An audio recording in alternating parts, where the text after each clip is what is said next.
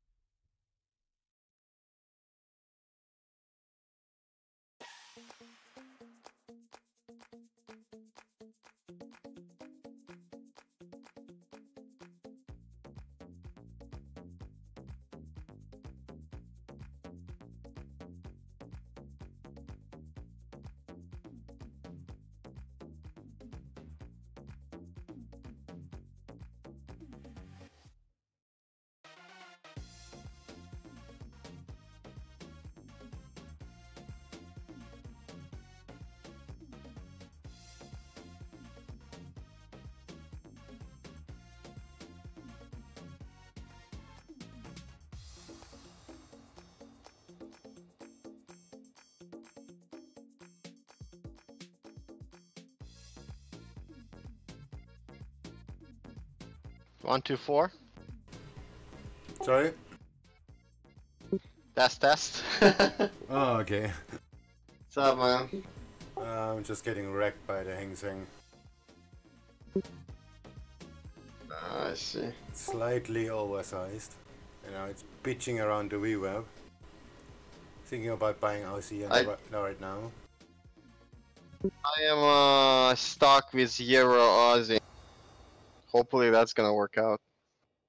My gold didn't work, So now I'm stuck with. Also, gold was a very tight stop loss, so I'm not even complaining too much. But Euro Aussie, that's where I am right now. It looks like the index is going back down. Yeah, the Nikkei is also making a reversal. That's why I'm hesitating buying RCN now.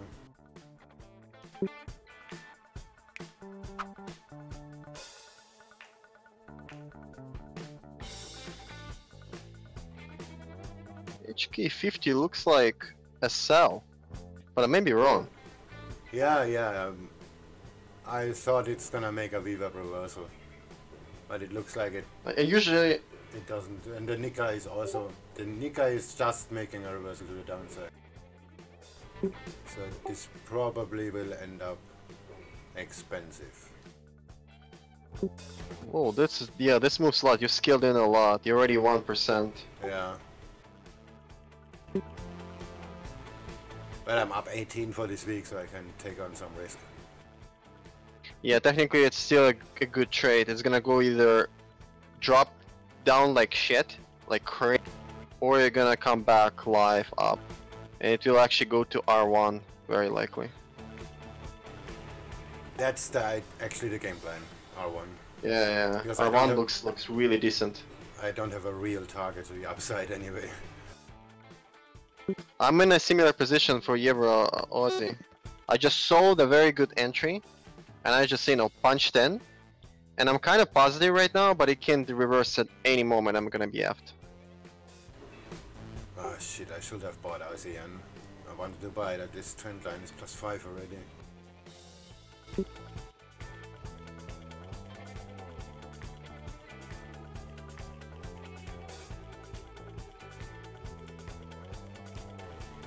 Yeah, this can go shit any moment now.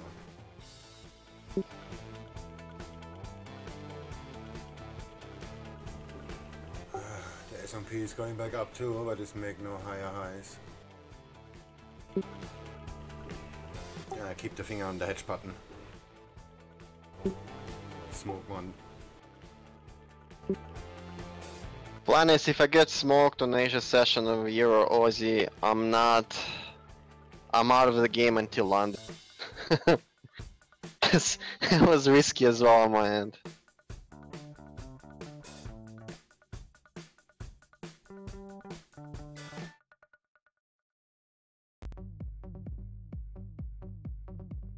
Also, I think London should not be a bad session today. I think they didn't price in market well enough. Like, it was a very good day in general. I was up like 11% yesterday. But I'm thinking it may be even better if things work out in Asia. London may continue. I don't know. Because there was lots to talk about on Thursday.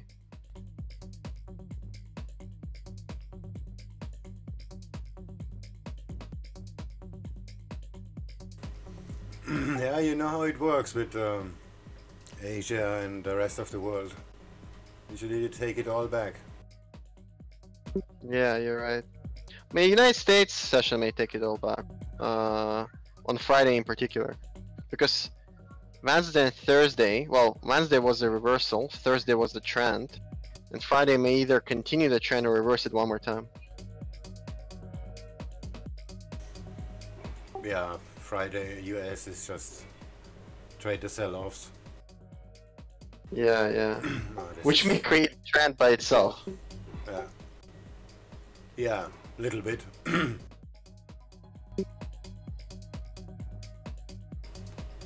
Okay, on the options Friday, yes, but on a normal Friday, I'm not so sure. Oh, this is gonna go so bad on the Heng Seng. This is trying way too long, and the Nikkei is going down. S&P is ish. Let's make this T charts a little bit smaller. Yeah, that looks bad. It looks like I just bought a top.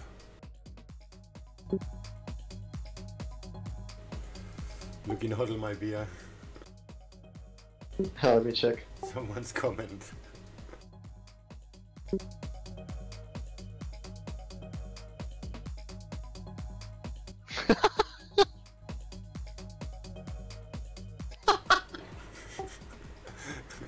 Bullish engulfing. That is so true. It's so good. That is priceless. There's this Instagram group I signed up, and they like post sometimes such a great trending memes.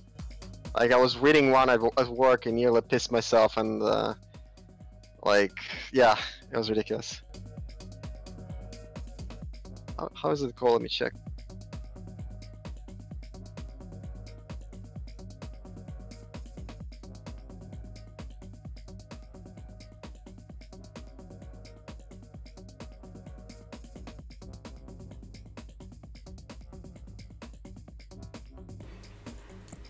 Oh no, the Heng Seng is gonna fail. Nikkei is going down. Oh, now then SPX dropping too. I'm gonna hedge that if it breaks the support, but I should hedge it now actually. I'm way too heavy.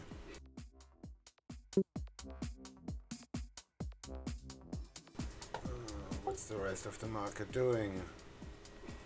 Oh, we may drop now. Yeah, I don't know. yeah, You make a call. Doesn't look bad. Doesn't look good. Yeah. US yen down. All the yen. Just saying, you make a call. This is like a dangerous place, but then again, it just may fake out and just go up. Like we saw, I think I made a good trade.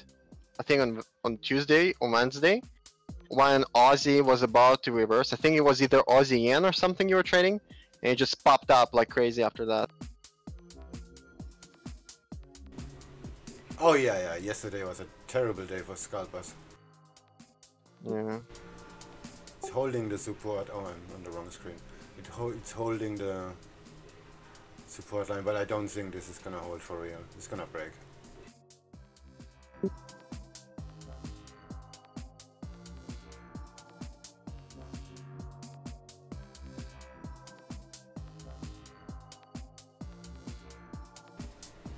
Aussie yen looks like a really nice buy now. But with the Nikkei going down, this is not a good idea. Oh wait, the Nikkei is almost at support. Oh no, this is still a bit to go.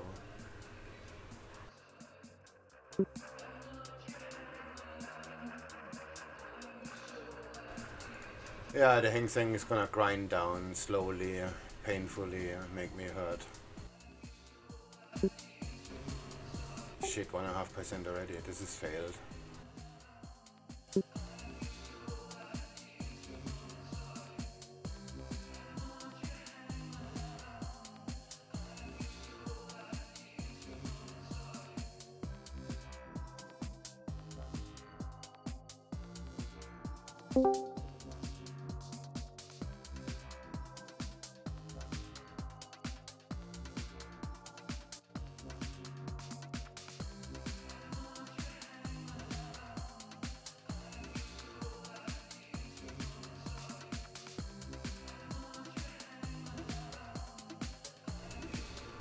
Yeah, this is pretty much failed.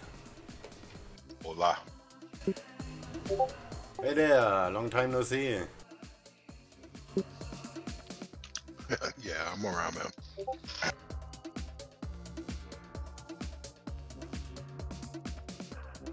Hepatitis, so I'll go play this that thing. I posted a video on YouTube on Hoil My Beer. Yeah, I see. It's pretty fun stuff. But it's gonna hit my face now, which I deserve, so. Oh, the Heng Seng is gonna fuck me over really hard. It's sloping down. This is the worst.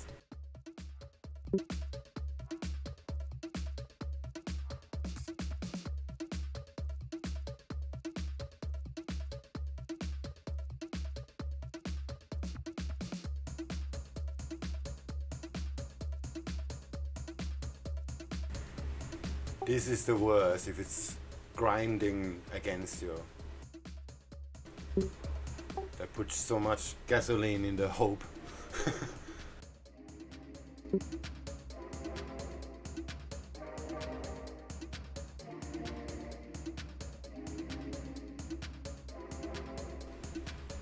Damn, it's so close. Ah, if it makes a new low, I'm gonna hit it. Yeah, if it goes up, just stay. If this is a fake out, like this is a small thing as a fake out, that would be amazing. Because it just broke the tight SLs. And if it broke the tight SLs and goes up, that would be nice. It pretty much broke the channel already. It looks like it's gonna retest. It's either retesting the channel now, making a move down, because there's the reverb as well. So there would be no surprise if it pops down now, or it goes back up. So fake or no fake? The problem is the reverb is so close.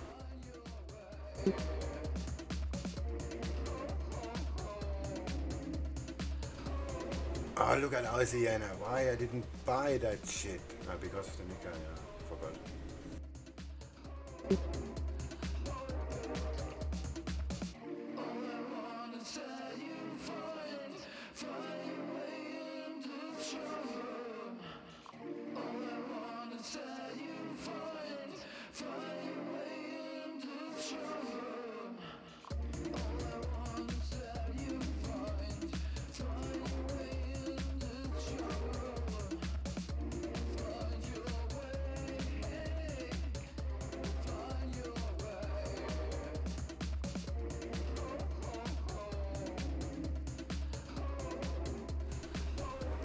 Two 6056.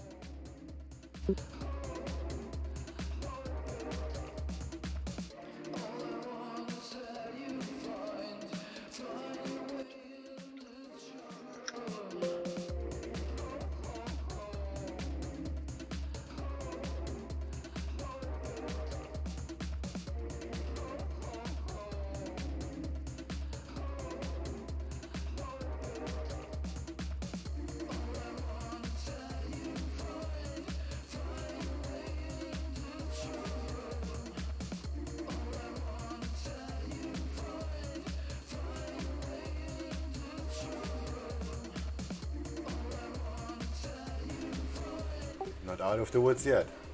This can still bounce.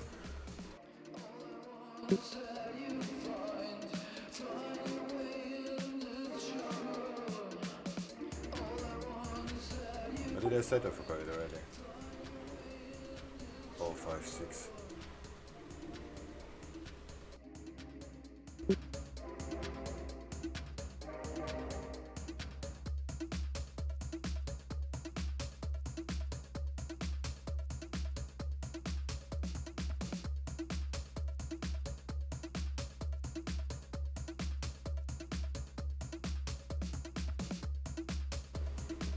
Yeah, it's probably gonna bounce now after we wrap.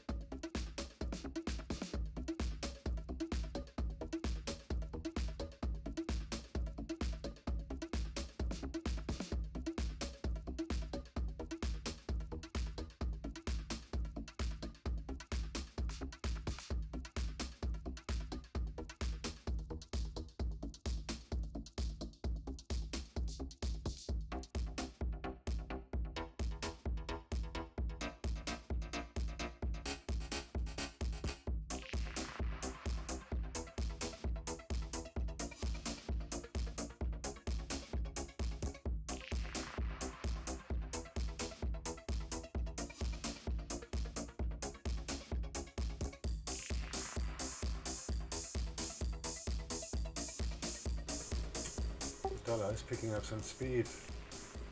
Not so sure this is a good thing or bad thing.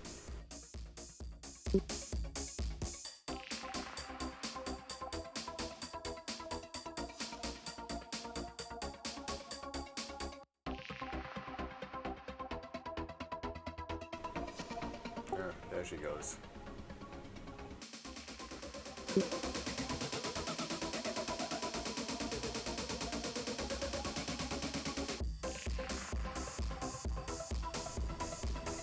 Damn stickers falling off from my screen.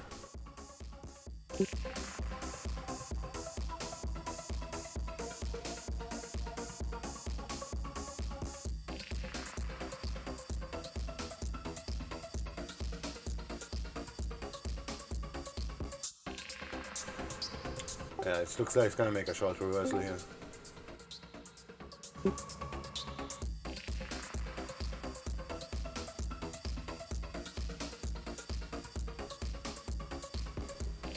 Break even exit.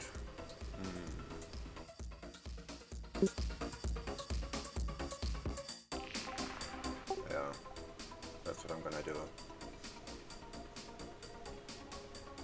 2596.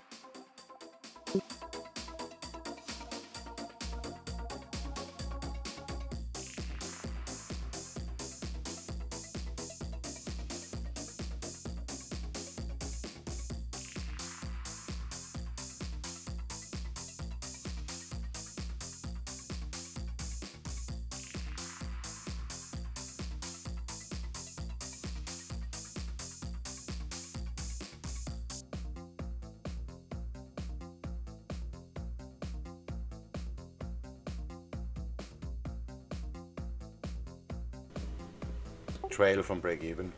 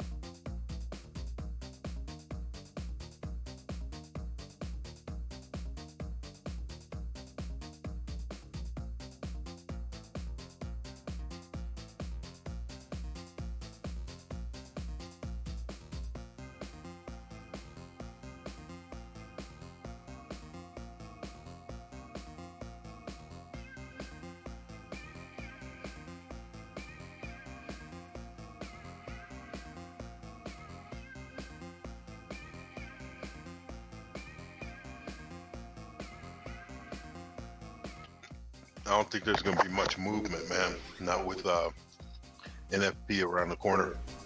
NFP is not the problem. There was a massive move this morning, even before Tokyo, so I guess the juice is out already. Well, you know what? There was moves way before the pound data came out with their rate statement or whatever, man. But that was the biggest moves were in Asia on Aussie and On what? Didn't hear the last part. Just Aussie. Aussie and the pound. Oh, pound Aussie. Yeah, I had that on the list actually. No, not just that particular pair. I'm saying all Aussie pairs were super strong, and all pound pairs were. Oh yeah. Yesterday was huge with the Australian dollar. Yesterday was definitely not a scalper's day.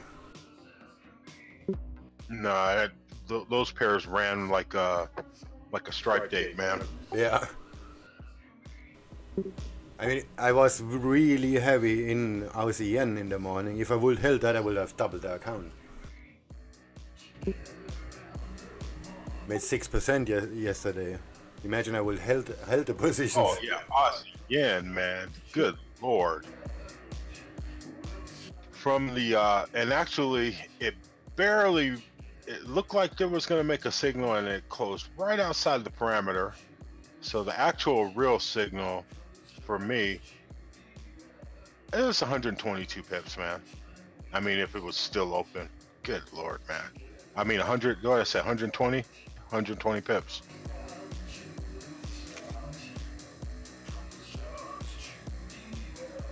But my trade of the week was pound Swissy, and I should have posted that signal in the signal room. I just never got around to it. Yeah, look in the trading room. My trades from yesterday, they look so puny now.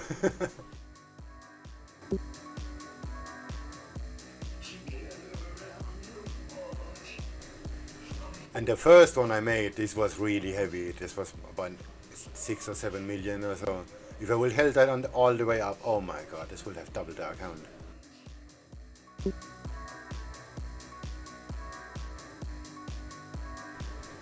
But double not, but 40% easy. But you never know. That's what trading is. Can go the other way as well. It's hard to predict when it's gonna run. Yeah, and if you in with that, if you're in with much leverage, then you can't take these risks.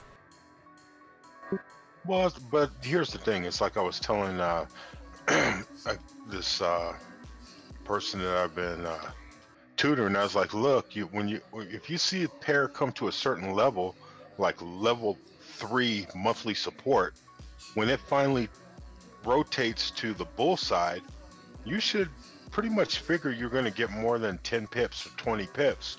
Wait for the move, and then lock in your 10, 15 pips and let it run. If it comes back, you get your normal little trade. If it doesn't, at the end of the week, you have a huge bonus. Yeah, that's true. That's absolutely true.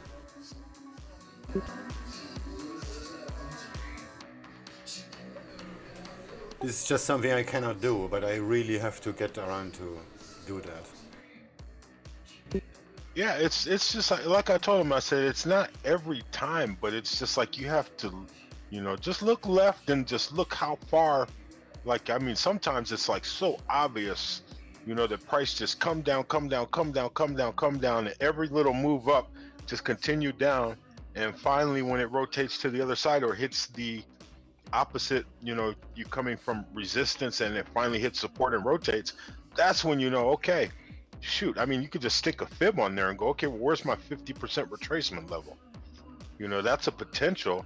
And yes, sometimes it may not hit that, but like I said, just lock in the 10, 15 pips, 20 pips, and wait and see what happens. Yeah. Yeah, scaling out is just not my thing. I really have to work on that. Yeah, but you know what? For you, it should be so easy, because most, you go through, a session, and you do your 1.5%, 2% or whatever. So I mean, if you get that pop, where it just like takes off, man.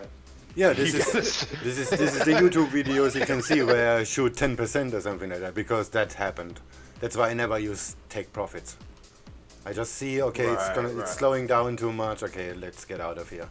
And if it doesn't slow down, okay, we're gonna hold on that. And if it pops, then okay, that's done for the week, basically. Yeah.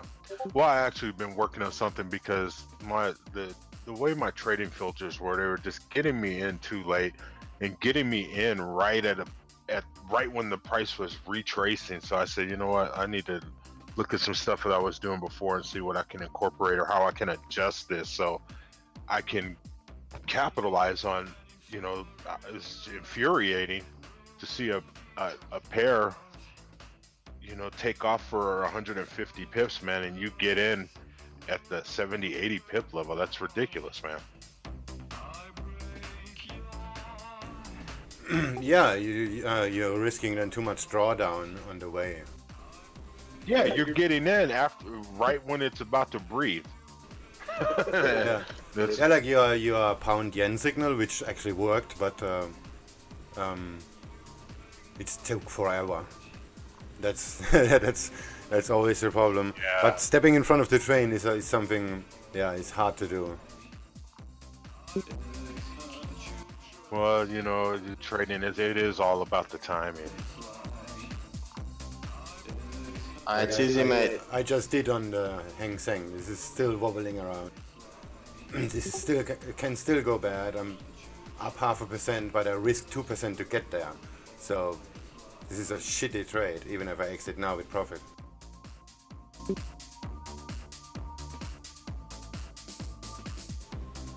But if it goes to the target, this will be huge.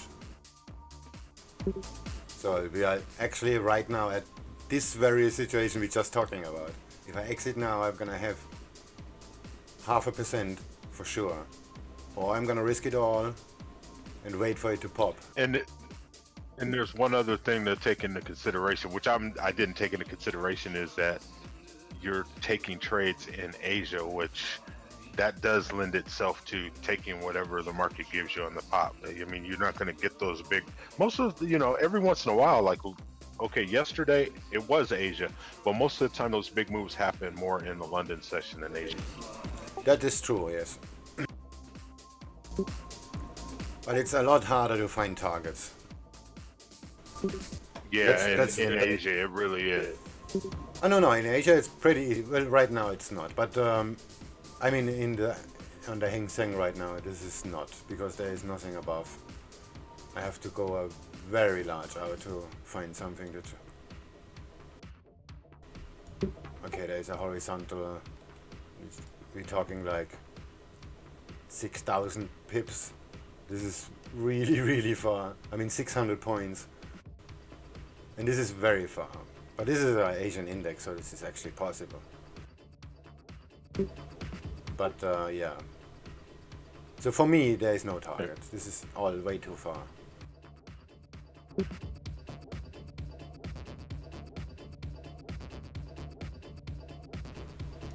Yeah, if it would go right now, that would be 630 points. That's just out of the question. Well, never say never in the markets. That's another thing. But I have no closer target, and that's a problem for me. Because it overshot the original target by how much? Almost 200 already. Oh, actually, this is not too far after all. I mean, it went 200 in like an hour. So 600 doesn't sound so far. You know what's so weird, especially about pound yen, is it never came. It established support so far above weekly S1 and monthly S1. Ridiculous. I mean, it never got anywhere close to it. The exact bottom of the last of the bull cycle now, the support was 142.79, and the weekly support was 141.63, and monthly is 141.42. That's all. I mean, that is so weird, man. That's very unusual. And that's like 120 pips away, so it just established support right in the middle of no.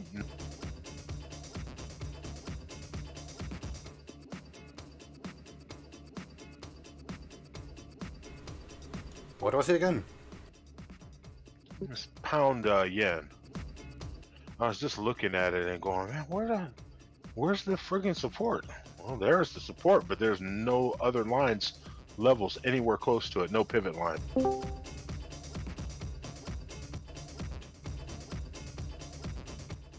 Go on my home, doggy dogs. Doggy dogs? What the fuck? There's just some daily shit going on pound yen, but yeah, pound yen did move very strangely yesterday too. Actually, the whole time. Yeah, this is a pound yen is a good example, because I would also have no target there. You have to go out so far, and then these targets are getting very, very inaccurate. Well, basically we broke out anyway. Well, once I could see the 1, 2, 3, I told my friend, I said, oh, it's a cinch, man. It's, you know, they were already out of the trade, and I said, dude, it's going to weekly R1, and it did. It blew right past it. And I was watching people in another room start shorting it, and I was like, these guys are friggin' insane. Oh yeah, there is some other room also on Discord where they do gold, and then they start was the same, about the same thing. Is that they say, are you guys Are you guys crazy? This is like, okay, if you want to step in front of a train, I do that every day, but not on a train like that. Yeah, that's what these guys are doing. They're like, yeah, man, I'm going short pound yen right now, and I'm like, okay, really? I mean, that thing is friggin' strong. Oh man, I just don't understand.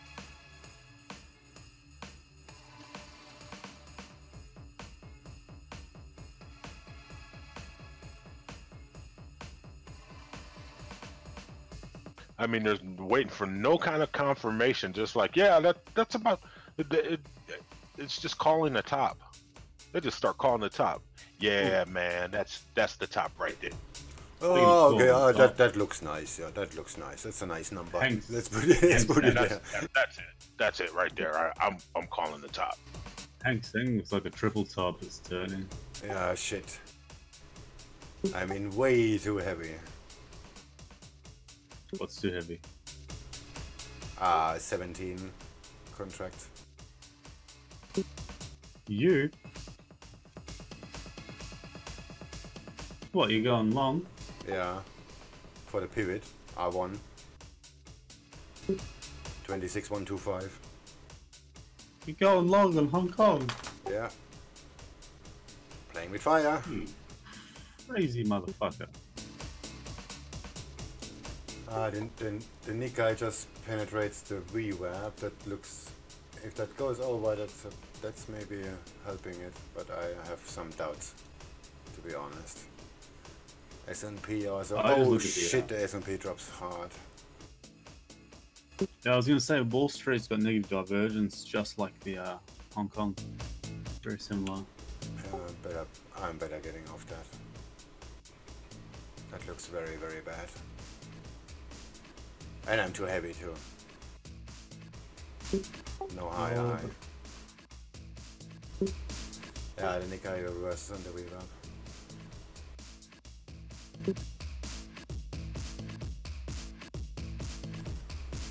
There we go, right at the weave up. Let's see if it holds. The Nikkei just went over. Oh, the Nikkei. Yeah. Ah, no, not really. Never mind. It's too bad on the tick charts I cannot really see the reverb.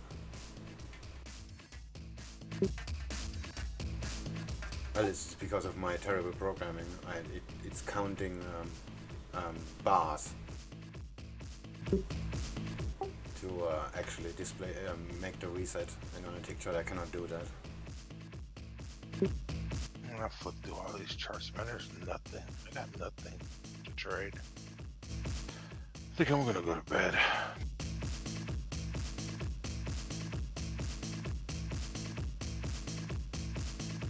Let's see what Wall Street does here, because Nikkei looks like it's pumping. Yeah, it Wall went over Street's- like it's not there. But Wall Street's kind of just looking ugly. There is one trader. Off market I find SPX is better as a gauge.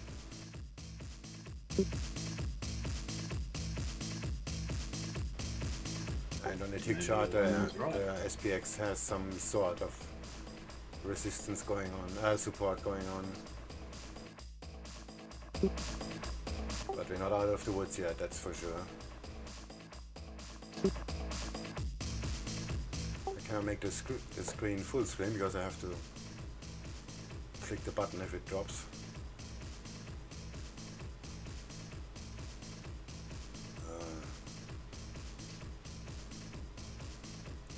Let's see if my new robot works, if it goes higher a little bit.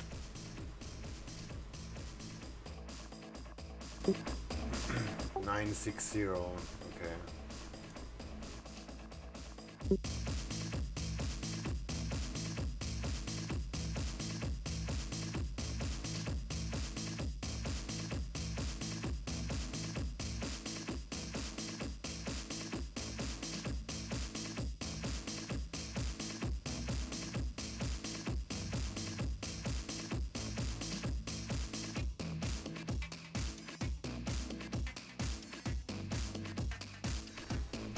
I should just get the fuck out of there.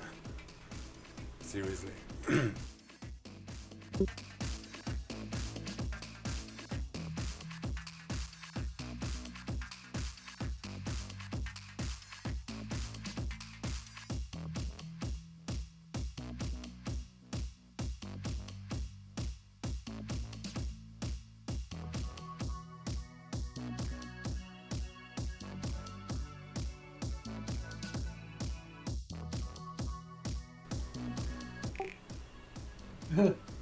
Alright, let's see if the bot works. Nice.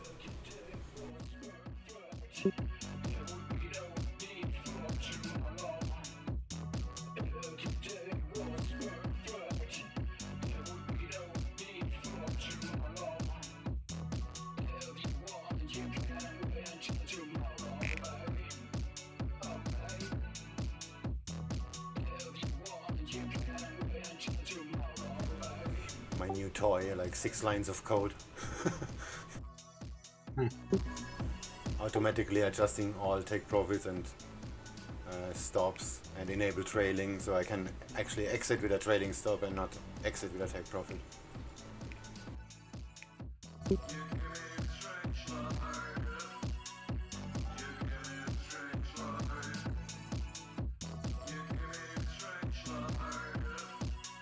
Oh, come on.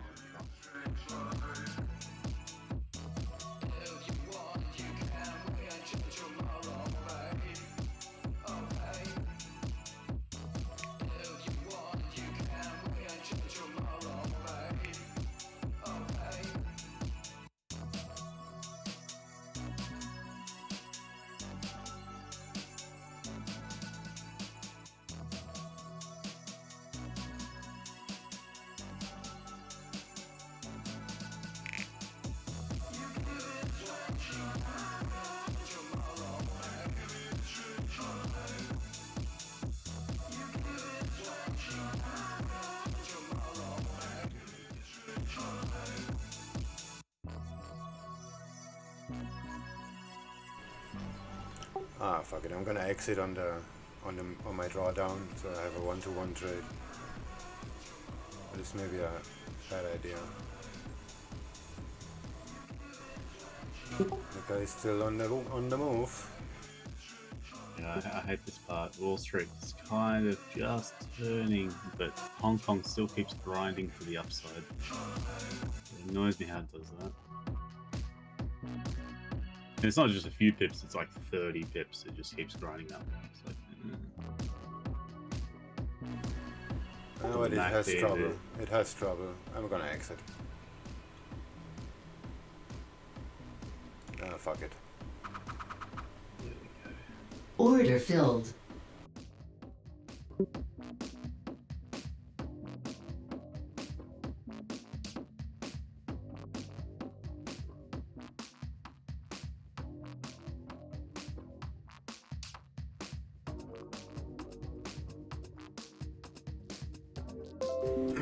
It was a bad trade because I make much less than my drawdown was. Oh, not much, just 0.5%. Now it's gonna run right into the target, of course. Oh yeah, this is a good example Omega Man made.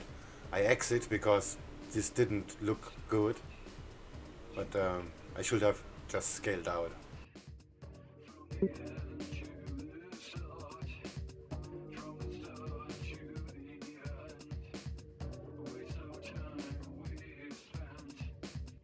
Just sharpen the sword, man. no, you guys turning.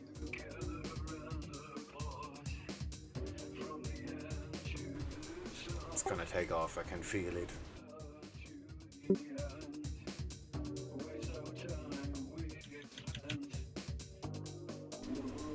Oh fuck it, I'm out already. Why care?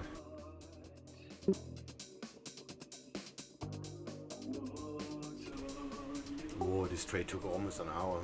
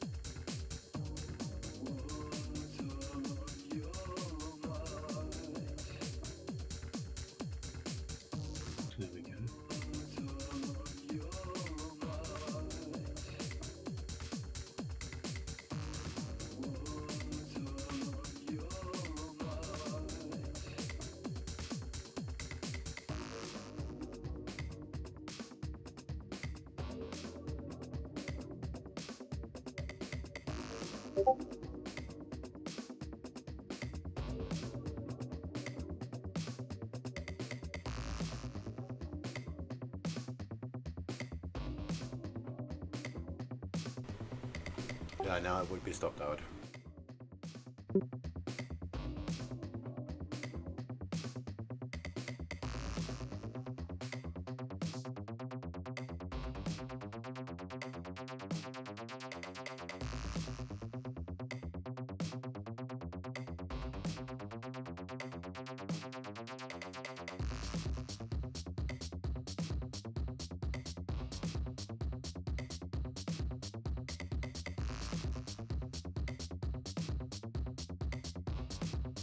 Oh, Discord is down.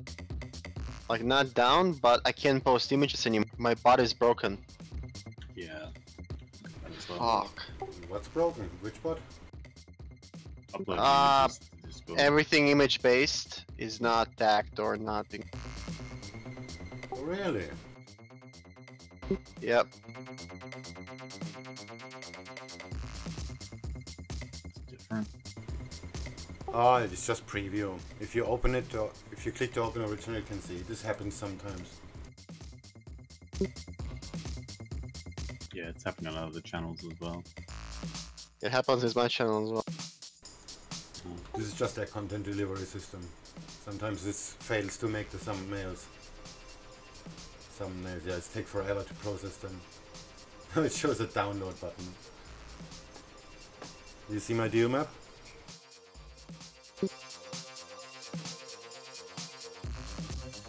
Yeah. Yeah, I can see now it's kind of fixed for my channel. But now I can only download the image.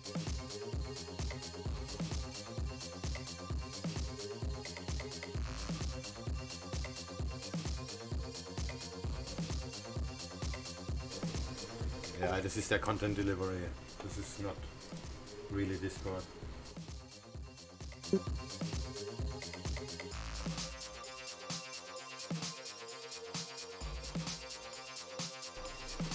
I really want to buy the Heng Seng again. Yeah, it's done. But this time not that huge. I'd be looking at a short opportunity again. But it's staying on this trend line.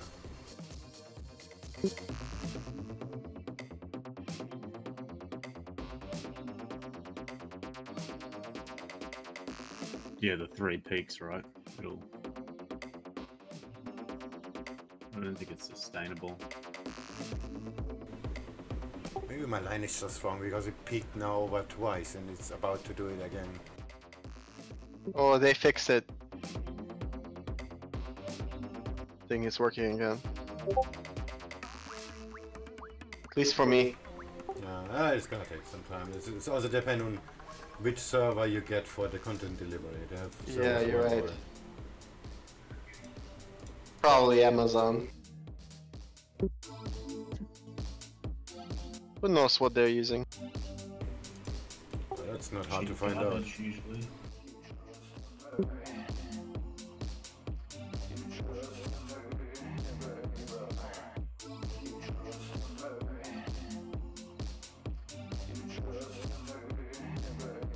Come on, Heng, so you just gotta help.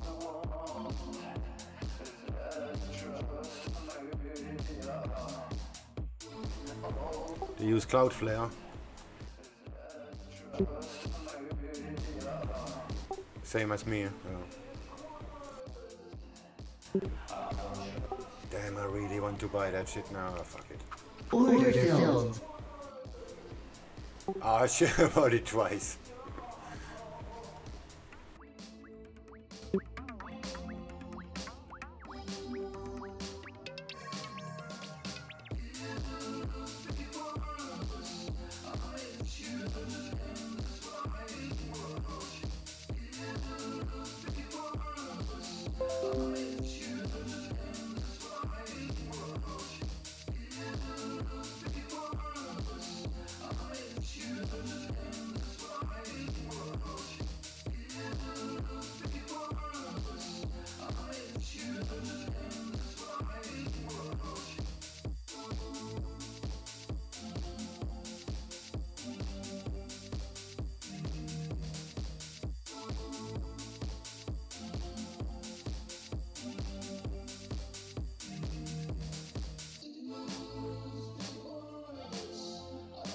Oh shit, swinging up. What's going on there?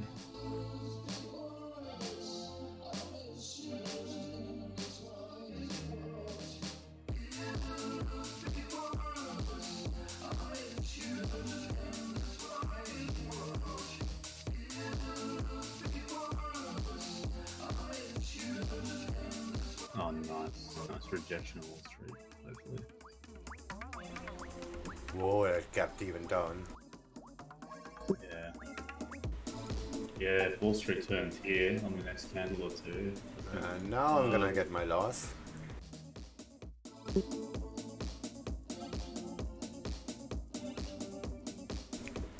Order filled.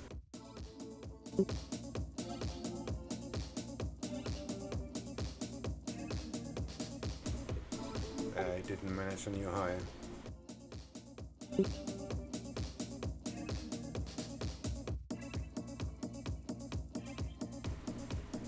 $960.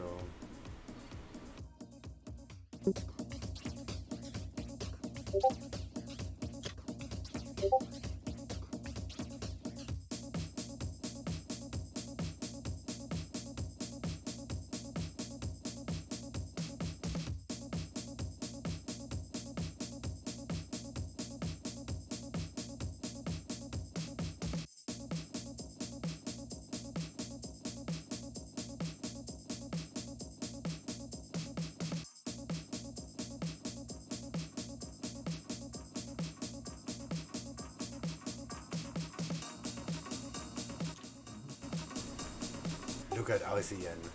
I wanted to buy it at the first touch of this trend line already. Damn.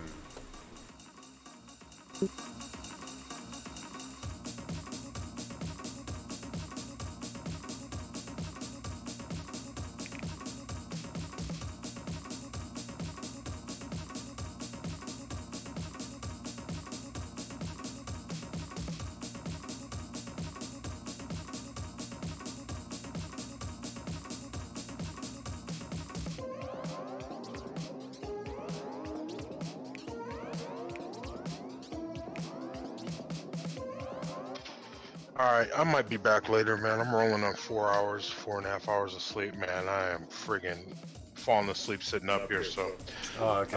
I'll catch you guys on the... Alright, have fun. Nice, man.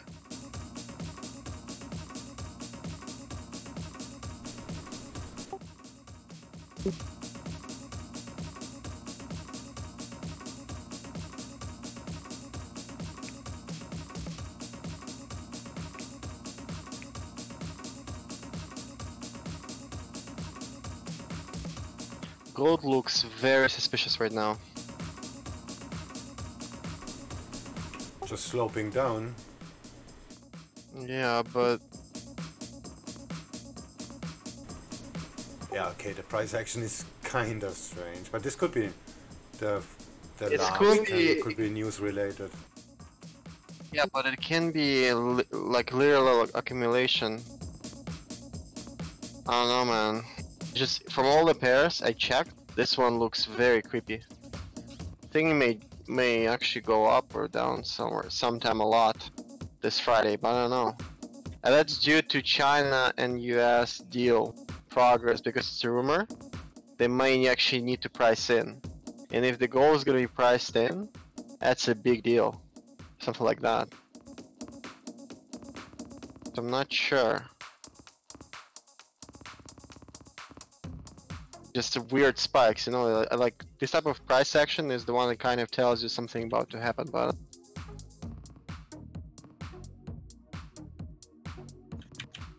Hong Kong's hit a wedge.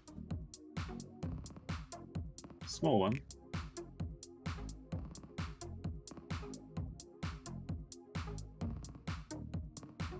Just hit the top wedge. Put a short in. Oh yeah, the high.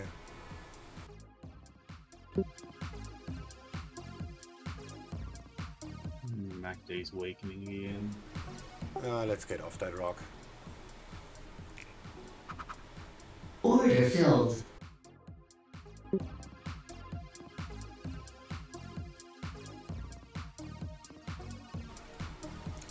As you guys can see, I'm not really convinced in my trading today. Me neither. Oh, the broker's gonna love us. Oh god. Wall Street pumped again.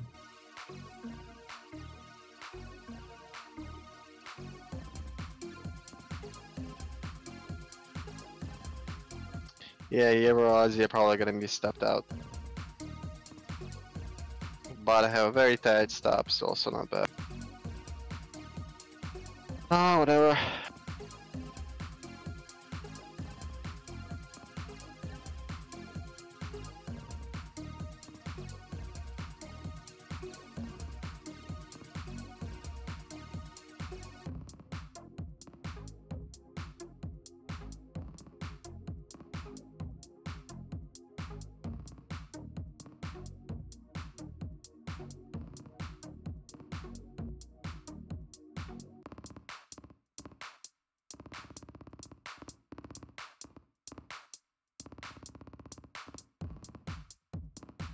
Huh.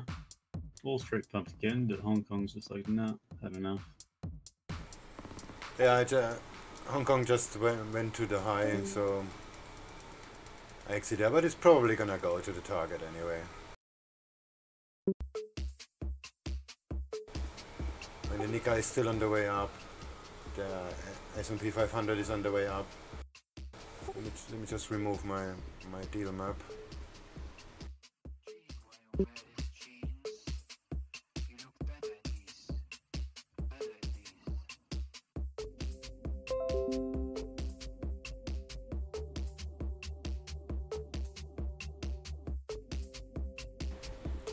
Yeah, see, it pretty much holding the support. Oh, for me the CDN still doesn't work. Can you see my image? Let me check. It's loading. Yeah, it's loading for No. Oh yeah, there we go. Yeah. So, yeah, if you click on it, you can see it. It's pretty Yeah. much holding bouncing along the trend line. But now we went to the high. Oh no, not yet, but almost.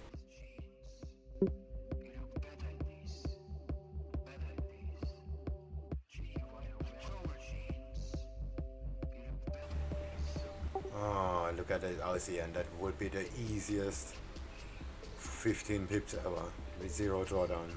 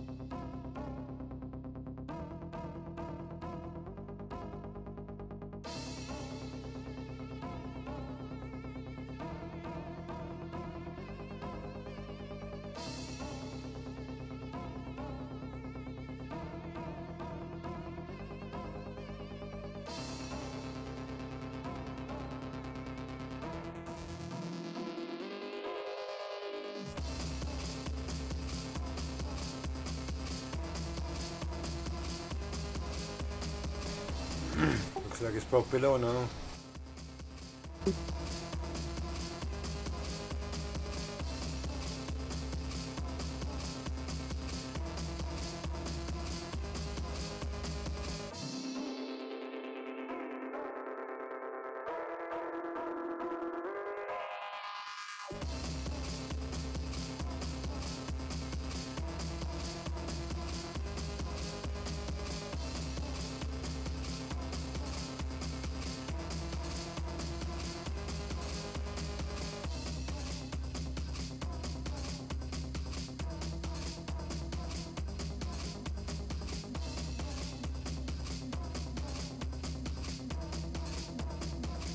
Yep, gonna form a little mini head and shoulders by the looks of it. Sort of.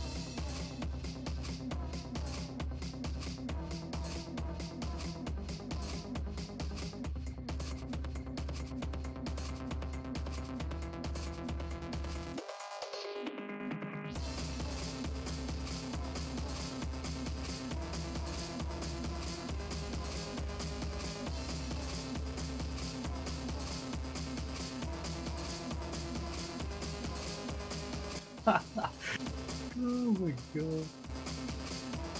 This is fantastic. A daycare preschool forced kids to brawl like Fight Club.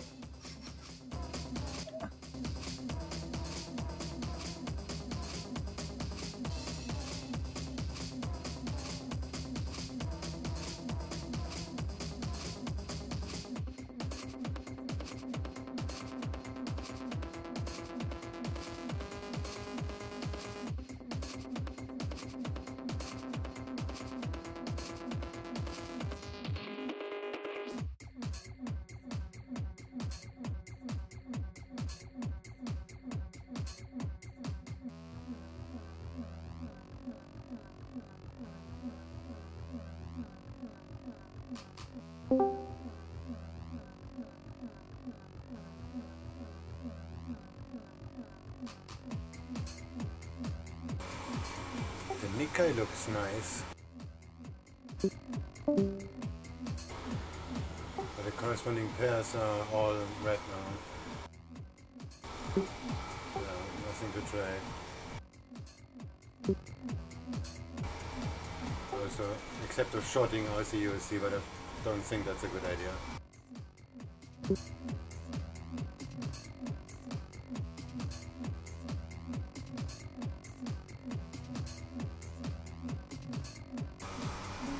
Time to reload the coffee and close the windows. The gardeners make noise. VWAP almost hit on Hong Kong. Not that I think it matters too much, but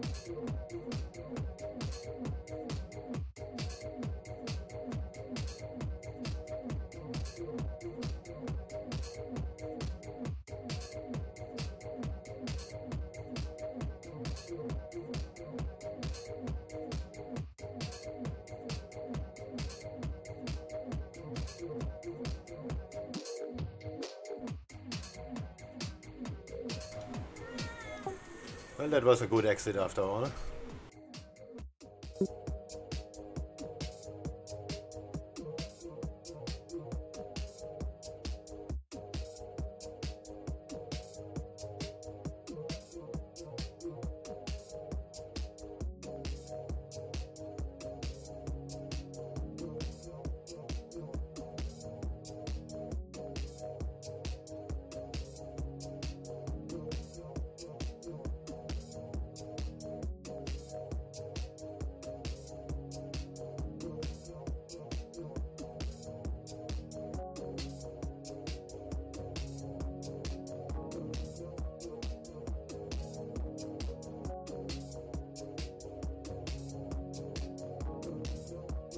That was nice exit. You're right.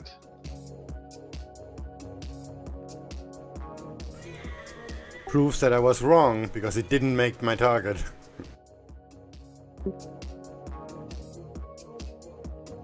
Still, you did really well trying to control the damage. With percent is better than freaking, I don't know, negative some. This. Oh, you're breaking up really hard.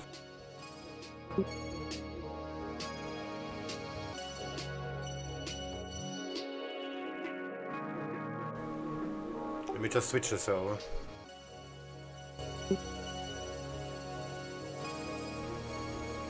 It's US East now.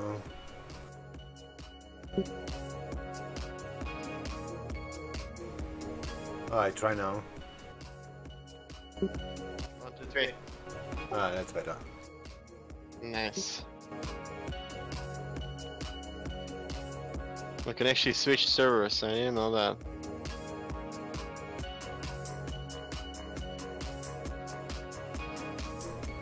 No, it's Western Europe.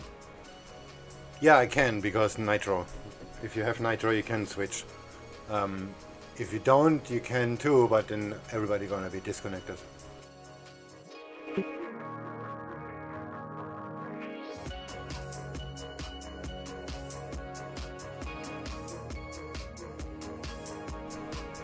I have no clue how they do that, by the way, but it works.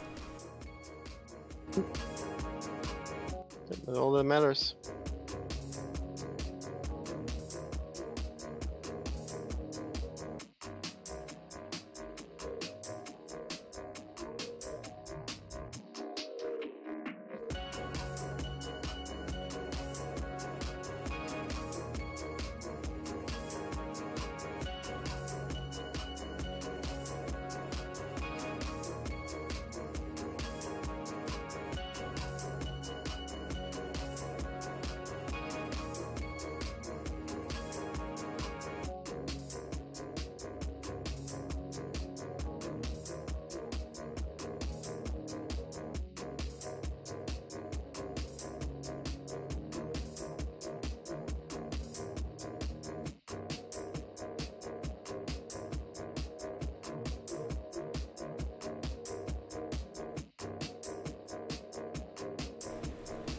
Just installed a nice social plugin on the Reuters software, but it's kind of cool. I can just type whatever I want to have on my analytics screen, and it's gonna pull the Twitter feeds for that asset.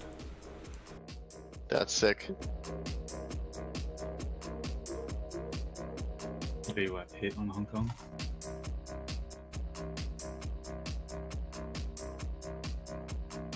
And the MACDs and all the indexes are turning a little long in a minute.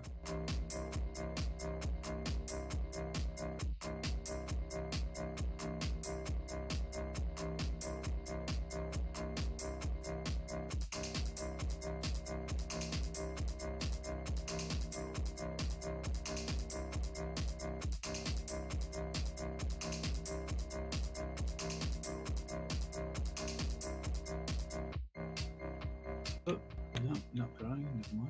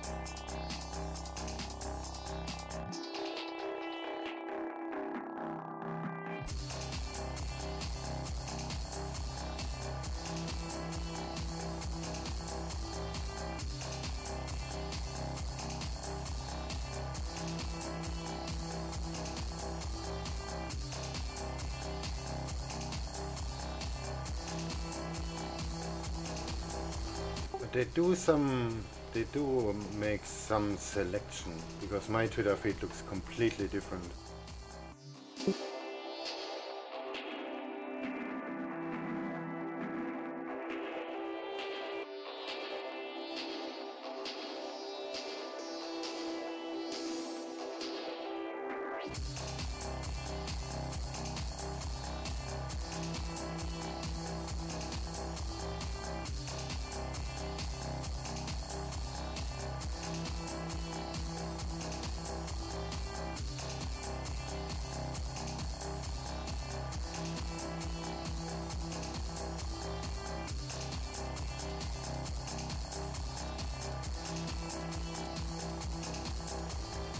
Ah, damn, CDN still doesn't work.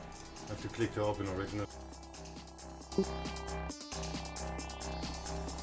But that's a good thing, because I'm not supposed to share it anyway.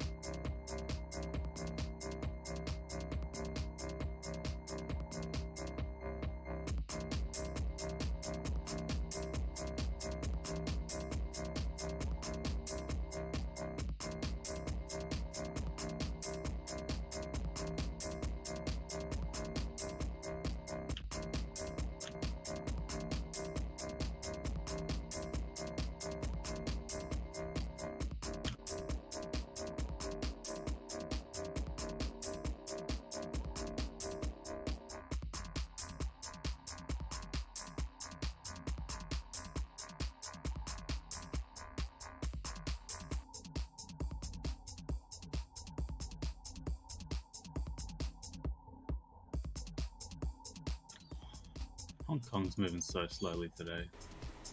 Yeah, it's not almost like nothing happened. Well, there was the initial move, and that's it. I guess we're done for the Asia session. Sydney stole the show, basically. Which makes no sense, but here we are. Yeah.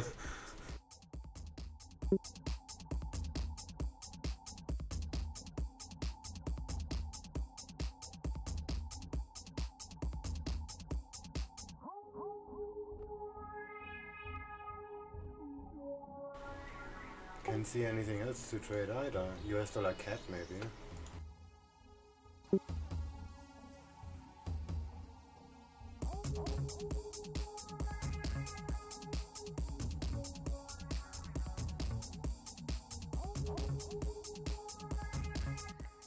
Well, this is the time for UJ. Yeah, but nothing happened there.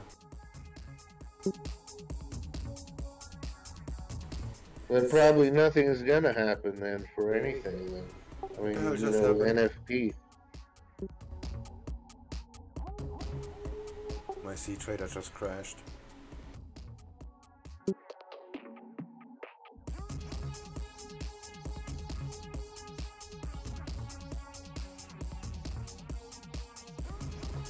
Required update for IC model C trader. Okay. Lucky I'm not in a trade.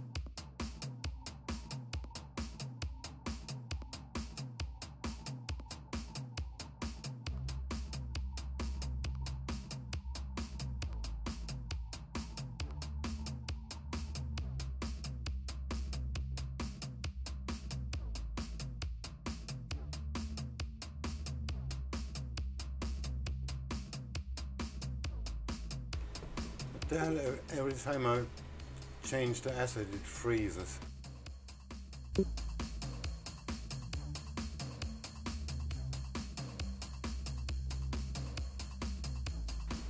Something is really wrong here. Crashed again.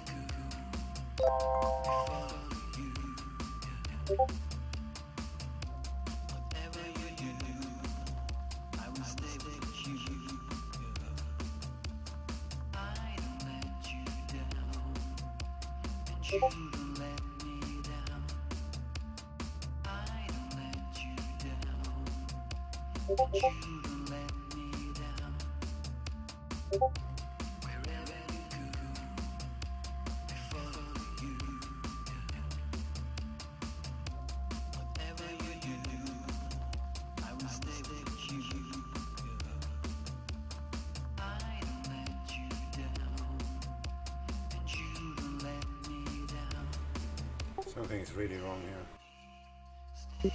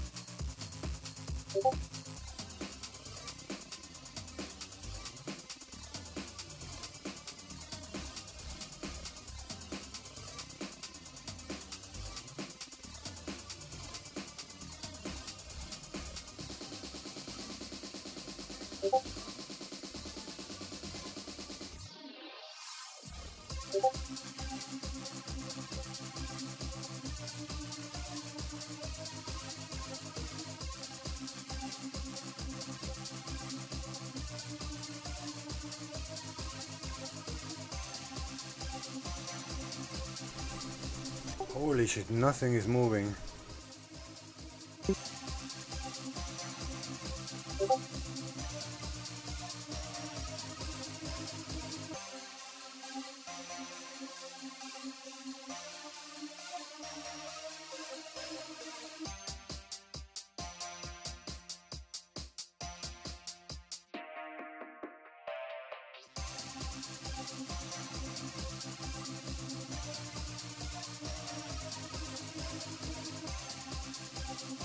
Well, I learned my lesson. I got stopped out. I mean, I got a reverse signal after going long on UJ. And, no more trading before NFP for me. I think. I mean, I think that's it for that lesson. I think I'm not going to do that again. I mean, before NFP from now on, I'm not going to trade at all. I'm just going to do something else, find something else to do.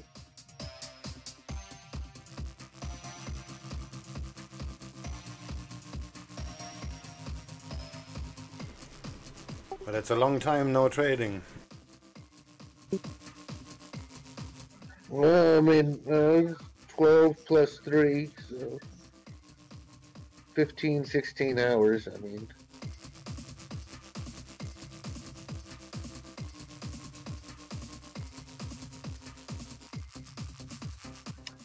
I don't know. I mean, I haven't done statistical analysis on it, you know.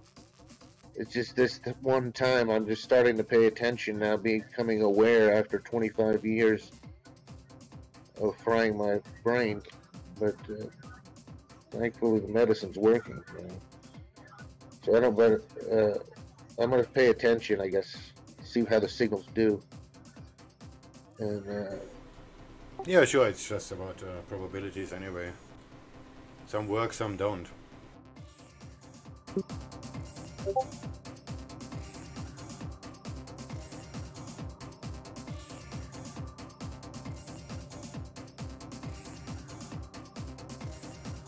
in general, I don't have much experience trading the Asian session at all. I mean, it seems very quiet, and so.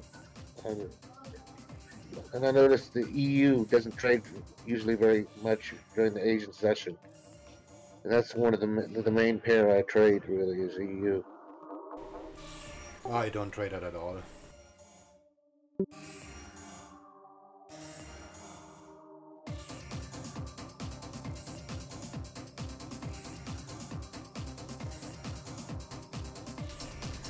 It's good to swing trade.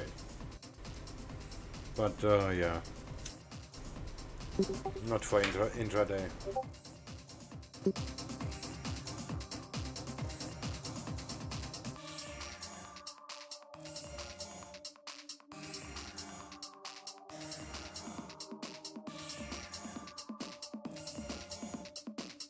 I'm gonna have to make a decision pretty soon whether to just work part-time or full-time until I have enough money to trade full-time.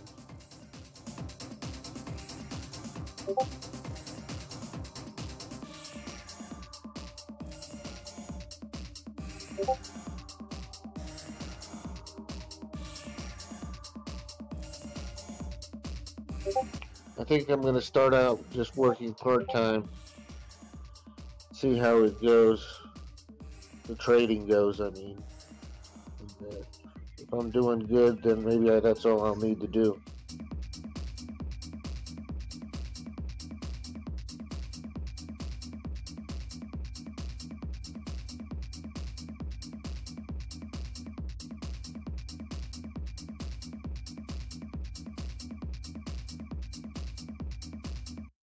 So have you ever met someone since they live? They say they live. You guys supposedly live close together. What do you mean? I mean, they told me. I mean, doesn't she or he live in Thailand Who? too? Someone. Yeah, he's Thai.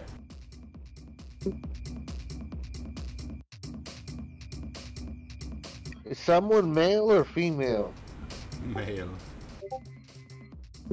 What? They had a female picture up.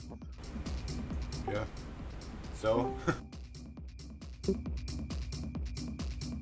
So how do you know that? And then how do you know she's? I mean, she's a male.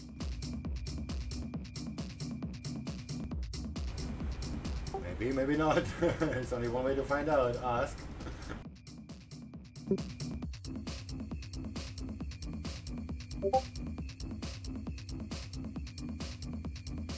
Is anyone eyeing off anything at the moment? I can't seem to really find a trade.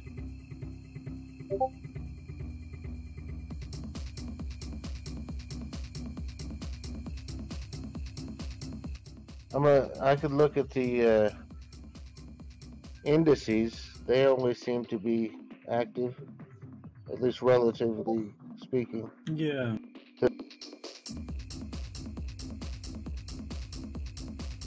Yeah, I just want to avoid trading Hong Kong while it's low volatility.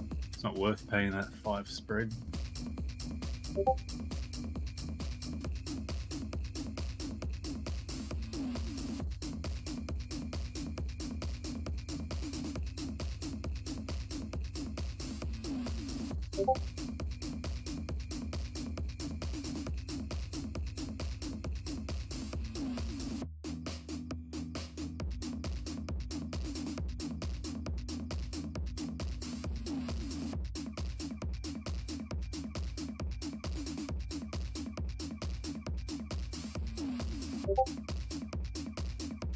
Fuck, it's 37 degrees here. I thought it was a bit fucking hot. Jesus Christ.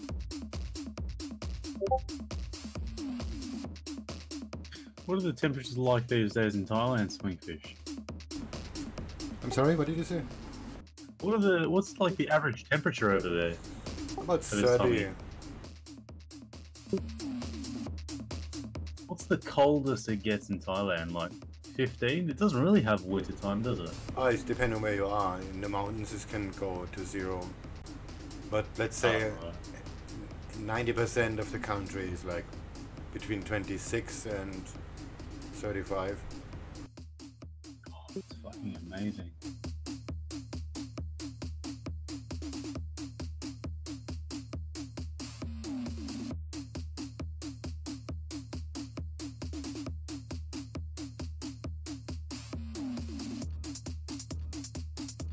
The way I play things is I go with the daily trend, which is down for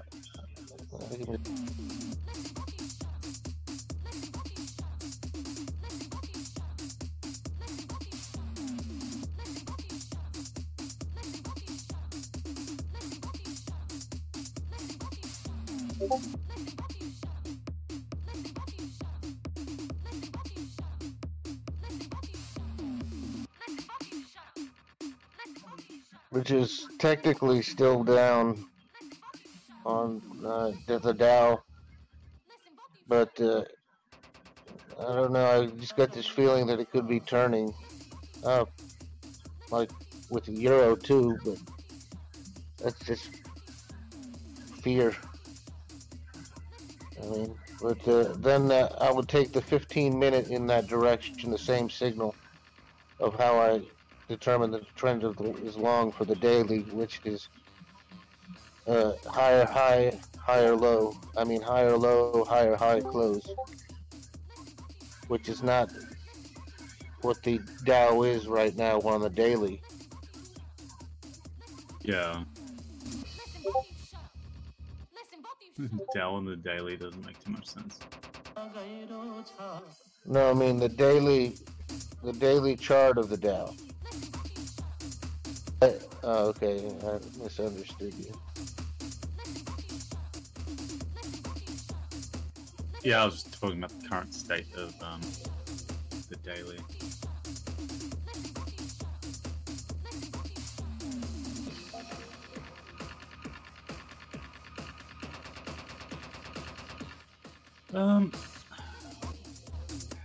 how does everyone factor in the fact that the Dow is recovering on lowering volumes? Like typically on the stock market, if something recovers on lowering volumes, you're just going to get punished harder. But I'm wondering if on the index it's the same thing. Yeah, I mean, that makes sense. Volume is cute. I mean, can be important like that. But are you talking about the futures or the No, just the Dow as is. Just the index. I don't even look at futures. I probably should actually. I mean, to me, they trade 1-to-1 anyway, almost. Yeah, I mean, that's the only volume you can trust is the futures volume. Uh-huh.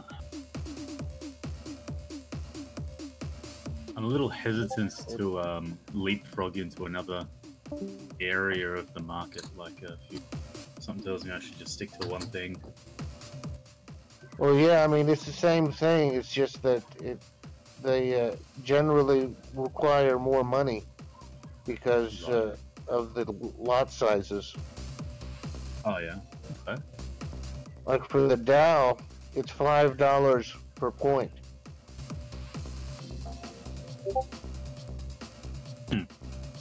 That's why I can't trade it. It's just too... if I were going to trade it, I'd have to trade the CFD, which there's only one broker that has it low enough for me to trade. And the only way to get money to them is through a wire. And also, I don't trust the foreign brokers, unfortunately. I can't trust them with a decent amount of money. I don't want to, I mean, because there's no recourse.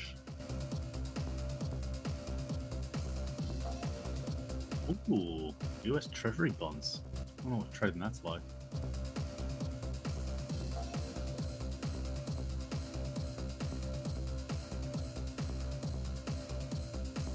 Expensive. Never mind.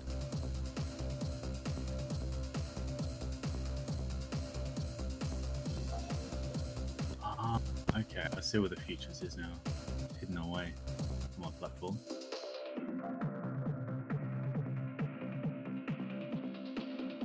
Oh yeah, $2 is the lowest CFD for me. Future. But I can only trade December 18, can't trade anything else.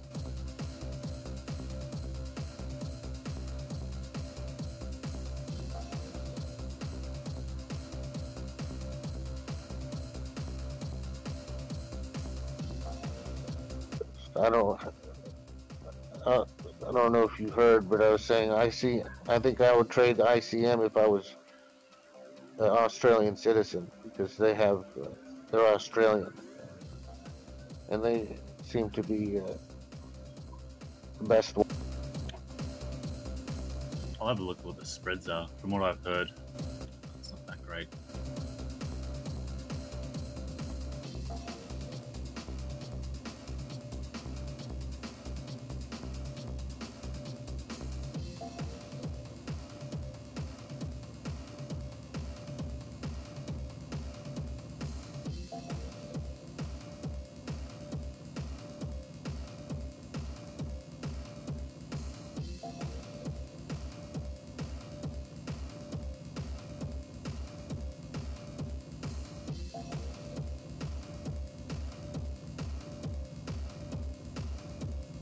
Yes, yeah, it's expensive. So, for example, USD CAD's... Oh, wait.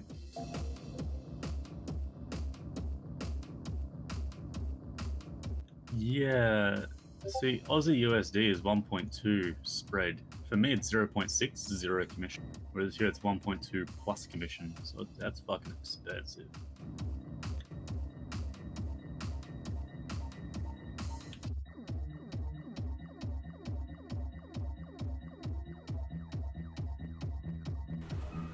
Holy fuck, I just got a nice phishing email. Email? Yeah, verify your account. PayPal. Click on the verify link. It's asking me for a captcha to fill, and it's asking me for my login data. They are really good. You know what's funny is I came across an email that I thought was a phishing scam, but it wasn't because it looked so terrible. It was the for some reason I got signed up to DonaldJTrump.com and his subscription service where it's like donate to his party. I was like, this has got to be a phishing scam because it looks terribly done, just poor quality email. So I go to the referral link out of curiosity, made sure it was legit.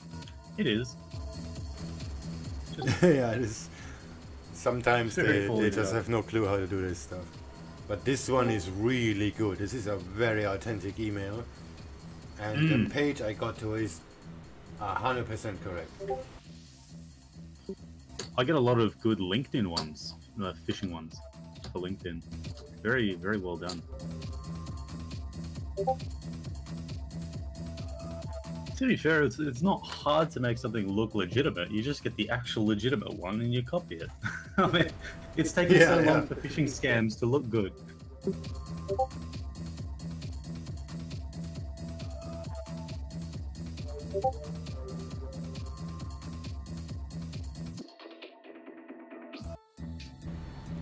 Have you seen my account? Oh, there's somebody.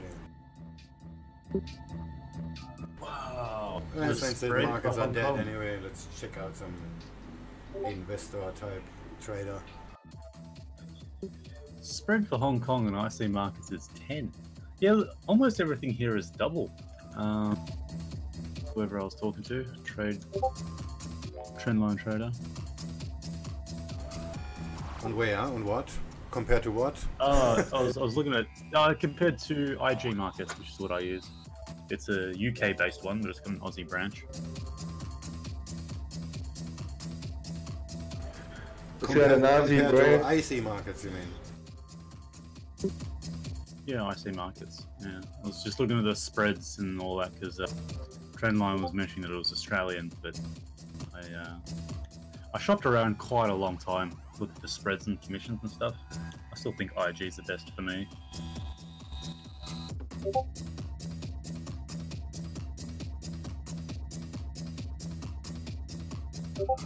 Because I know straight away what I'm paying when I open a position. It's purely spread, nothing else. Which I find convenient as well.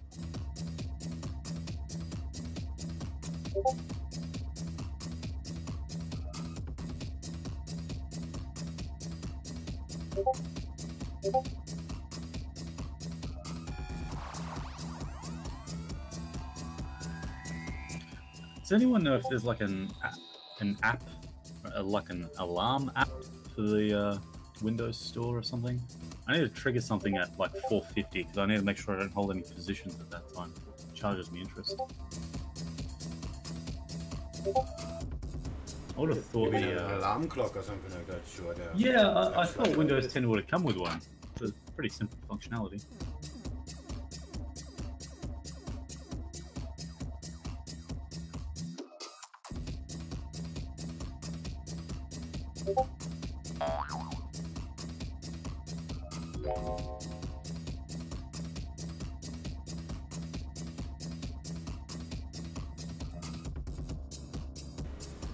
Holy fuck.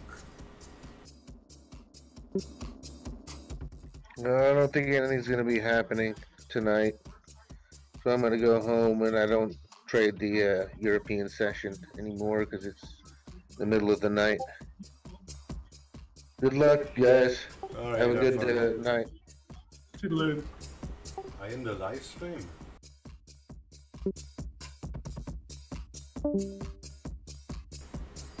Some dude just gave me his investor login.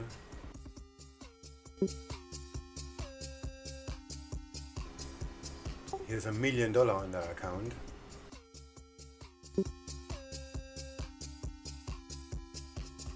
Take it and run.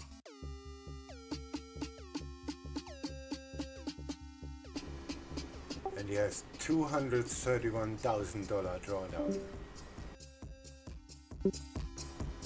Holy fuck.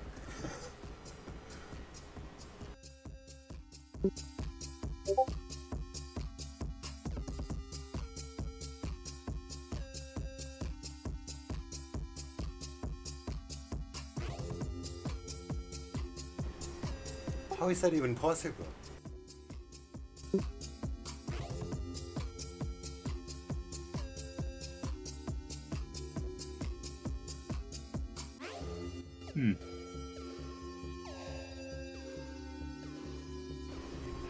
He has only 12.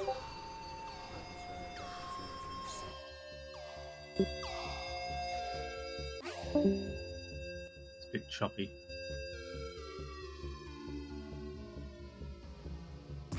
Oh, it's just like a climb or something.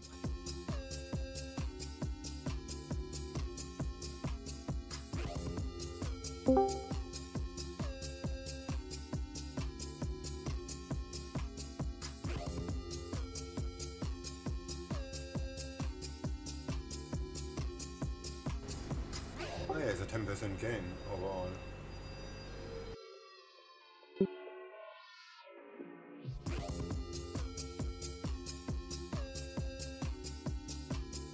It's just one of those things where you can copy trades or whatever, you can follow people. No, it's just some investor guy.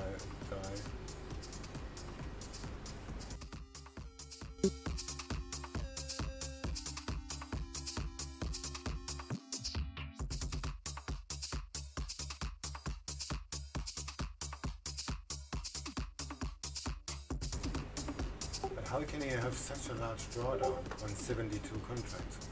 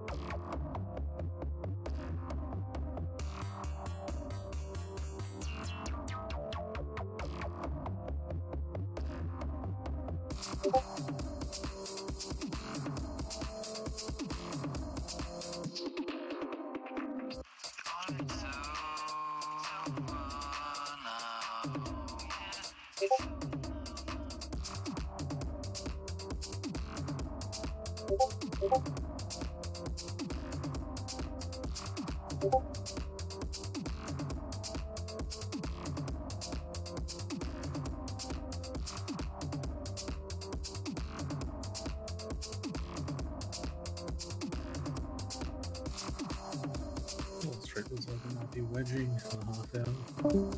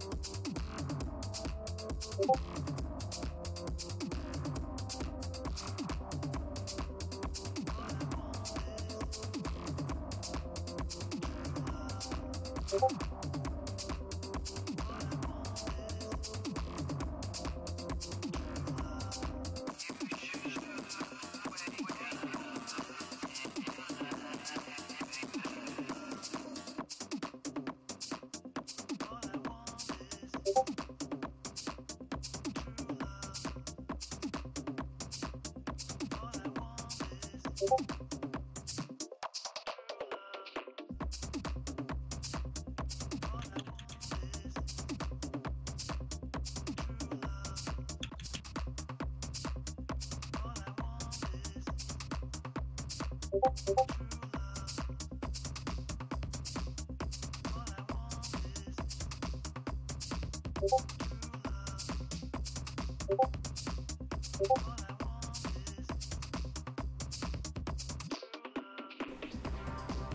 entries and exits, that's for sure.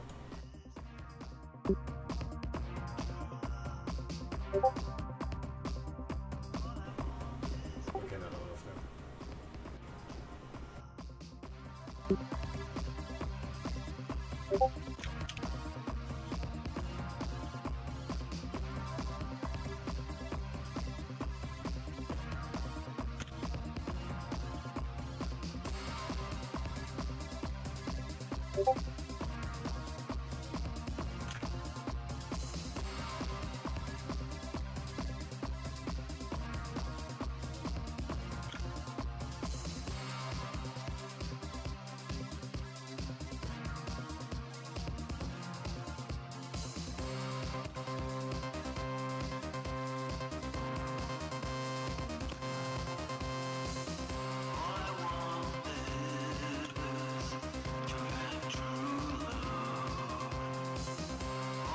Oh wow.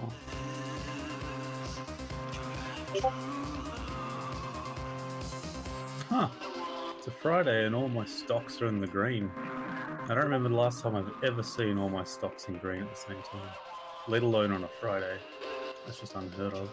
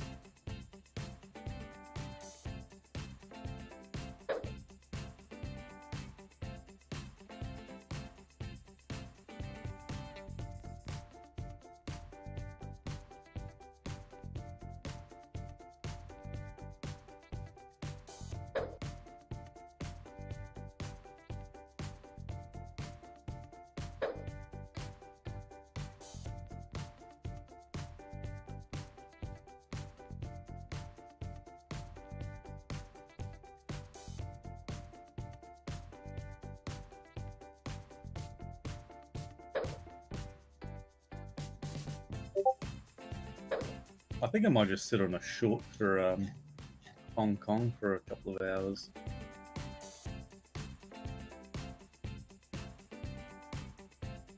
The US looks like it's going to drop.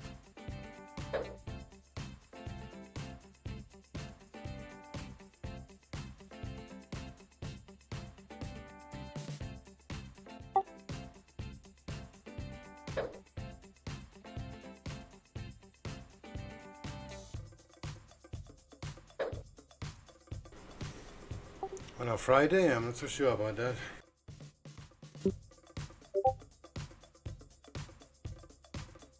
It's wedging on the higher time frames.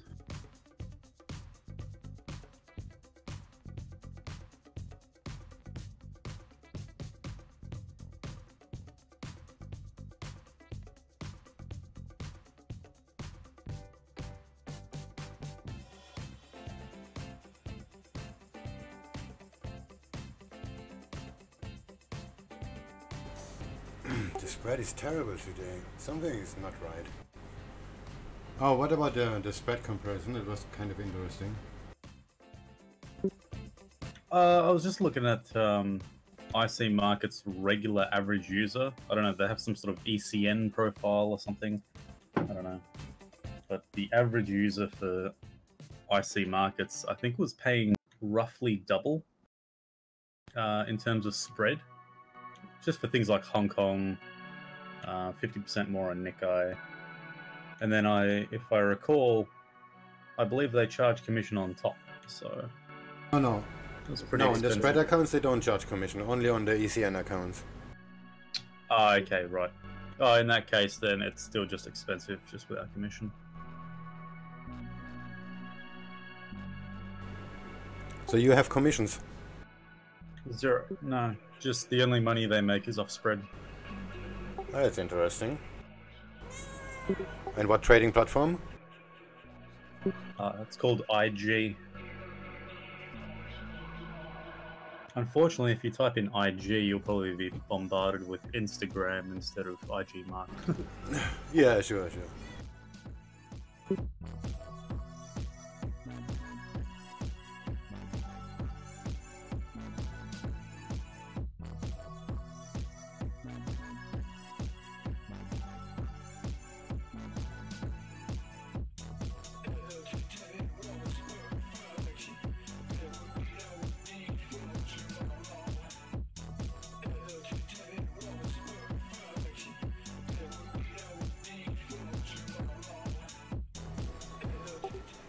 What?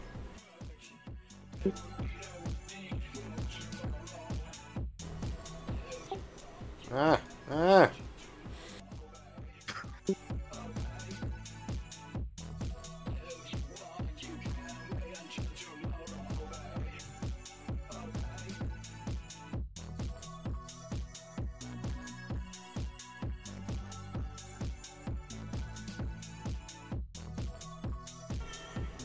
There's just nothing to trade. Oh, US yen is dropping hard. Oh shit, I missed that train.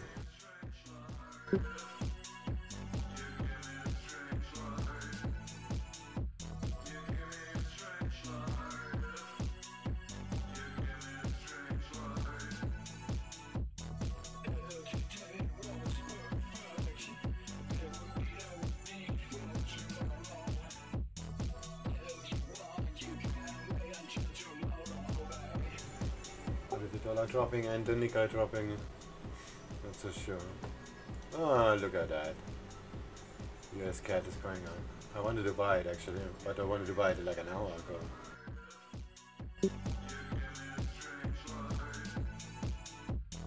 Fish, they got away, huh? Oh, it's just one pip. It doesn't move at all. It moved like 1.7 pip in the last hour.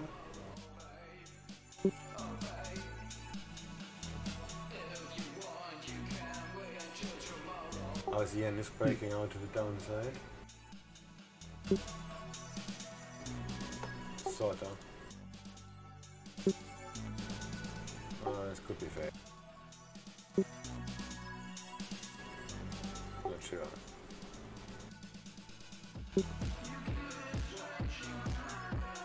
Looks like a long one.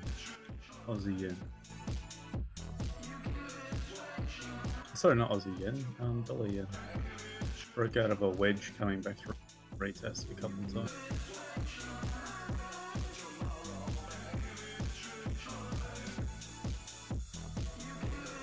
The important question is, why is everything so quiet? Today is no NFP, right? Let me just check.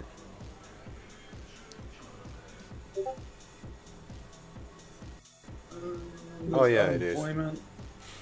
Yep, non-farm payroll. Does it normally go this quiet before NFP? Not that early.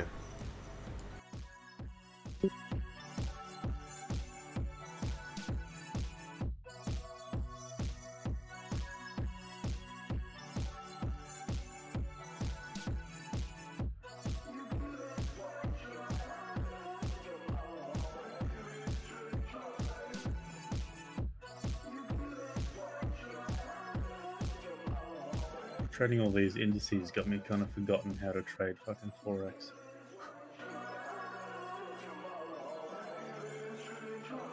Feels so different.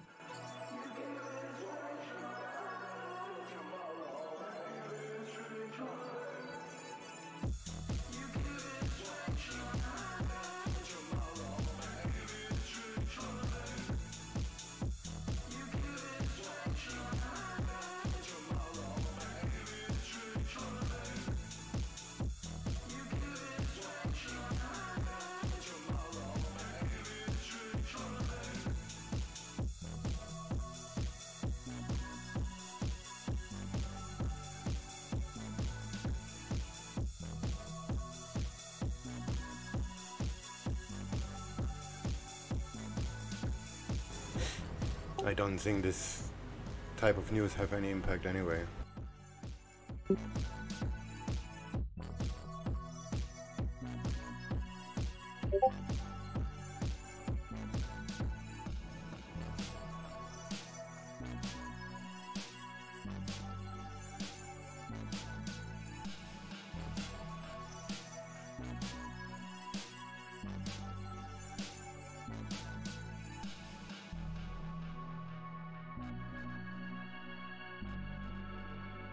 Just went long on US yen. Something to do.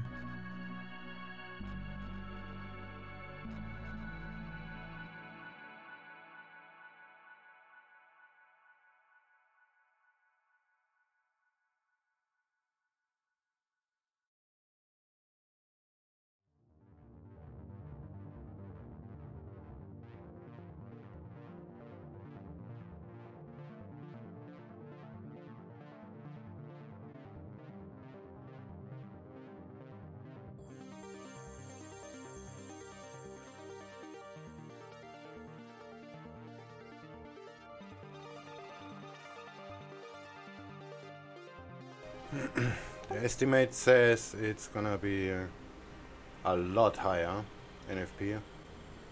Reuters poll also said a lot higher. What, 190k? Yeah. Is that the estimate?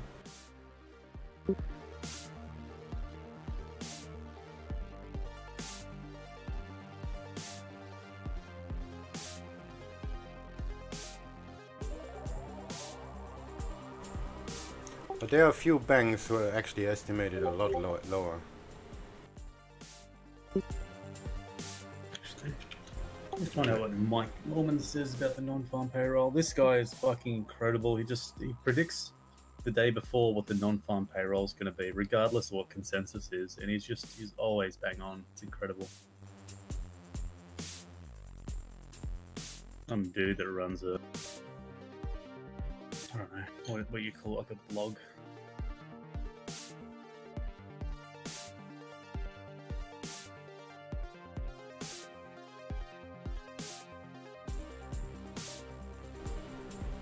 The majority is on 210.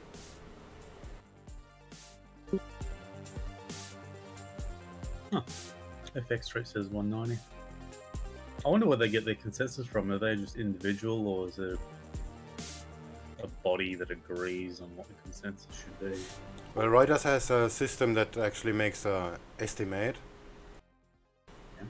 and this is the calculated estimate is 193.5. The votes on it are 190, and this is the estimate you see on FX Street.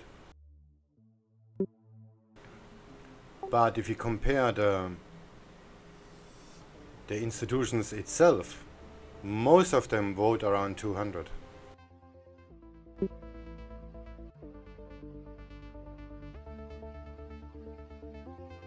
Pretty big number. 18% of all forecasters vote 200.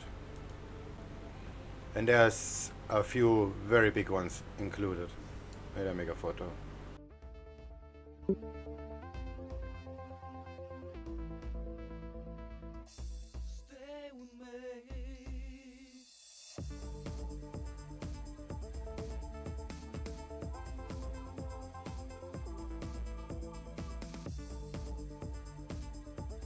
Doesn't surprise me that the estimates are high. Unemployment's at the lowest. You see there, Commerce Bank, Barclays, Briefing, Lloyd, JP Morgan. Oh.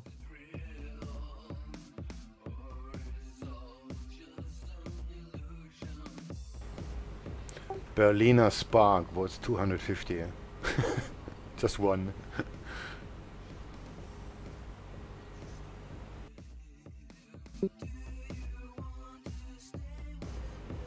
Goldman Sachs 210.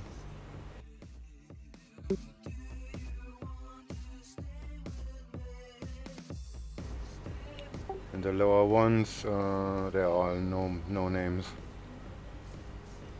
Oh, TD. Yeah. TD says 160. City 168.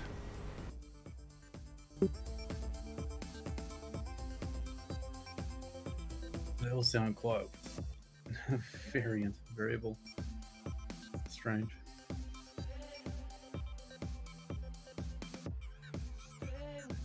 Oh. I don't know if the volume weight. I think the smart estimate Reuters does is volume estimated. So they take the polls together and average them by their volume. So if like SMC votes a small number, but JP Morgan votes a bigger one, so the number will be higher.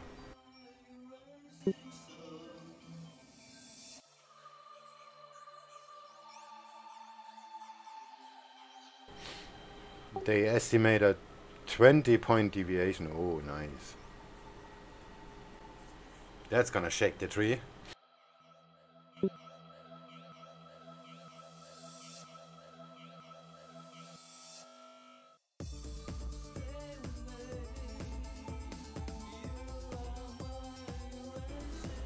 Let's have a look at a long term.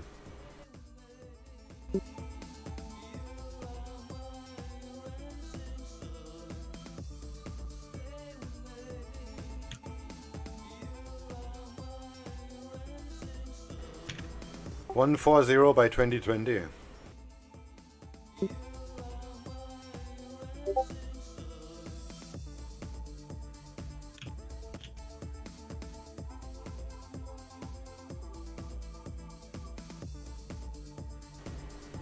But it's gonna break down in Q2 first, not before.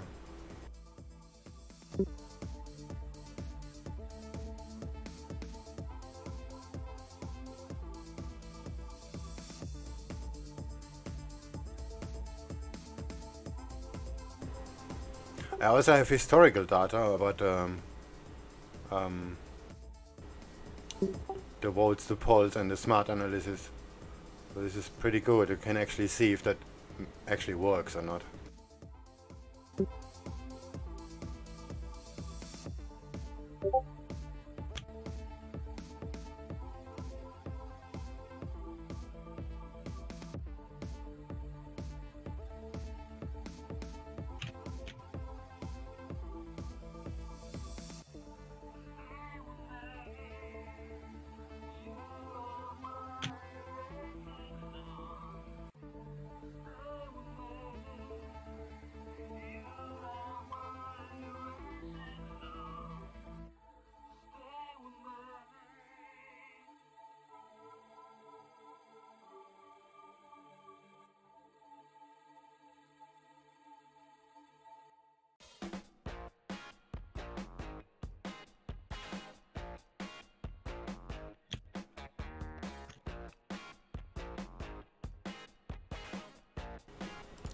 Well, I have little faith in these events anyway.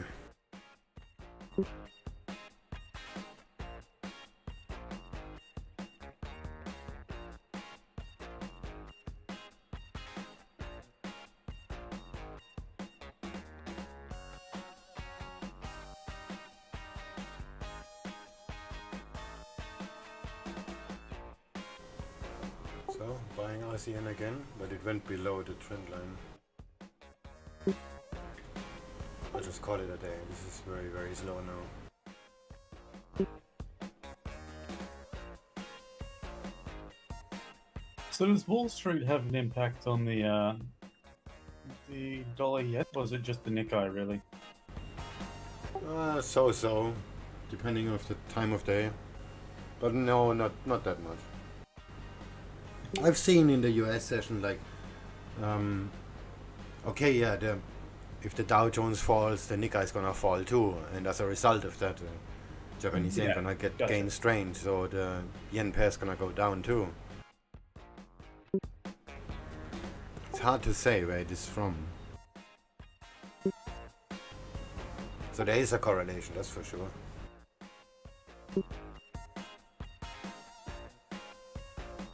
Do you make much of the wedges being formed on US yen?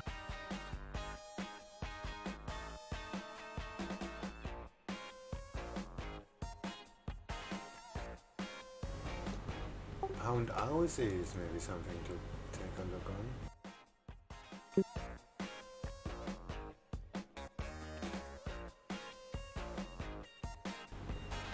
It's just hitting the... oh, it went a little bit over. Never mind.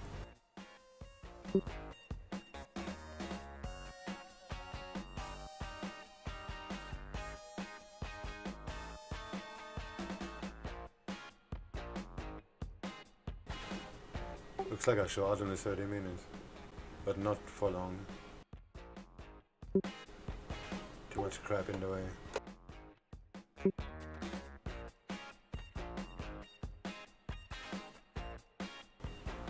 What's the dollar doing? Dollar maybe faking out or reversal to the short side? It looks like a reversal.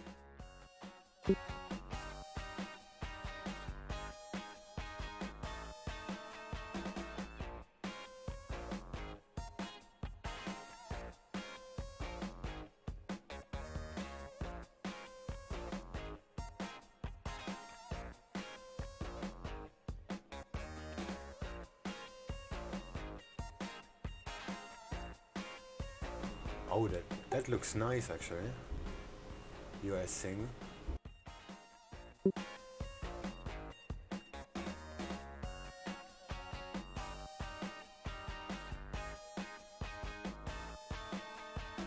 Oh yeah.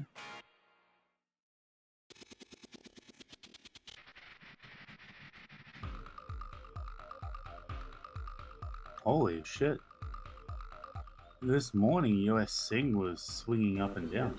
Yeah, heavy on the news, but I guess. 10 pip swings, Jesus. But you see on the 30 minute there is a fractal line and it's very, very much respecting it, and we are right now right at this line and right at the reverb. So if sellers coming in now, it's gonna drop like a stone. We'll have to Google what fractal is. Never mind, just assume it's a trend line.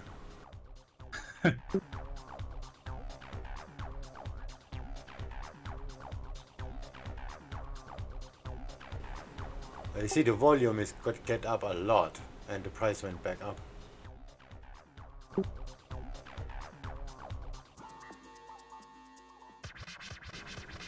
If that's hold, that's gonna drop really hard.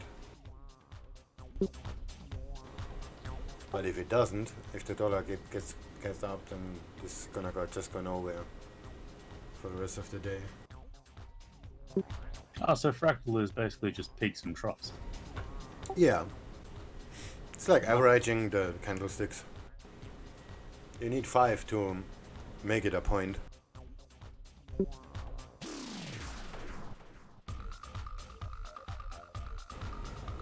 So a fractal occurs if you have one peak and on the left and on the right side candles below, or the other way around. Right. So you need to have 5 candles to create one.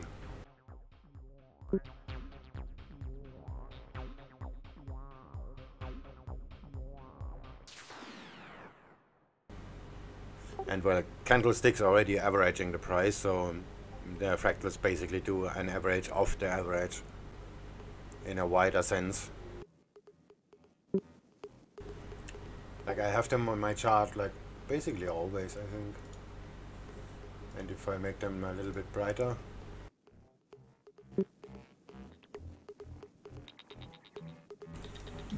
and zoom out a little bit like this. Wait, I make a photo. It'd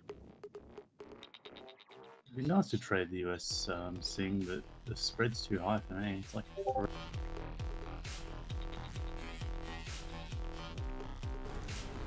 See now I made the fractals very wide, so you can actually see the structure without looking much in detail. That's the idea. Bill Williams invented them, and they are actually made for a breakout strategy, but I don't trade breakout, so for me they are just structural information. So you look at it and after 1 second you see what's going on.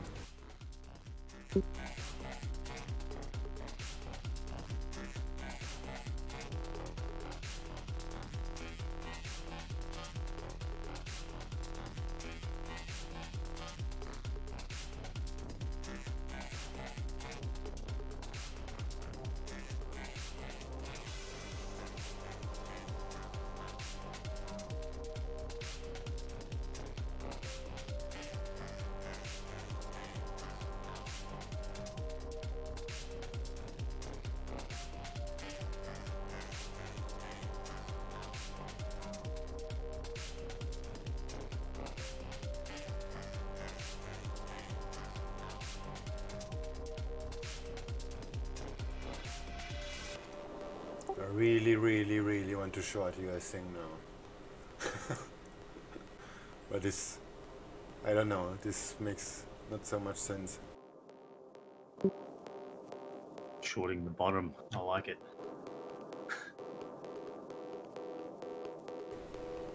Nah, the bottom is about 9 down. Oh yeah, I just see on the 30 minute. This is a pretty flat line, this bottom. This is pretty much horizontal.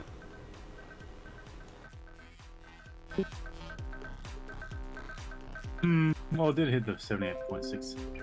I would have thought a bigger bounce would come, at least to the 61.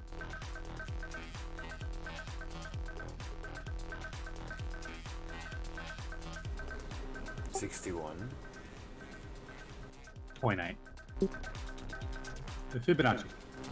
Oh. I was thinking, what the fuck? There is no price like that. Comparing numbers. No, this not it. I mean, after a massive fall like that, I would think it at least bounce to 1 fib level. Yeah, I mean, on the 3 minute, this is just a huge drop, but well, it's even on the 30 minute, but on a higher time frame, this is just a large doji. Yeah, on the 2 hours, it's just a very big doji. You know what? I'm gonna short that now. Fuck. So that's where I need to fix how I trade. I would look at something like that and I'd be looking for a long position, not a short one. It's like keep going against the trend. It's not really against the trend. It's pretty much broken out.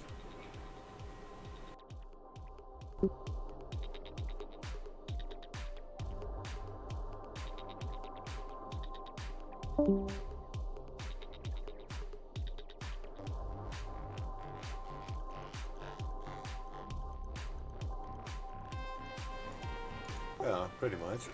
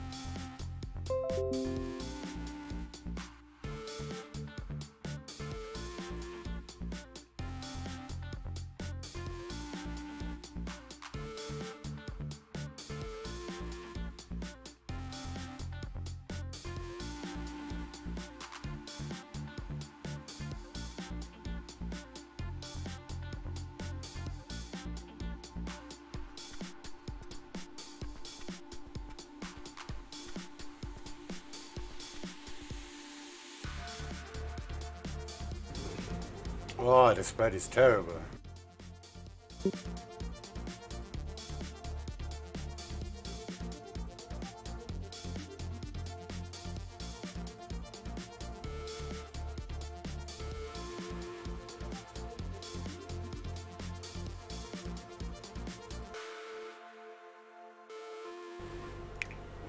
Order filled.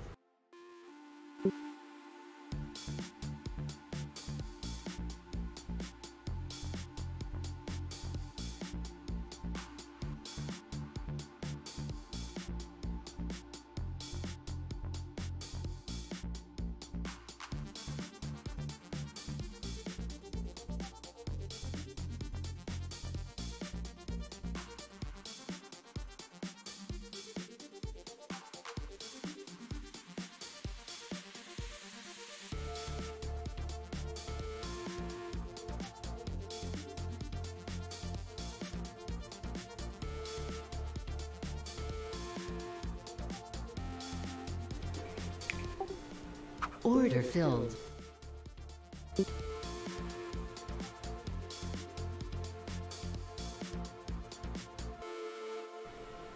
Okay, it is kind of sloping up, and this massive rejection is actually speaking more for a move upwards.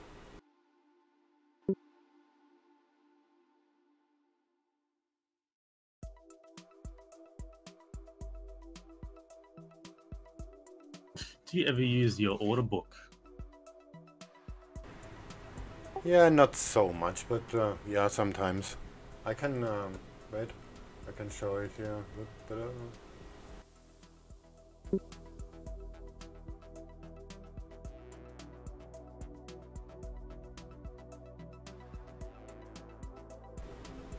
It's not really an order book. It's just the bids and offers. Okay, not as Oh, that's gonna get expensive. pushing up, huh? Oof. Order filled. Yeah, if that makes a retracement, it's gonna be very, very far. Holy shit, he set that up.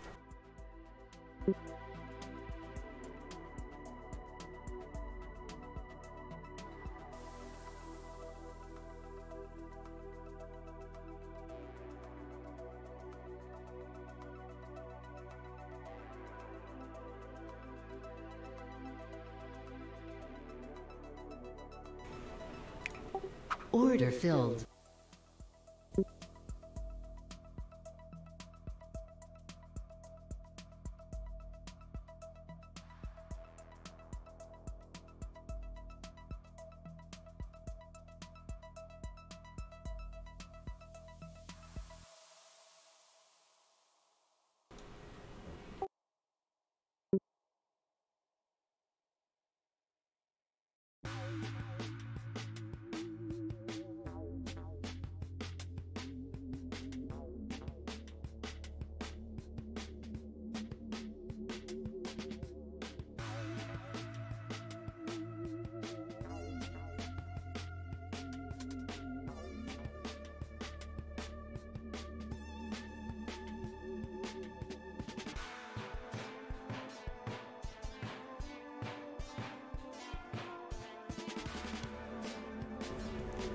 Okay, I have to admit this was a bad idea.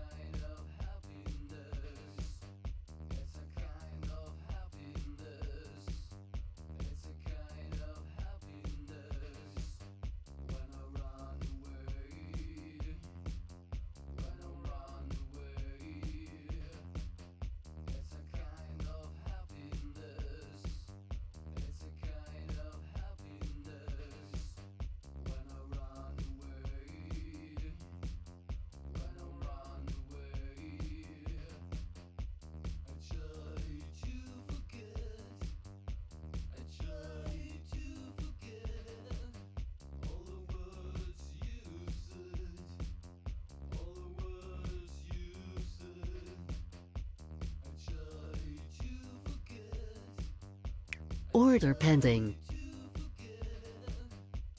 Order cancelled. Order pending. Order filled.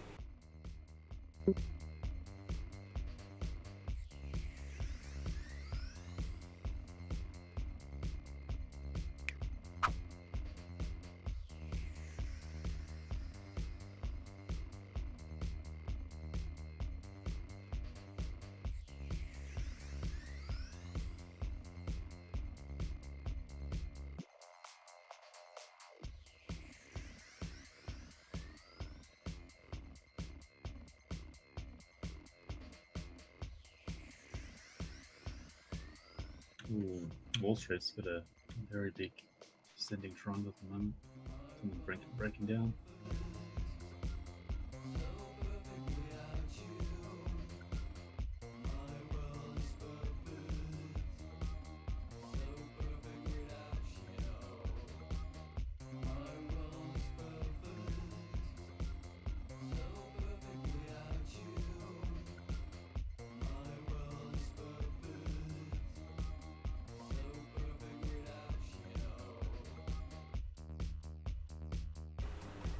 Yeah, looks like US yen was a better idea.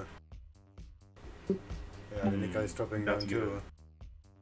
About to go long on US yen. It's probably a bad idea as well. Looking at the price action, it looks a lot better on US yen to short it as on US Seng. Hmm.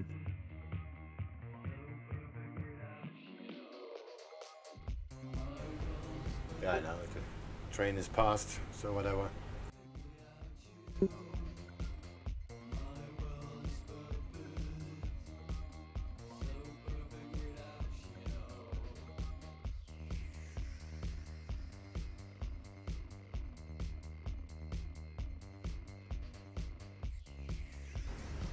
Oh, the Nikkei is bouncing already.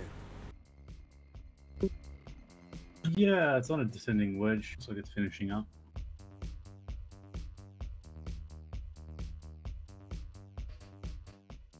Oh no, sorry, it's not a descending wedge.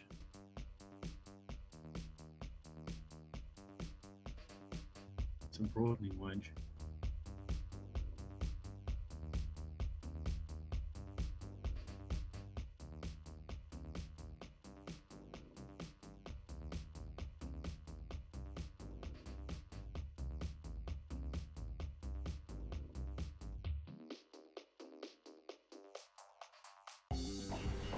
Oh, the Heng Seng went nowhere. Maybe it's time to buy it now. Oh no. It's on lunch break. Oh yeah. Market for this symbol is closed. I was gonna say I can still buy it, but the spread's just enormous. I can't.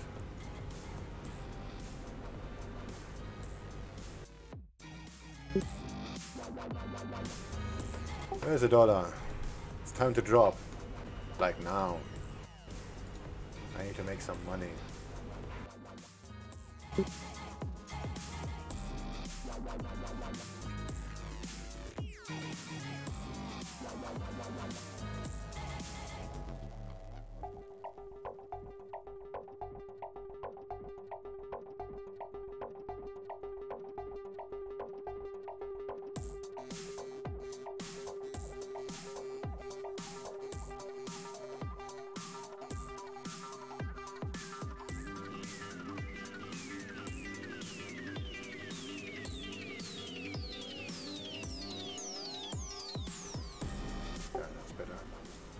Nothing to do, so let's rearrange some windows.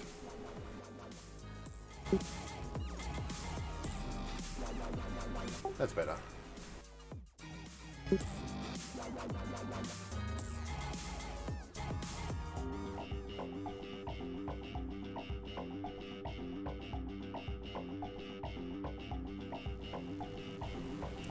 Yeah, the dollar is pulling back. Looks like it's not one to get below that low.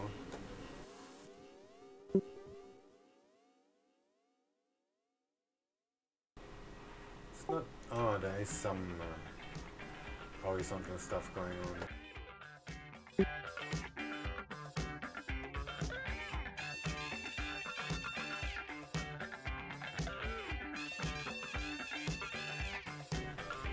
Yeah, we're right in it.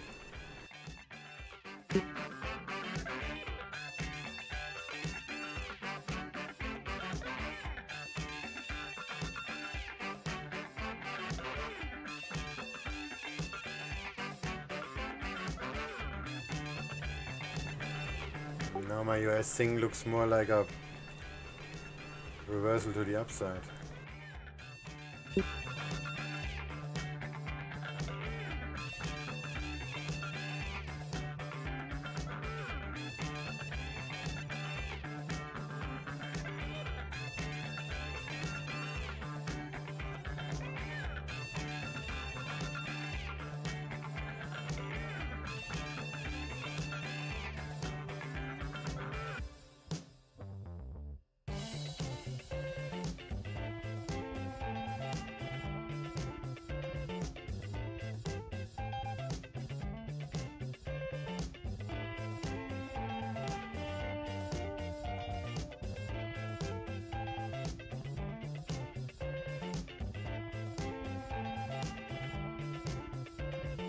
Oh.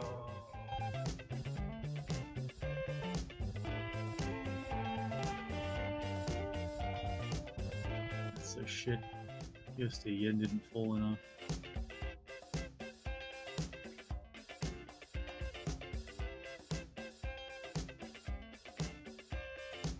Looks like it's gonna break out.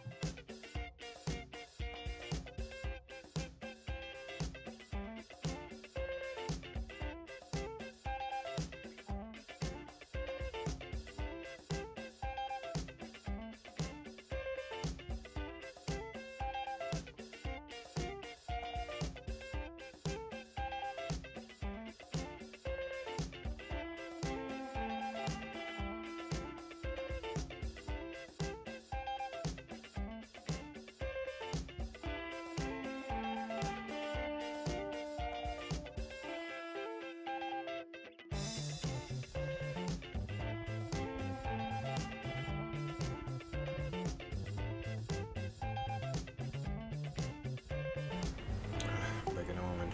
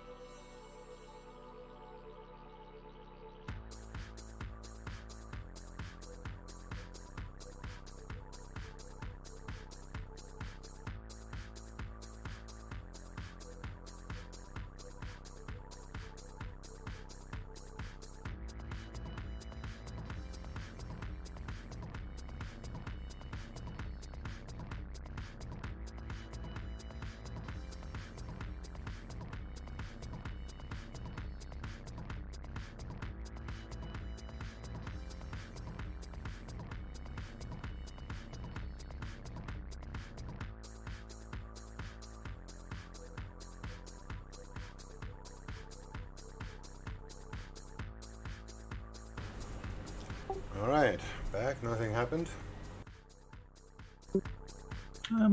So. Looks like Aussie yen broke out.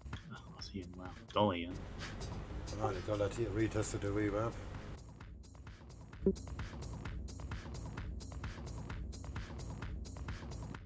Aussie yen's testing the VWAP again.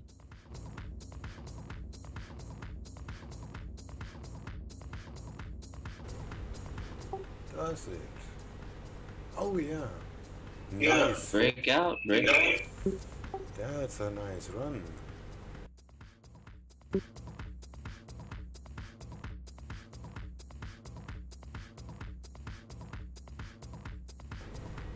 Right to the spot, but I'm not so sure about that. This maybe not gonna make a reversal.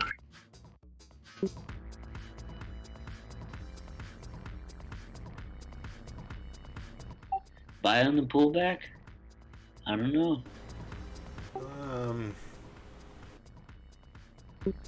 Yeah, yen's looking pretty good.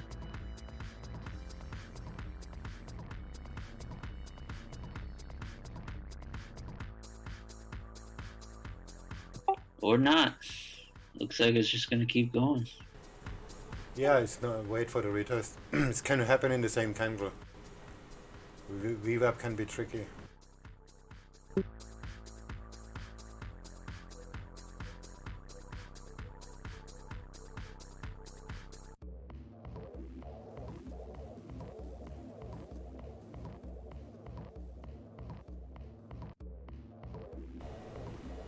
But the Nikkei is still below. And there is some sort of... Is that actually valid? Maybe this is a 100-year-old trend line. No, it's a sort of middle line.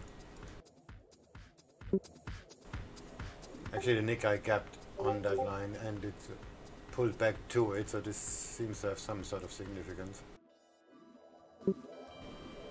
It's right there now. Moment of truth.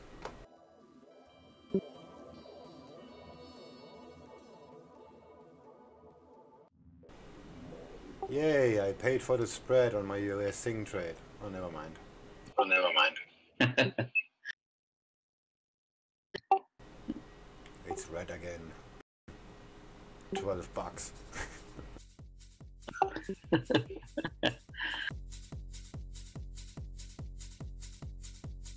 So I got mine at 81,185. Is that where you got your V at? It's 200. 81.2. Maybe I should show that.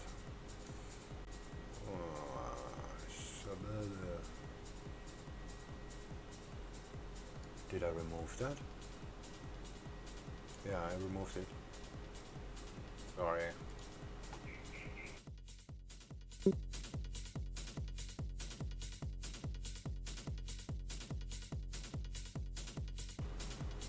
Nice, US Seng. Dollar went up, US Seng is going down. That's zero volume trading. Still better than blackjack. But there's not much difference. I see it's gonna go back up from here. Break out on the yen, maybe. Or dollar yen, let's see. I haven't seen the markets that dead for quite some time. There must be something in the bush. This is not normal. Maybe everyone's holding their breath for NFP. Yeah, but it's 16 hours from now. This is... I'm not sure. And NFP is not as serious of an event anyway. Yeah.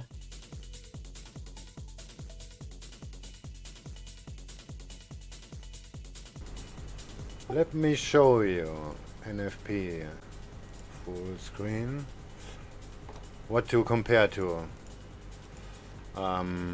Let's say US dollar, USD, Canada. Yeah, that looks good.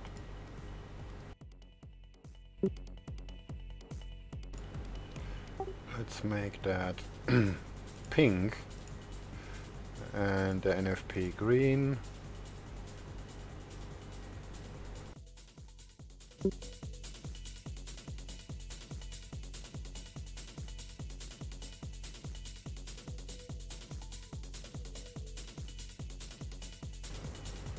Okay, there is some correlation, but but this is a 2-year chart. Wait, I show you.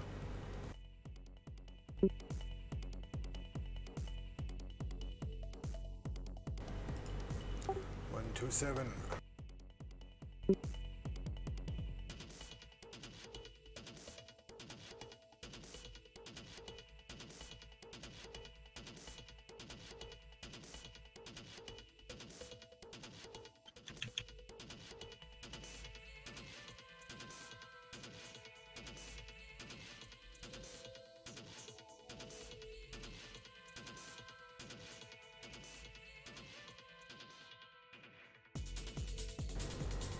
Yeah, look in the trading room. This is a 2-year chart.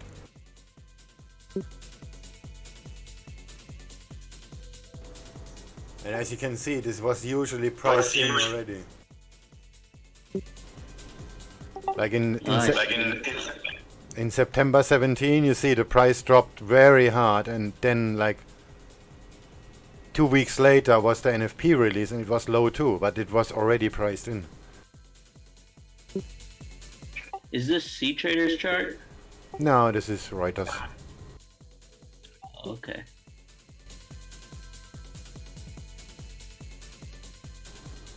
You see, the news are coming out, and then sure the market moves because greed and fear, but most of the time this is already priced in. Gotcha.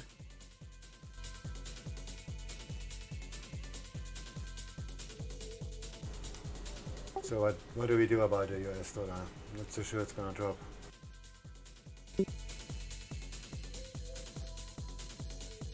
just got in on Aussie yen. For me, it's hit the VWAP just now. Ah, Aussie yen went below the VWAP already. Looks like it's reversing from there. Yeah, sure. As I said before, the Nikkei is on. There is a trend line where it gapped over, and it's retesting it the second time now. Wait, I make a photo.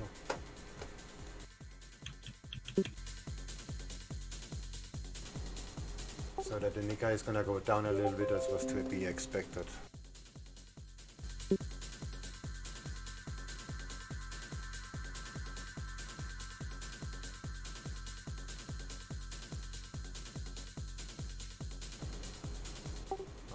Show wave up history. Okay.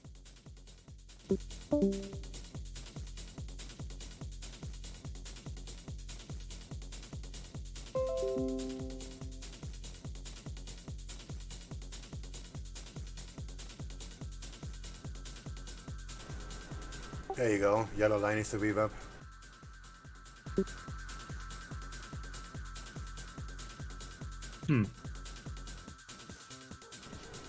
And you see it's respecting it really, really good.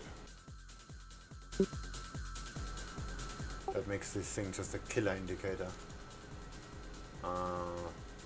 3766. Too close.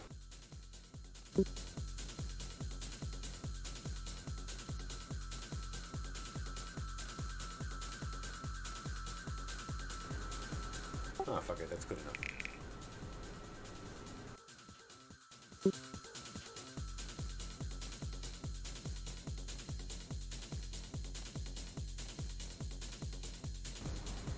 I'll just get out of here.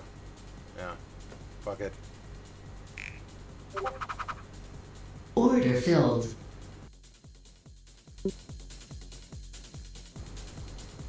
No balls.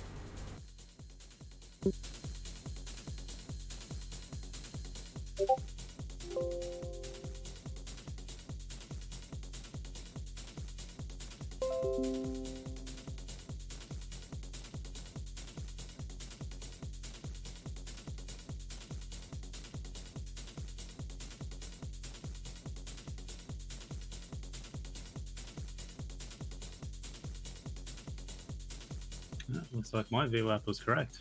Holy fuck. Oh, fuck. Whoa, shit. Whoa! Oh, come on. Right into my target. What the fuck is going on? I hate the drag, but that's... Wow. I went in heavy on that too. I was short, like, until like 5 seconds before that happened. Oh my god! I knew it's gonna drop. Oh, shit. I hate myself. Wow. Oh, I love myself. Oh, fuck. Look where I exit. Oh my god.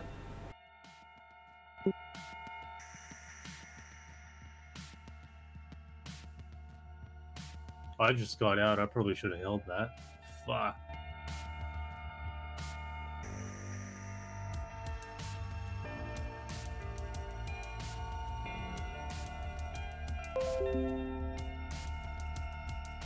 What the fuck is this? Is this news?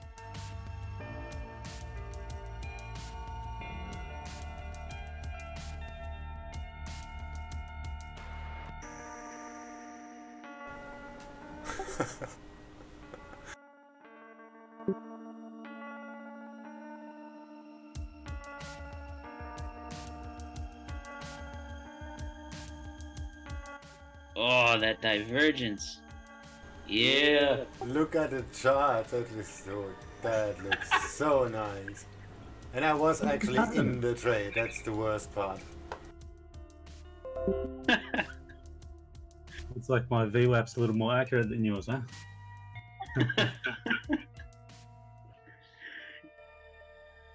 Wow, I closed it at the top of the trend line on Aussie yen, but it just fucking hammered through it.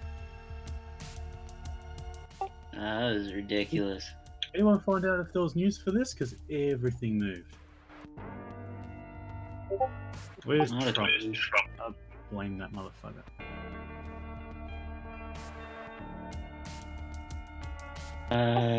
No, Trump didn't tweet.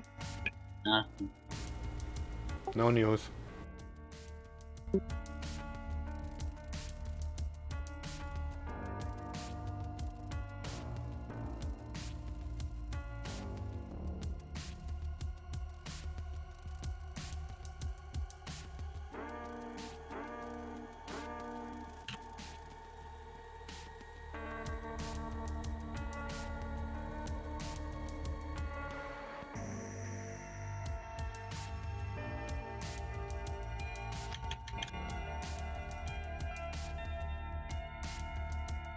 Wow.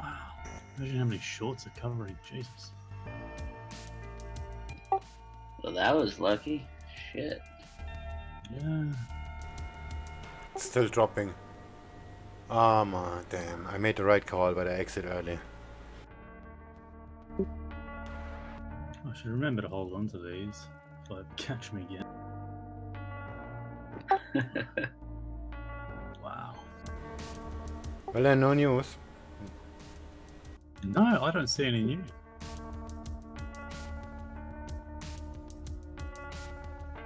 And no markets just opened. Like, the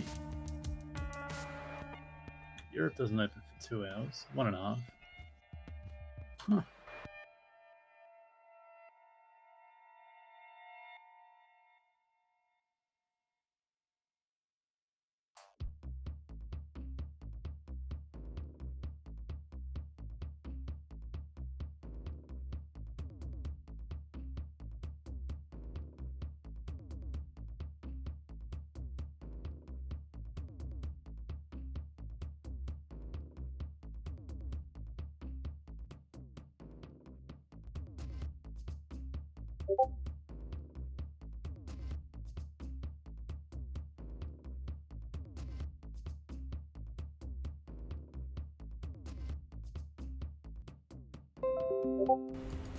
Order cancelled. So what's the play here? Wait for a pullback and then just go long again? I think I've learnt my lesson to not try and short these kinds of things as well. Usually get burnt.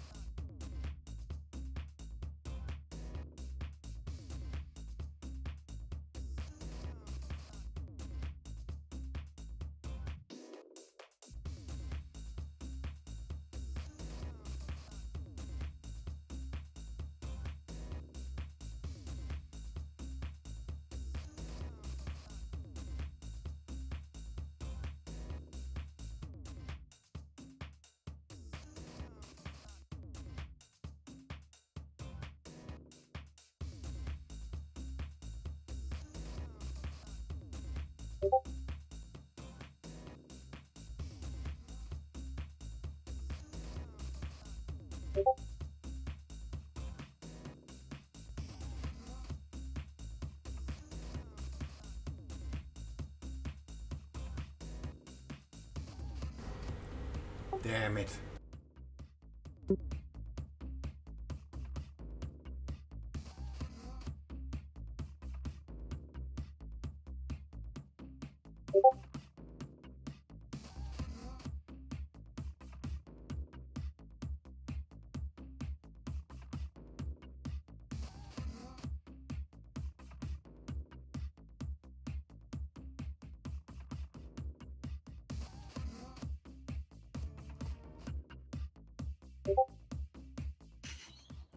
Someone probably found out what the non-farm payroll results were before it came out.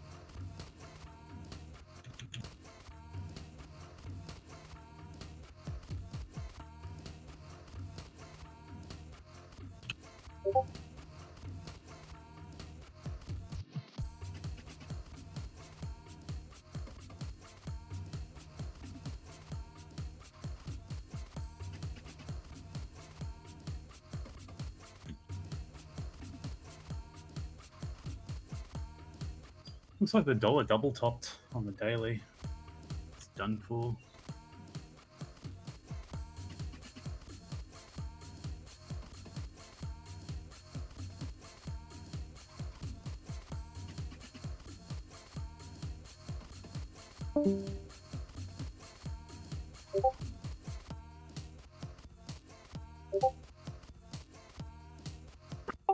This is the only news I could find. I'm still trying to figure out what the hell happened to the US dollar.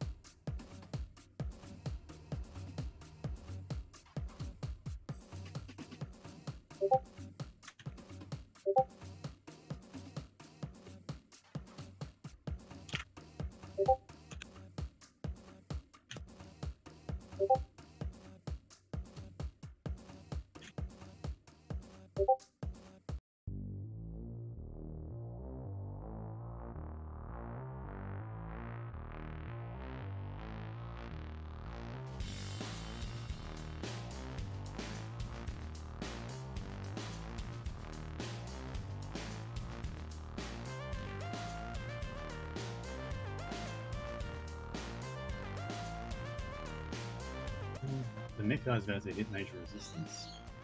I'm not sure it keeps going.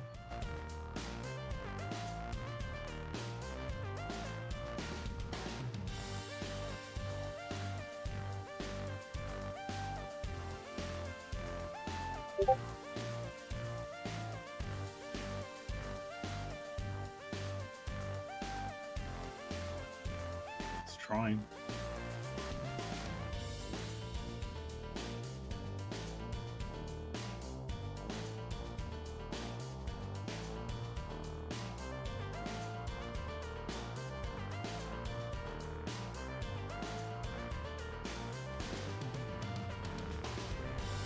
Yeah, there's no way to re-enter that one.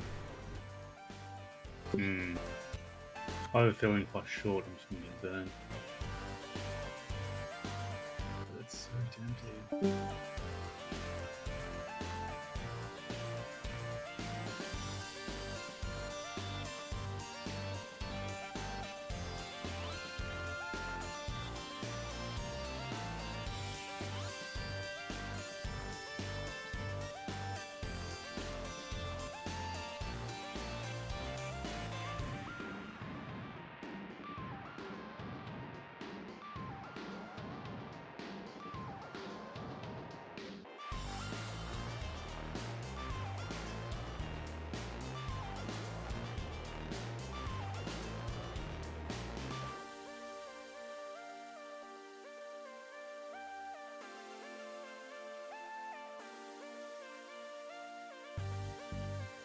Yeah, fuck it, I'll short.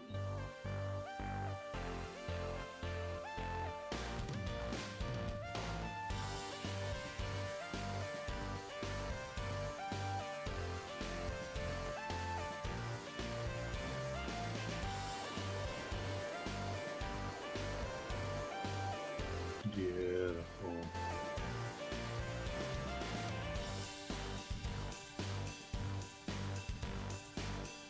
Okay, here's what I'm not understanding. So the EURJPY ran right up after that, I don't know, fiasco with the USB, but EuroCAD is falling, and it fell pretty hard too.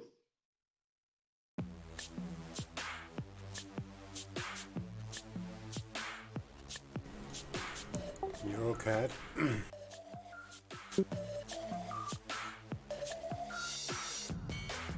Yeah.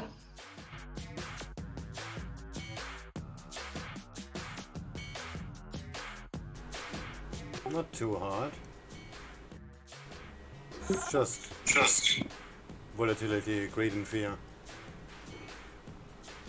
Well, it looks like it's coming back actually. Yeah.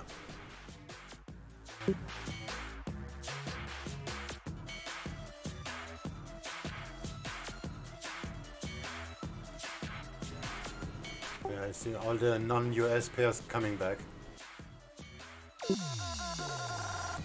The Euro Swiss as example. Euro Hong Kong, they're all coming back. Only the US dollar pairs staying.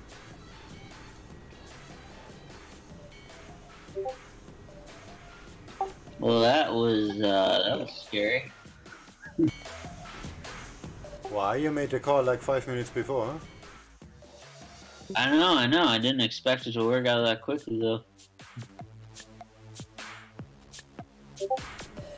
And I was fucking short on the US Seng. Dropped like a stone. Fuck. Yeah. I made 2%. If I would have held that, it would be 2%.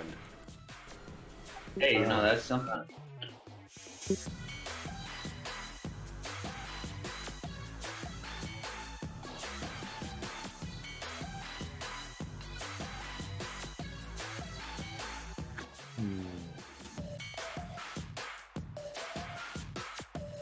Come on, go down, go down. But I see nothing. There is no news. Not even on Twitter. Guess everybody is still sleeping. Ooh. Dollar extend rise versus yen. Yeah, you're fucking late.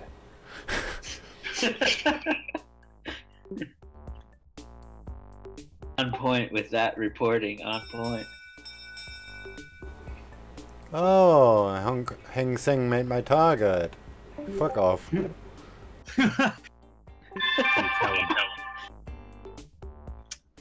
What's Aussie yen doing? Pumping. Fuck off. Go back down, bitch. Ah, fuck. It even gapped. Nice. Look at that. 26,161. It gapped right to it. Fucking lunch break. Trying to trade deal. I wanted to buy it.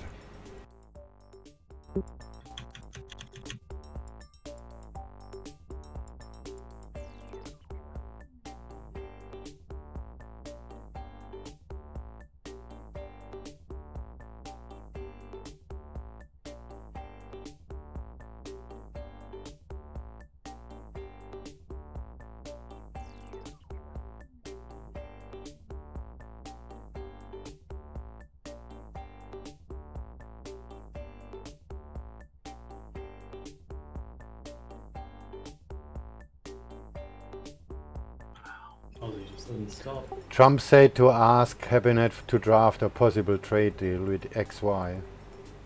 Don't know what that means. Xi Jinping maybe.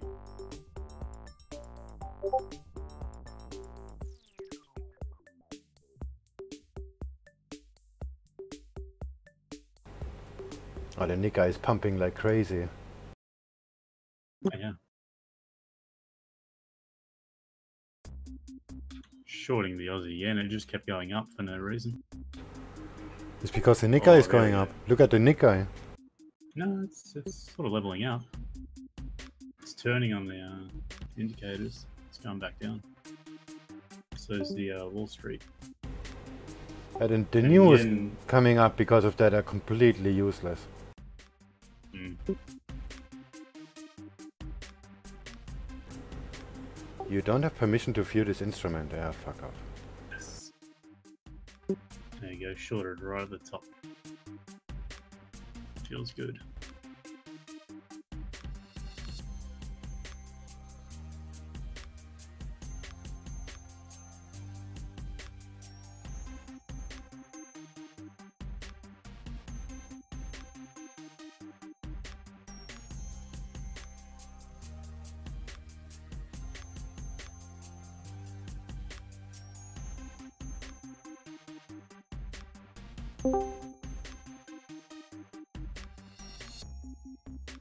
Nope. Now that, fuck that. There's some huge volatility. Damn, this is jumping like 5 pips. US yen, I mean.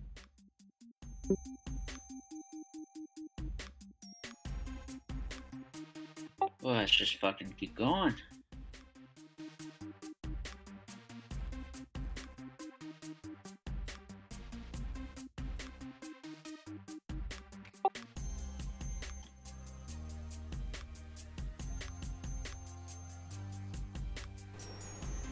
$12.58.41. I got the news about Trump, and then like 9 minutes later I get it from Bloomberg. So much for 20,000 per subscription fee.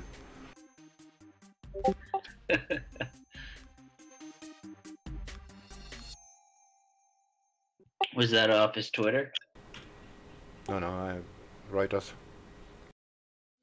Oh shit. The cow is flying there on level 2. I really need to find a better template to actually see that in a list.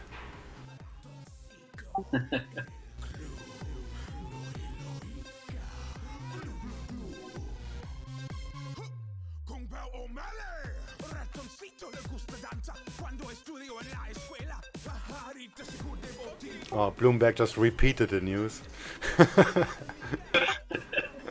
Yeah, you fuckers, you're 10 minutes late.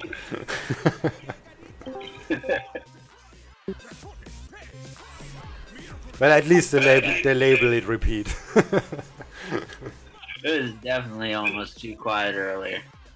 Some shit was gonna go down. Yeah, I said it before. NFP is far, way too far out. Or There more must be active, something else right? happening. Yeah. I guess that was it.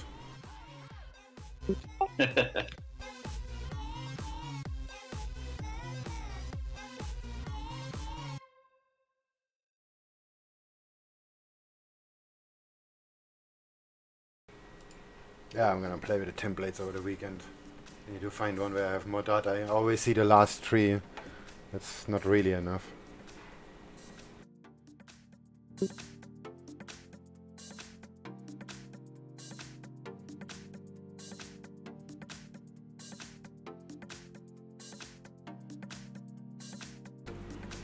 Looks pretty controlled too.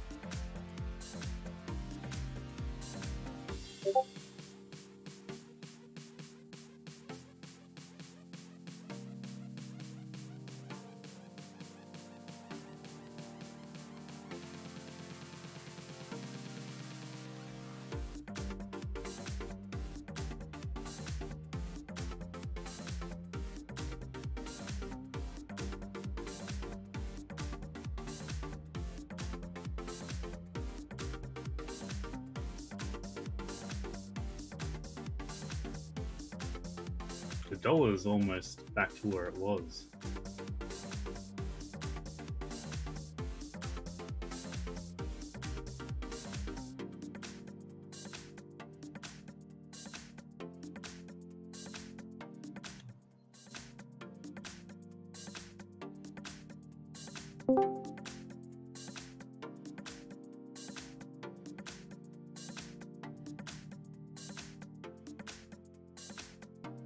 Morning all. You missed out on all the fun. Morning, you missed a party like just a minute ago. Yeah, I see. There was just zero volatility for at least 3 hours. I went short US thing, and then, oh no, it's not gonna work out. Closed the order on the previous low, perfect exit, and then BAM! like I haven't even released the mouse button yet, so dropped like a stone.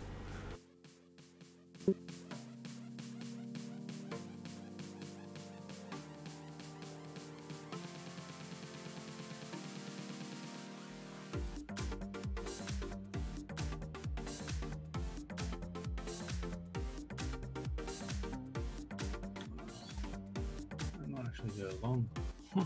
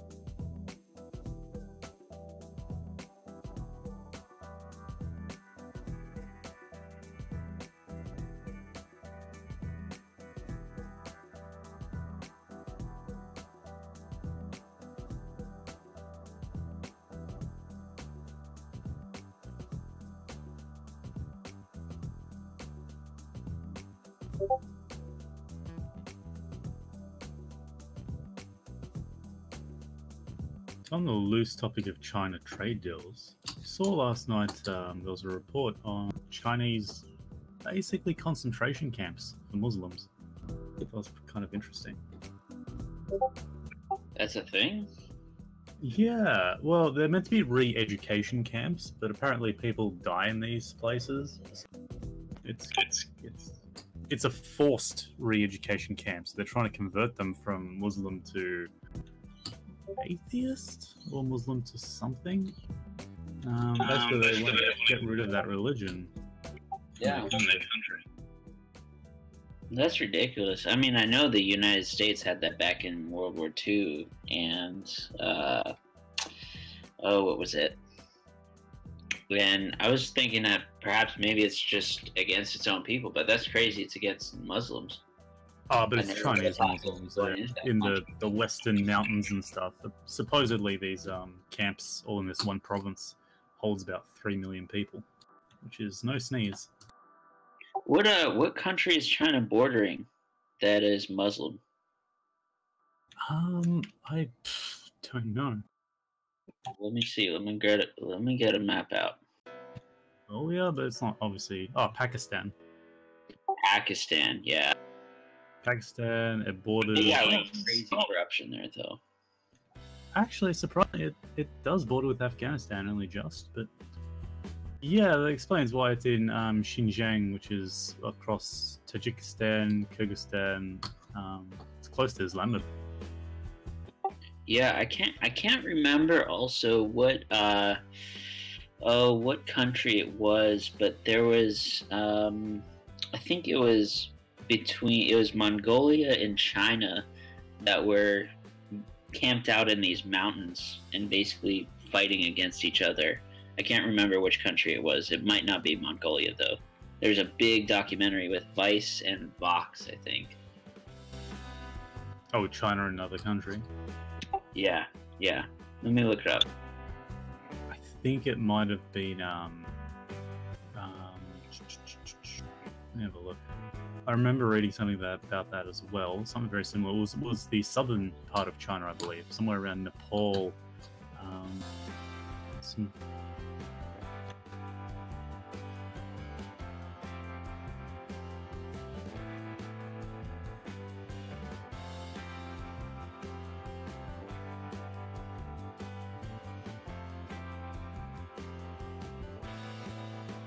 Yeah, I think it's right next to Nepal, where India has this very, very tiny capacity, and that's used to defend itself. Yeah, I think it was India. I don't know. I forget which program had that. It was either Vice or Vox.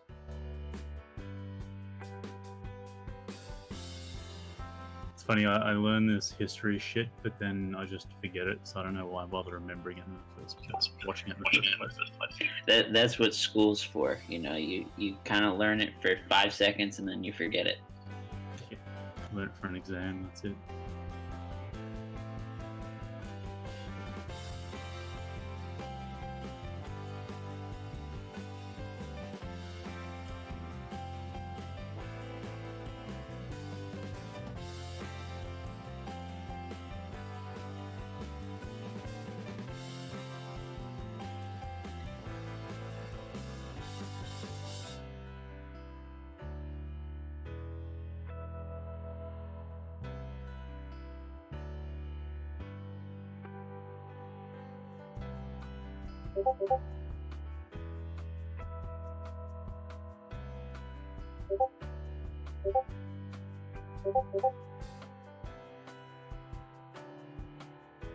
These pumps usually never do a full retrace, right?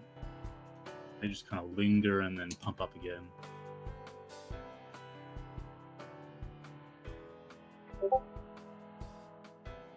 Take the silence as an acceptance of this theory. I don't know, man. I've seen Herman pull some pretty crazy things in regard to the major pumps and then just trading against them. Huh. Normally I'd just be like, yeah, totally, just go against it, but I don't know.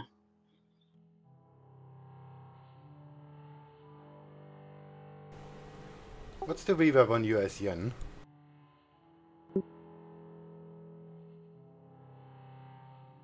For me, it's sitting at 112.777. For me it's 112.814, but the institutional VWAP is 11306.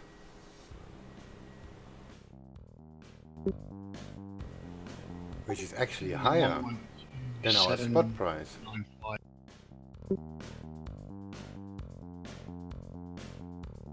This is for the dollar yen. Yeah.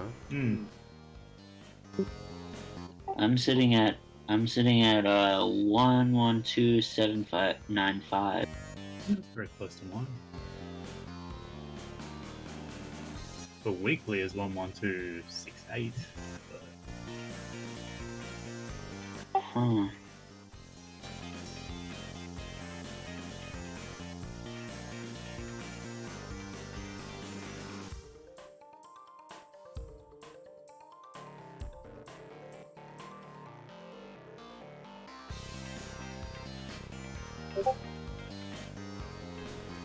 Okay, the institutional price is also a bit higher, but the VWAP is right below it.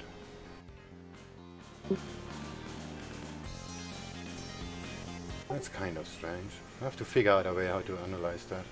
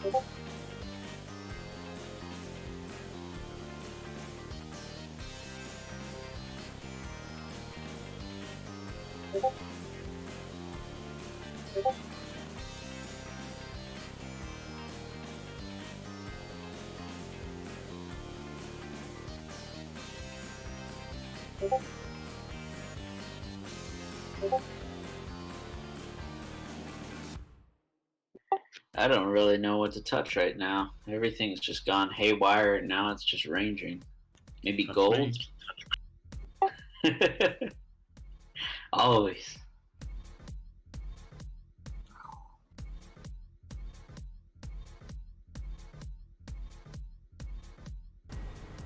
Look at the Heng Seng, went right to 26,400. Damn, that will be the trade of the century.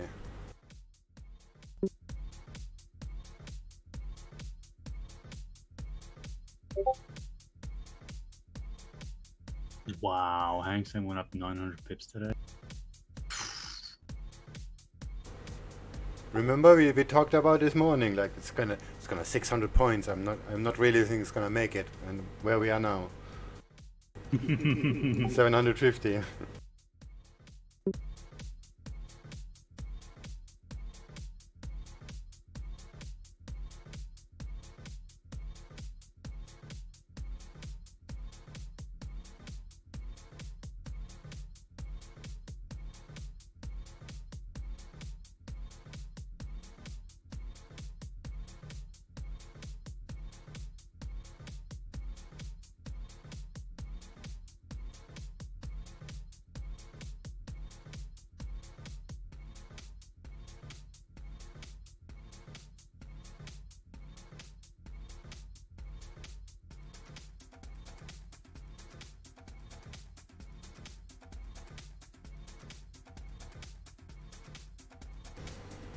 Never say never. Golden rules in the markets.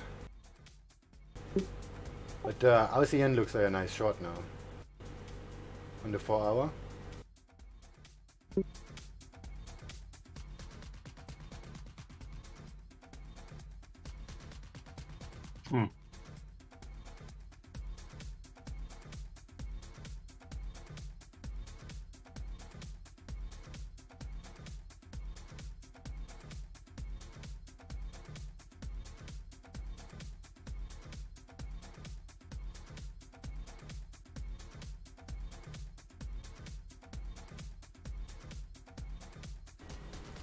That went very well.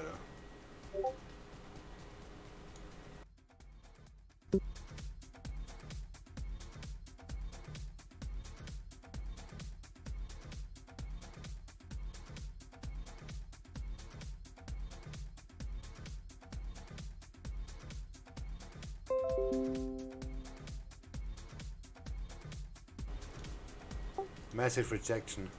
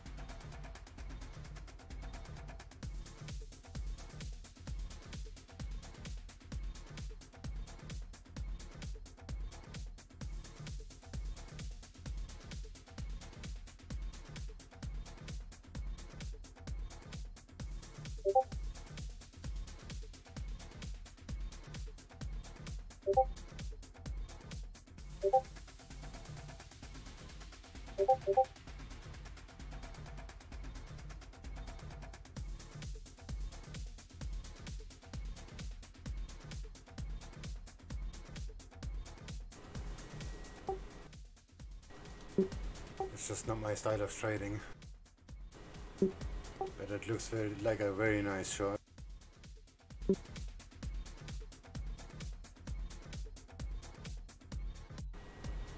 Oh, see, it's also high up now. And the yen is very... Oh, that's actually a buy.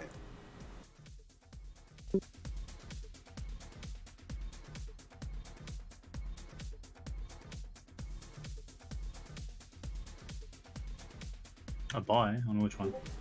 On the divergence chart, the Nikkei went down, the yen went down and the Aussie went up. So this is actually becoming even more a buy now.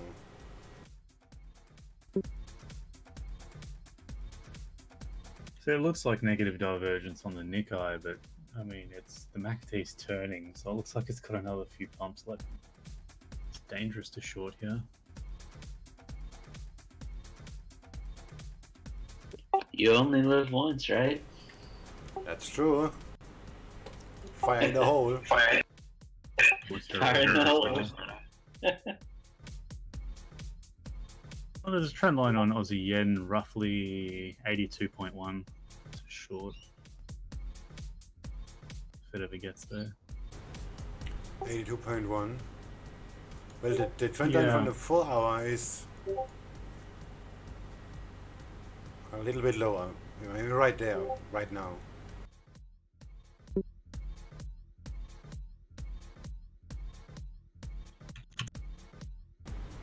There is a shit ton of momentum. And the divergence is massive, so that's a problem too.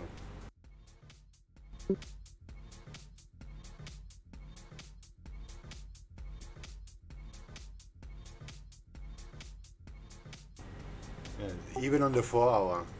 Look, Australia is really high up and the Japanese yen is very, very down.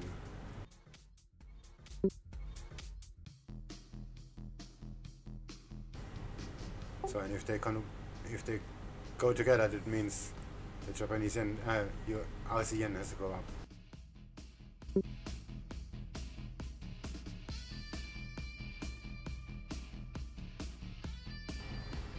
That's a tough one. Divergence. Yeah, the yen's broken out of its resistance though. And that was before the not pump really. as well. It just shoot over a little bit. Yeah, it was grinding along it. I'm currently short Aussie yen, so I don't know. Yeah. I am trying to convince myself to do it too. That makes 3 of us. Let's just put a very small order in for the sake of it. No reason you can't build. The Nikkei's going down now, but who knows?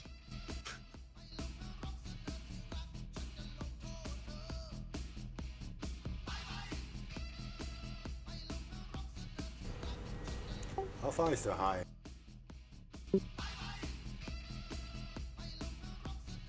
Yeah, it looks like Nikkei has topped. I don't know.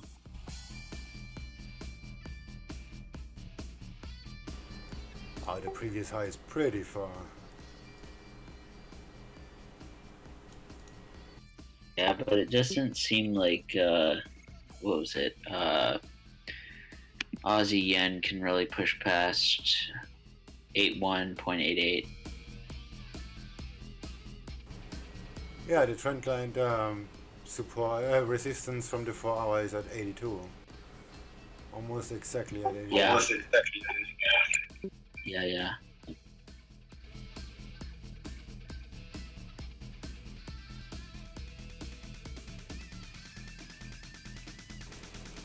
I can't find anything that meets with that anyway, actually, on a smaller time frame.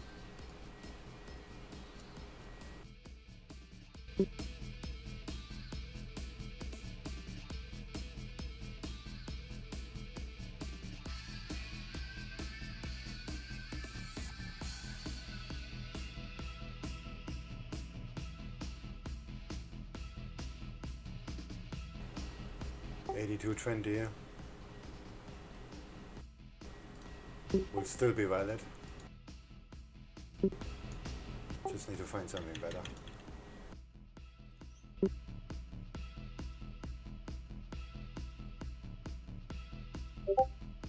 It's gonna be crazy though. It's like a nice little flag to go long on the Aussie yen.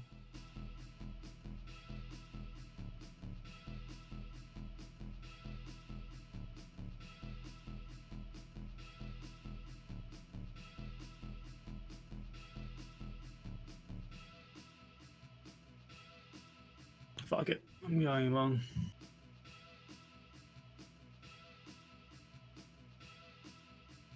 See if it holds, if not, out of there.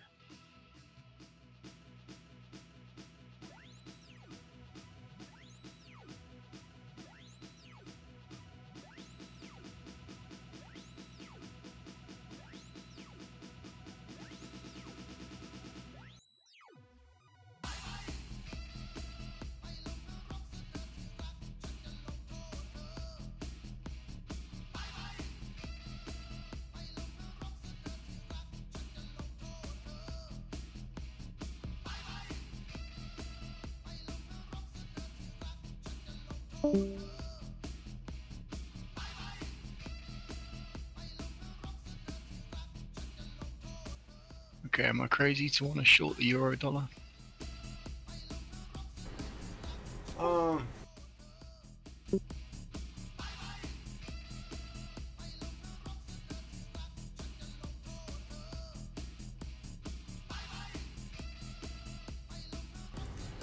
No, that looks pretty good actually. Same as LCN. Without me making a trend line to the second. So first sight looks pretty good.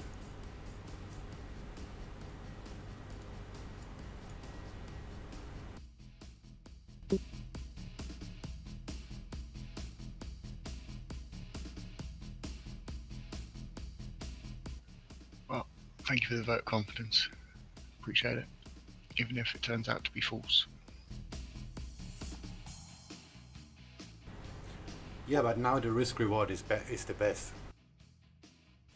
But a kind of 70 or 80% pullback on the down leg kind of feels good.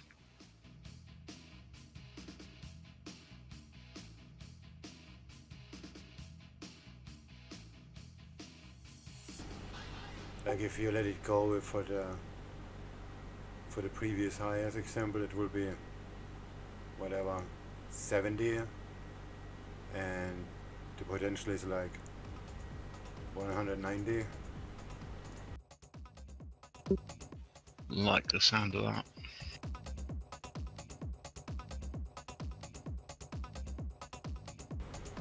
But I would not let it 70 go against me anyway.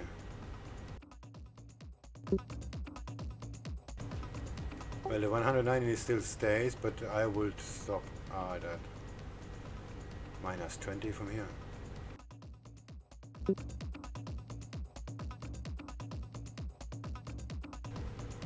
Minus 25, 28 maybe.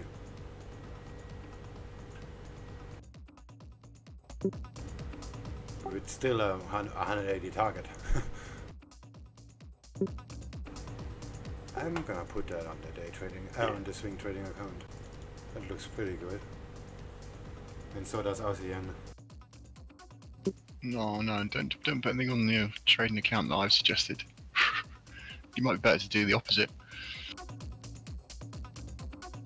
I'm doing the opposite of everyone, what everyone wants to do on Aussie yen. Fuck it, I'm going long.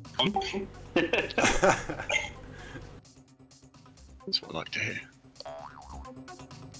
It's the selling's weaker and weaker on the 1 minute. It looks like it's going to reverse. Yeah, 82, 10 maybe. Yeah, 82 terms are what I was after.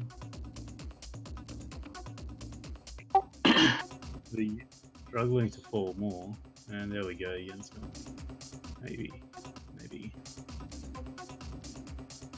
Yes, there we go. It's good enough for me.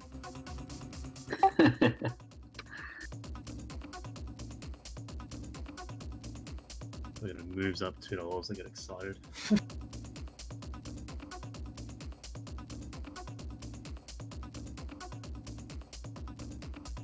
I went in pretty heavy on the long as well. So.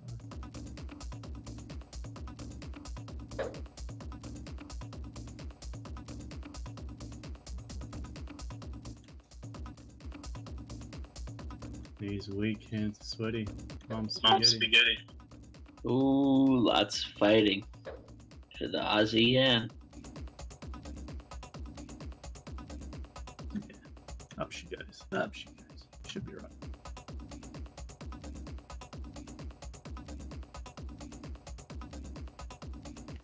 Wouldn't you call that? I mean, do you ever pay attention to tweezer tops on the 15-minute on the Aussie yen? Or do you just ignore them? I didn't even know there was a 15-minute chart. Fair enough. 1 minute. Everything's the 1 minute for me.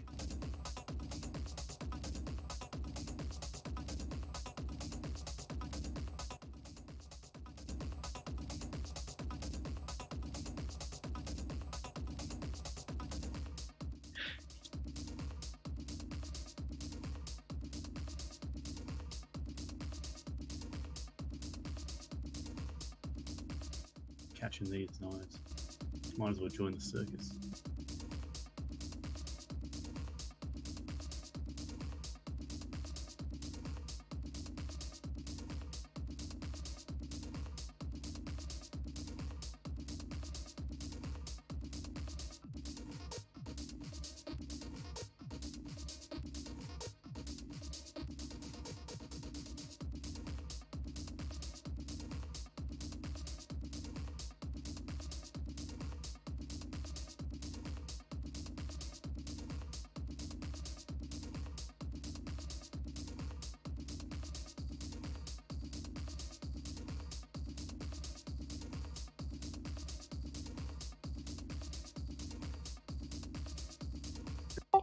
I forgot who was talking earlier.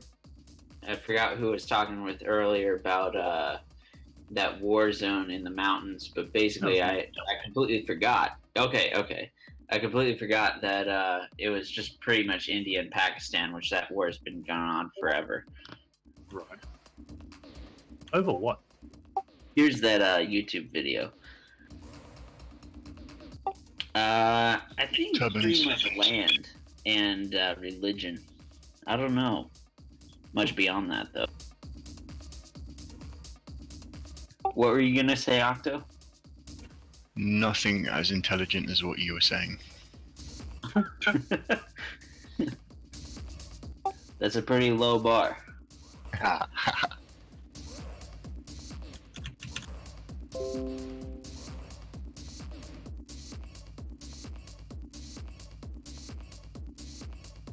Be the worst if fucking Nikkei and Wall Street create a third hump on the MACD.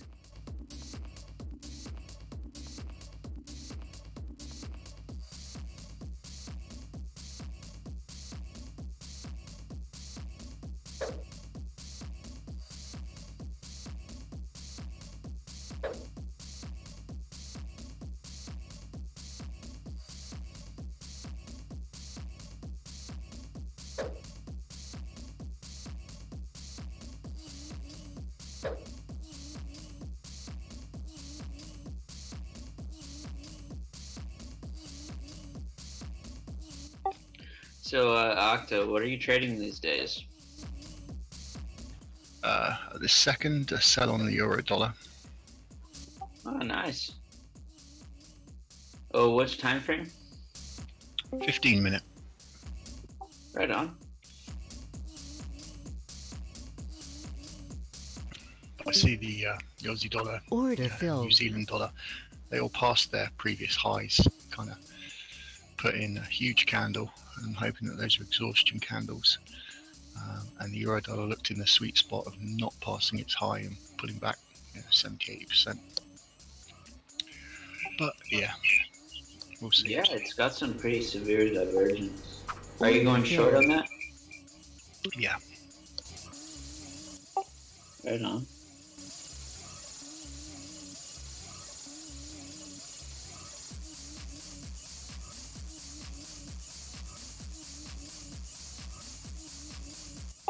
Hey, Theraxel, are you on?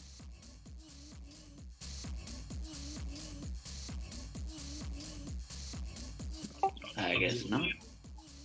I'm so I glad. guess not. So glad that Thoraxor has changed his name to something sensible I can pronounce. It's a magical name every time.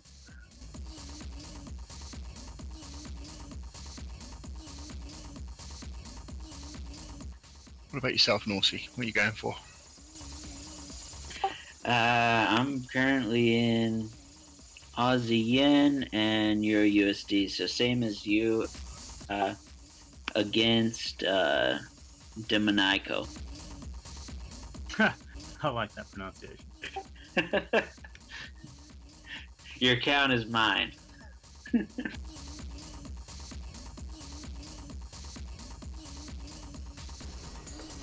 I'm just shorting so I get over the 2% mark for today. So play it safe Friday. No, it's just ego. What, have you made 20% for the week now? Is that the target? It's been a ridiculous run this week. I beat that already, but today I'm plus 1.692. That sounds lame. Just trying to change that. So shorting RZN for like 0.2%. A lot of smart people are shorting Aussie Yen. Hey.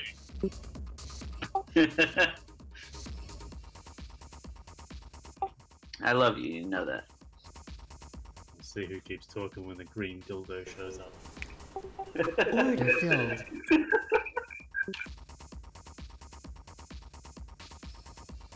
Yeah, that's it. Go up, baby.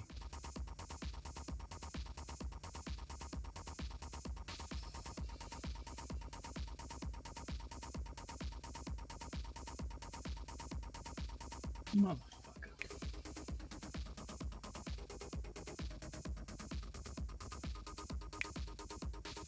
Oh, looks like the MACD's going for a third round. Order pending. We're gonna get that round. Wall Street's going up, sort of. And you guys going up to this. Order pending. All of this makes no sense whatsoever. Makes sense to me. I'm just saying that so I sound smart.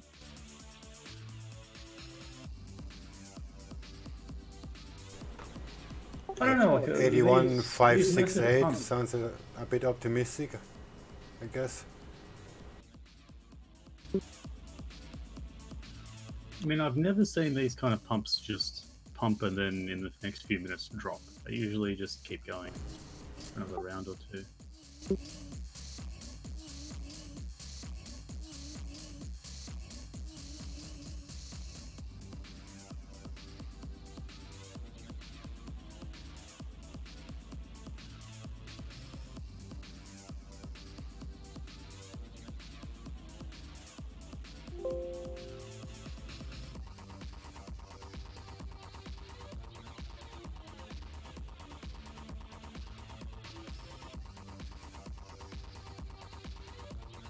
Yeah, the door is hopefully free falling.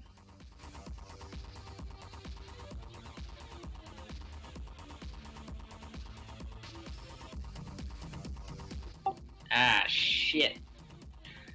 Your USD is running.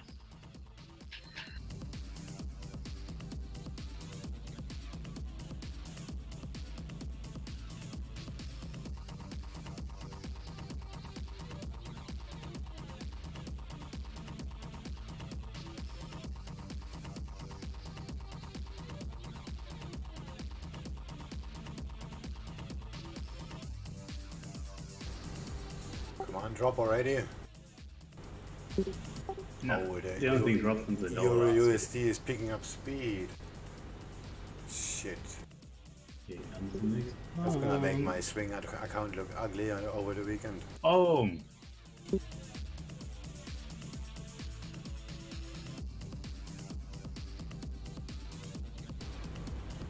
Oh, this is weird. The indices aren't responding like they did before. Order filled. Nice slippage.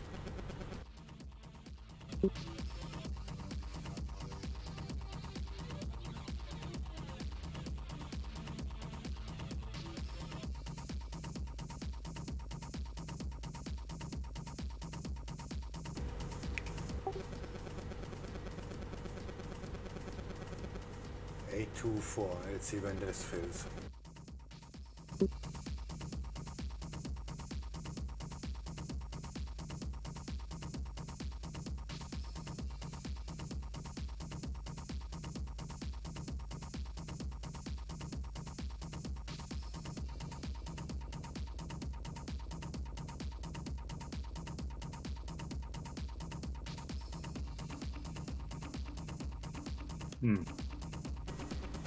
It didn't. Yeah, I got half a pip falling slippage on the hard. on the previous order.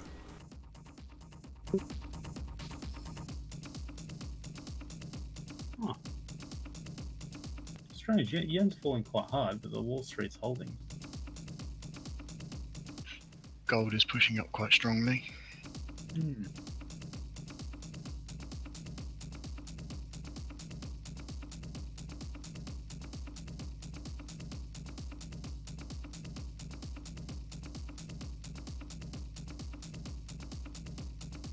Ah, fuck. Euro USD is gone. Parabolic.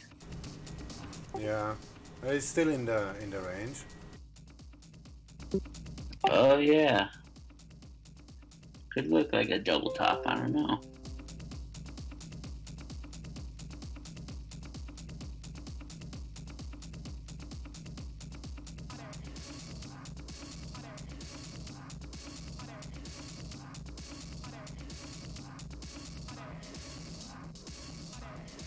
Oh. Shit, gotta close my positions. Get charged interest.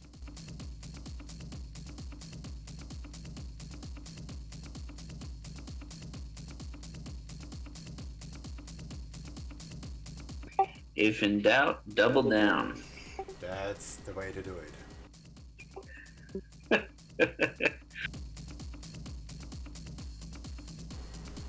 Which I have done 4 times now.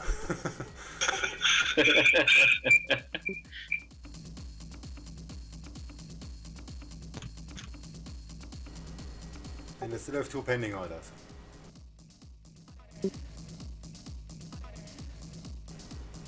Oh, with this huge ass chart's fucked up. Oh, that's better.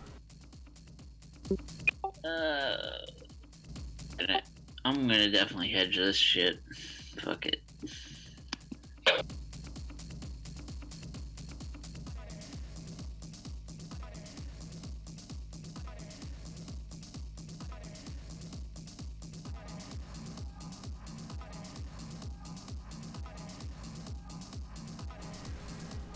Euro USD, you mean? Yeah, Euro USD. I'm sure that's a good idea because this can take time until it turns. I mean, if you look on the 4-hour chart, the previous time it was there, it took days until it dropped. Gotcha. And the previous time it dropped immediately, but before that, in October 16, it took like forever. It took time. Yeah. Alright, let me see.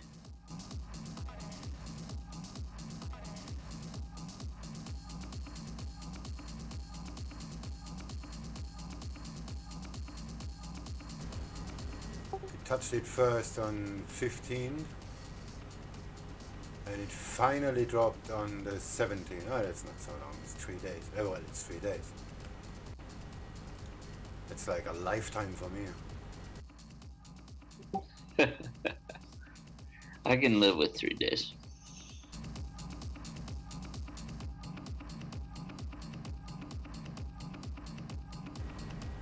Come on, 0.1% and I'm done. I just want to get over to trading the money here. This is how you're not supposed to trade.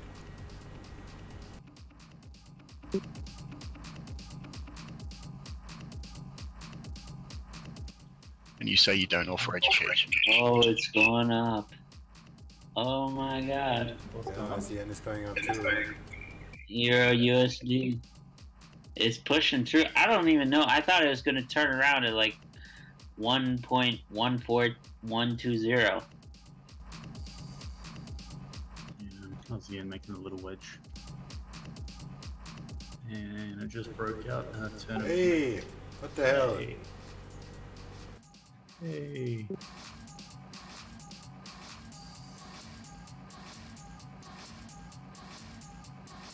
Nikkei just hit major support as well.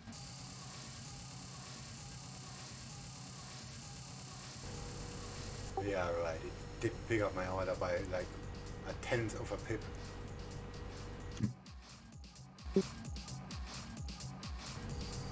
Well, I'm not surprised.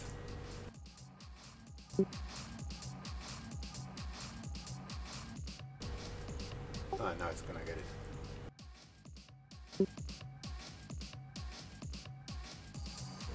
Order Is that an order filled. for a There short? we are. Good boy. Order pending.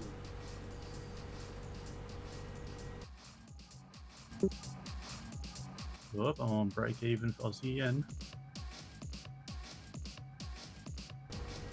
Order cancelled. Ah, shit. Order filled.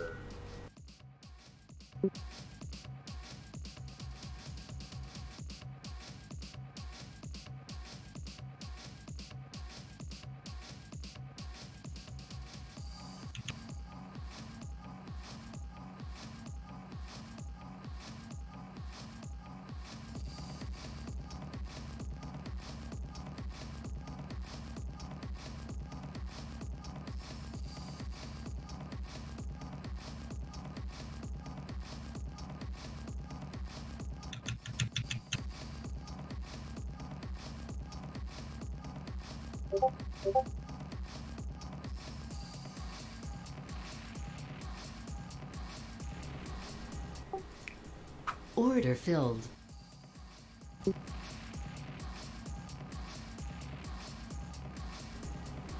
The euro is pretty strong.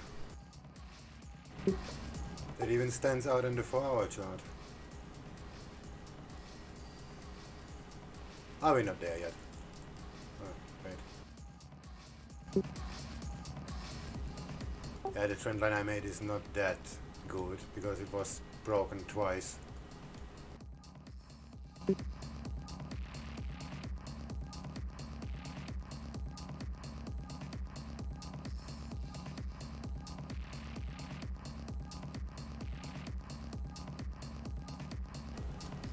So are we doing that or we don't? US, Aussie yen. I don't know, it wants to go, but it kind of doesn't. Gotta wait for the yen to pump up, bounce off this support. It's turning, I guess it's gonna be another 5-10 minutes. Taking about.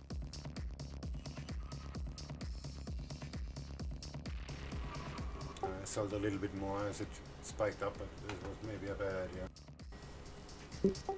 Oh, we have different opinions on this one.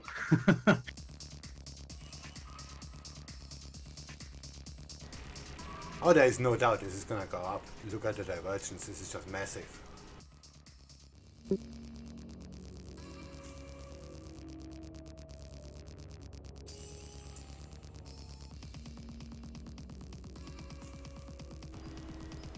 Just not now. Well, if it bounces off here, it hit the 23.6 fib level, which is hyper bullish. That's if it keeps.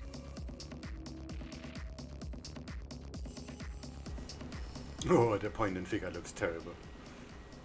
I see only X's.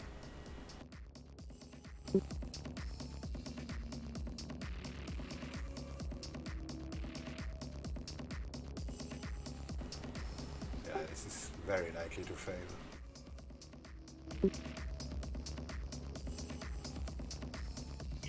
This Euro USD is brutal. There's also nothing really stopping the Nikkei from moving. No, there's nothing.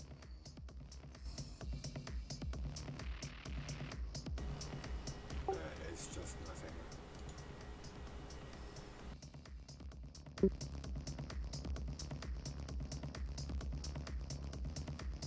Ah, come on, Aussie yen, you little shit.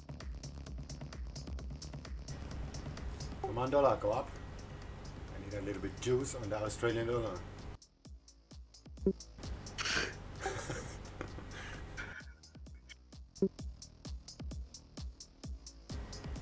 Well, the Nikkei is certainly not gonna help, because there is an open end to the upside. It's got a break. Where is it? My heart. 236 on the Nikkei. It's gonna be nice and nice. My heart. I heard that.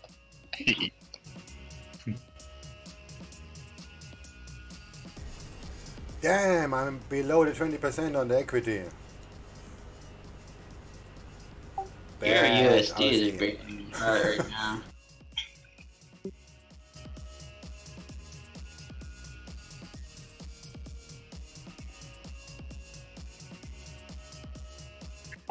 AUDJPY. Aussie yen is just doing just fine right now, at least. But fuck your USD. Yeah, we need the US dollar to help on that. The Nikkei is, there is nothing stopping the Nikkei.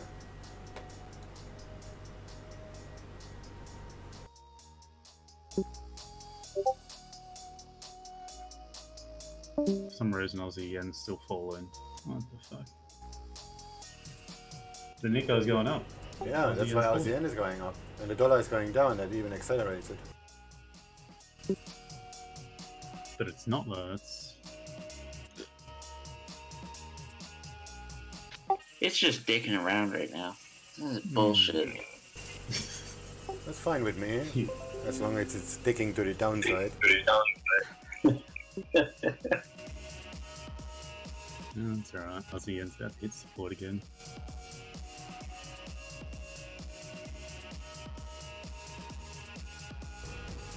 I know, very optimistic trend lines here. Yeah, very. Guess the tooth fairy could make it better.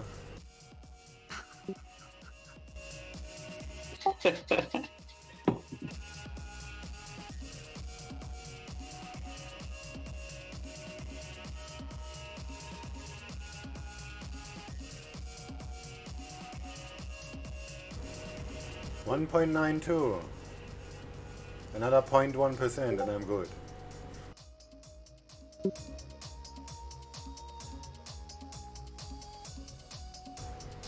Oh fuck.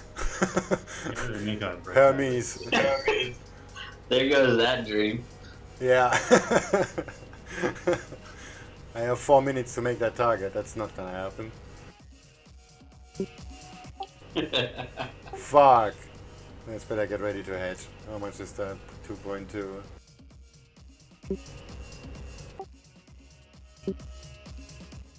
Okay, is Hermes accurate on?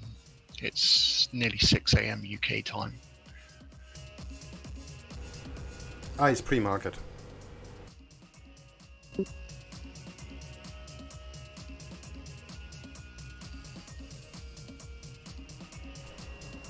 Oh, that looks bad. That looks so bad. There's that tooth fairy trend line I was talking about. Well, everything is still valid. It's still in the range. Yeah, I know. It's It could be just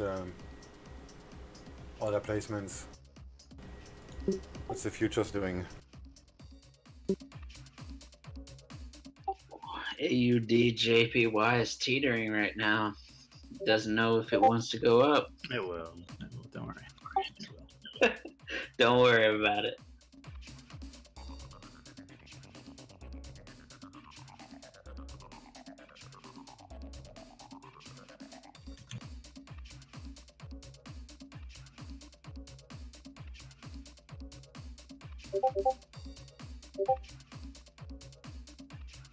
Good old Nikkei. Break resistance, bounce it off at the support. It's going up. The future's going up off the dollar. If Nikkei goes back under that little trend line, I'm fucking out of Aussie yen. Garbage.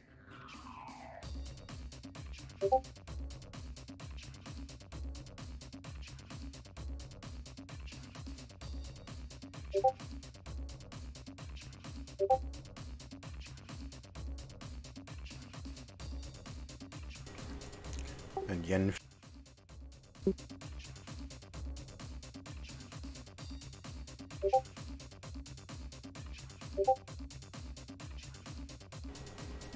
Oh. Starting a single swim gonna take forever.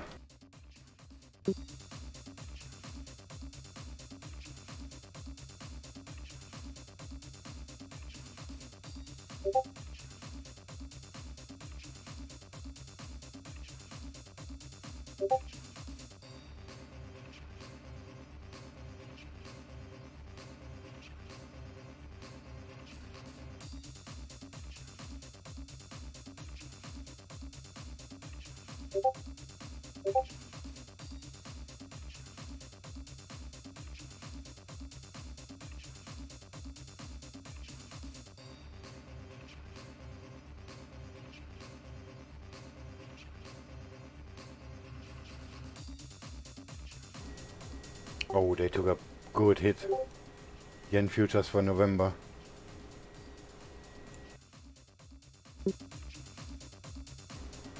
They dropped a lot more than the spot rate or the Nikkei. Trying to steal the swing. That's a close one.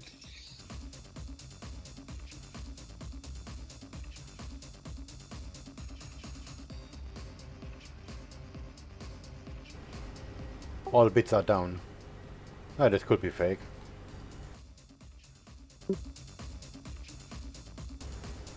Looks like fake to me.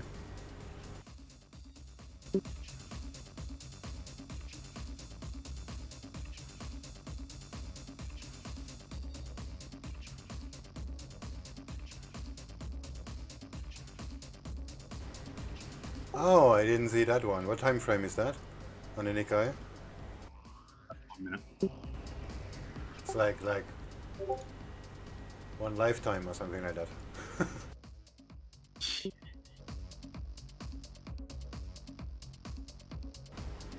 Yeah, I see that's it on the gone up 4 hour. real strong. Huge volume just pushed Nikkei up. Only like $10, but still. Breathe some confidence. Oh, into that the is, trade. the 4 hour is far over that. What time frame is that? 1 minute. Oh, never mind.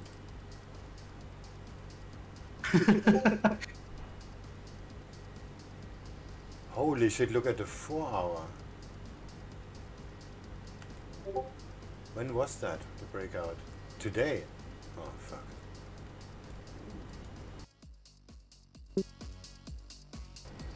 What's wrong with the 4 hour chart? It looks bullish on the Yeah, it looks very bullish. It made a retest on the trend line and it's since then it's gone up.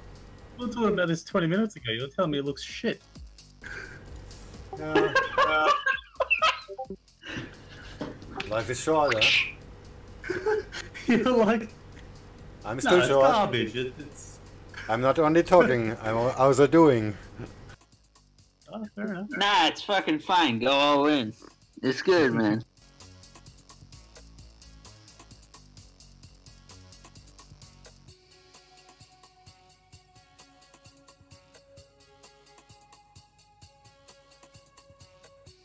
Ooh.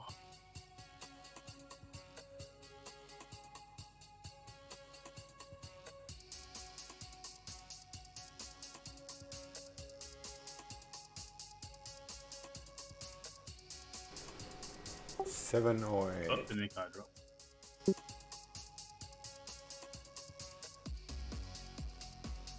Retest, please.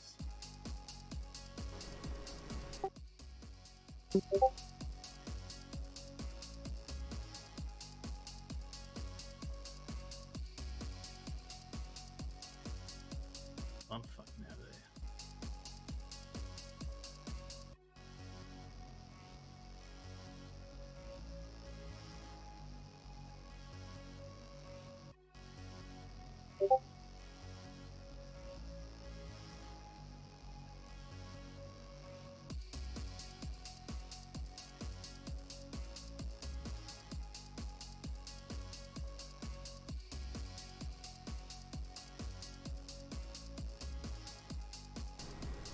Come on, bring it on. This time I'm not gonna exit, I'm gonna go down with the boat. Rename yourself the Titanic.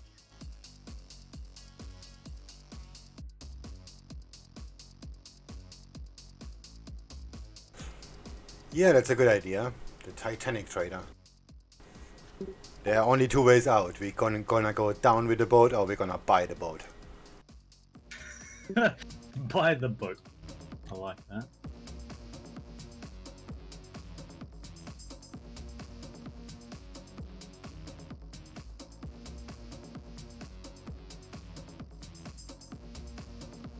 Tell you what. Probably hop back in Aussie yen when it drops to maybe 81.74. Alright, let's test my bot again.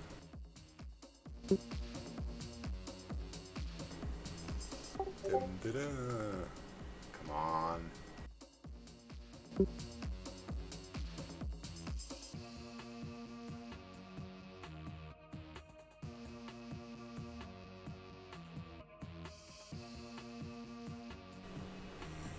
Should show the orders. This makes little sense.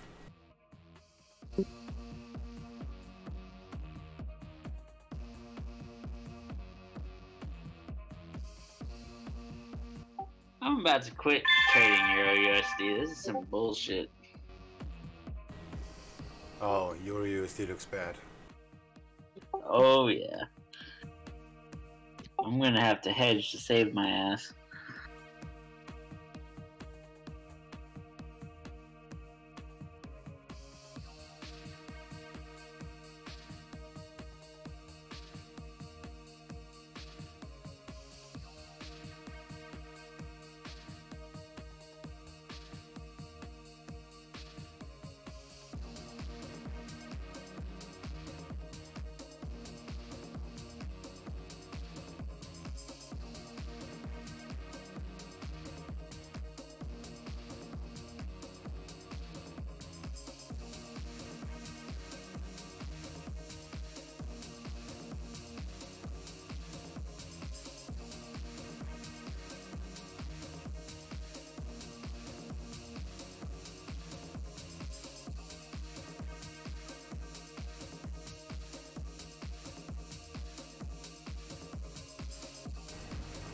Oh, come on, Nikai, what are you doing? Wrong way. And the dollar is still dropping. Fuck.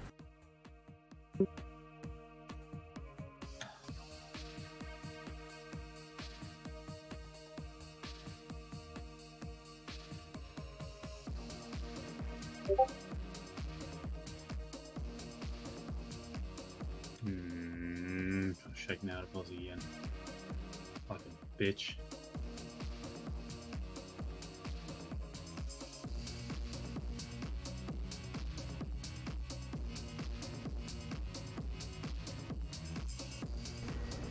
That doesn't look good. The dollar is picking up speed.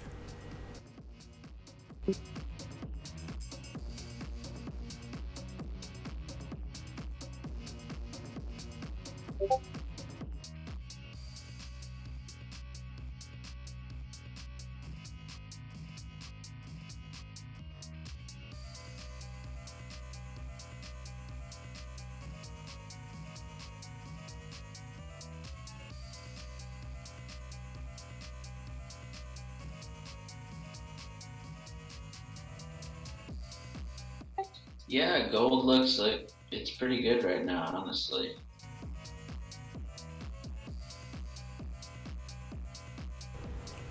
Gold? Yeah, gold. It's coming down to touch the VWAP.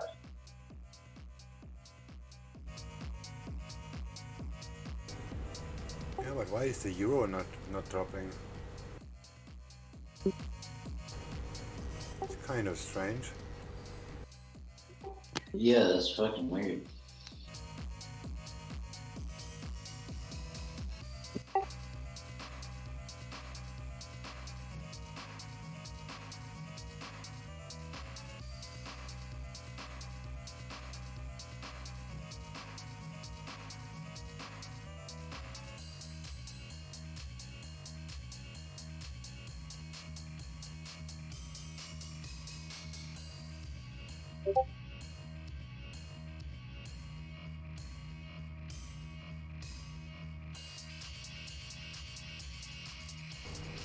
Still moving down. But maybe not that much. Why are my trend lines yellow? This is so ugly.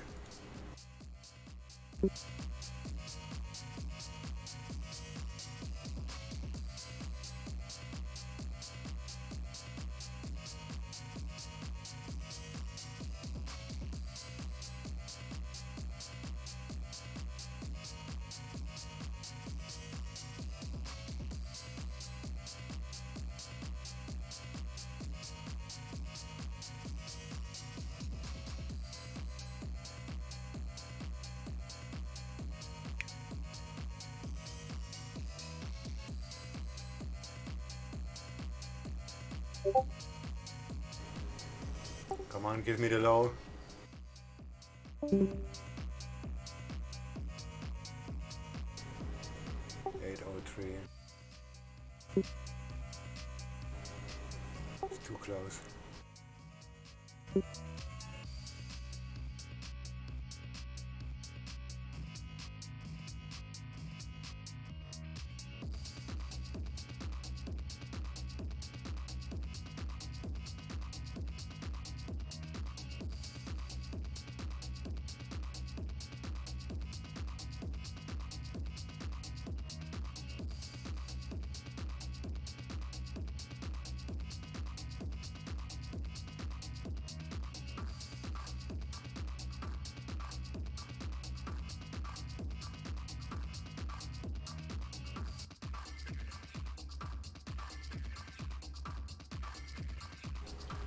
Oh, it doesn't make a lower low. Can't believe it.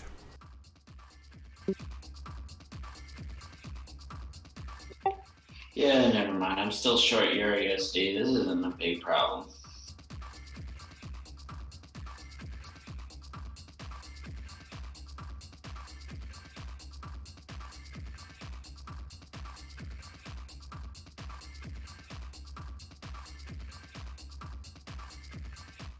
Pound yen looking good for a drop.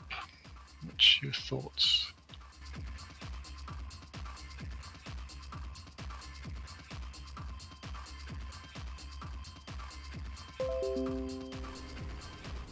It struggles to make a lower low. Which kind of worries me. What, on Euro USD? Aussie yen. Aussie yen, okay.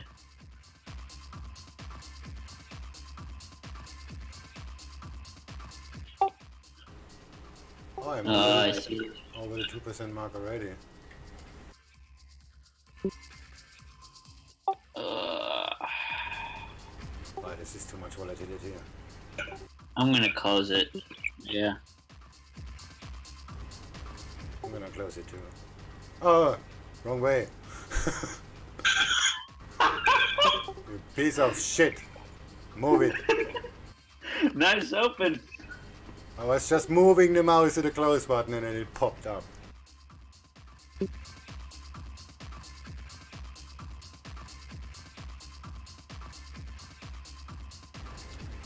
Now the Nikkei is pulling back up.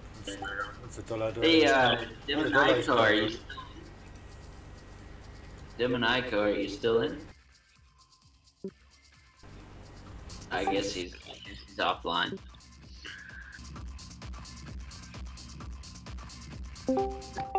Ah, well. Yeah, the Nikkei is clearly making the rules today. Indeed it is, yeah.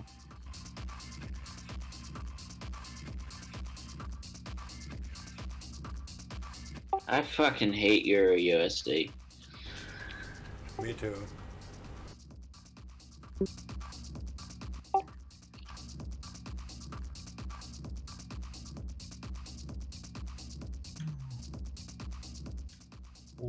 Full flag on Aussie yen.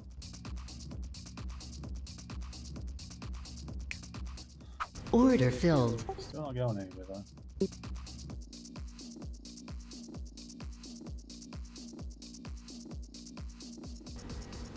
Oh, I popped out one of my charts.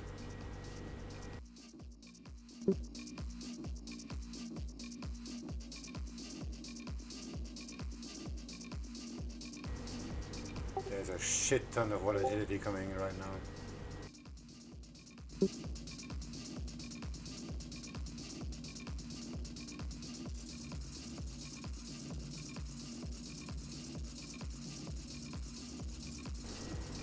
I have to get that chart back.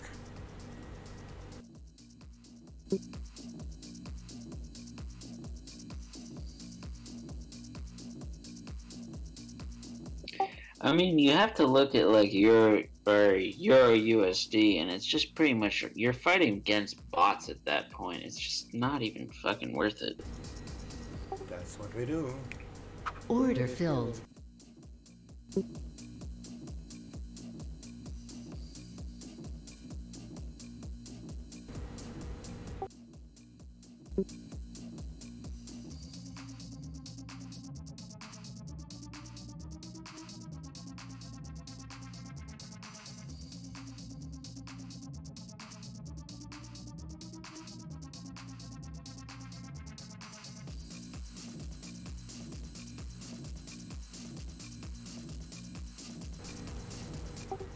I moved it a little bit up, 803. Yeah, 815.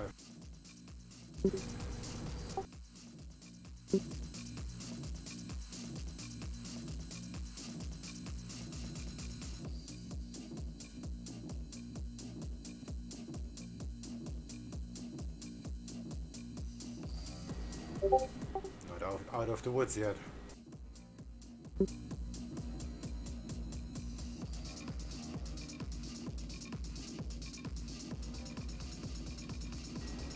If the dollar makes a move, we're gonna be so toast. With that low volatility.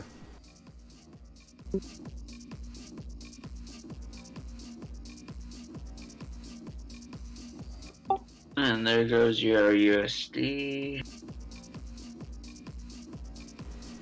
Yeah, the dollar is going back down. Sort of.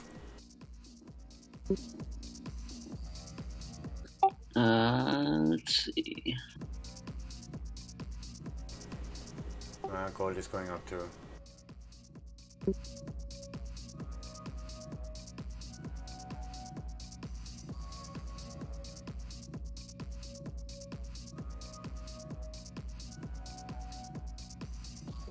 You know what? Honestly, Euro JPY looks pretty good above the VWAP.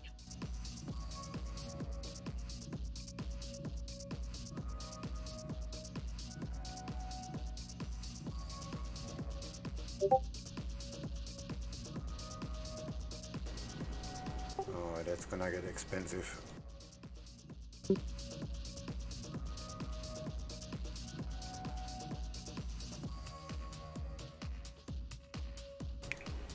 Order filled.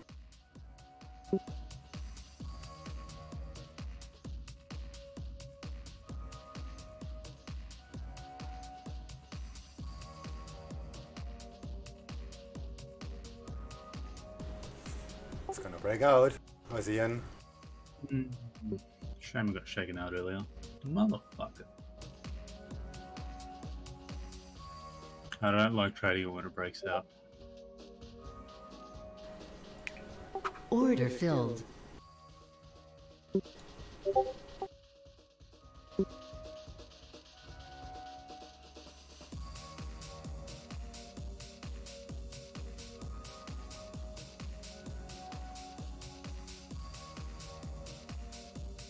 Nope, rejected.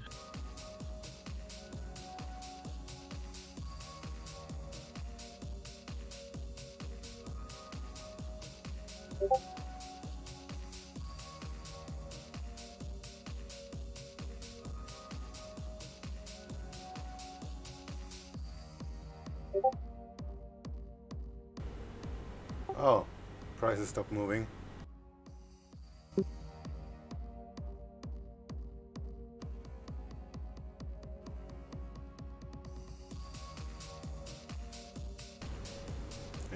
gonna break out.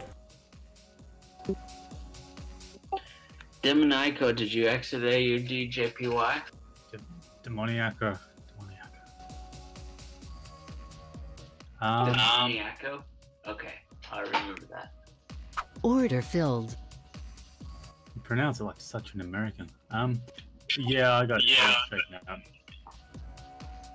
Alright. after the big red candle on the yen.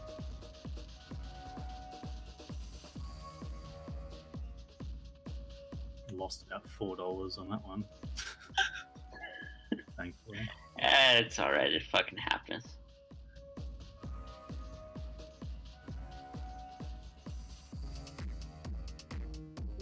That kind of offsets my Euro USD loss.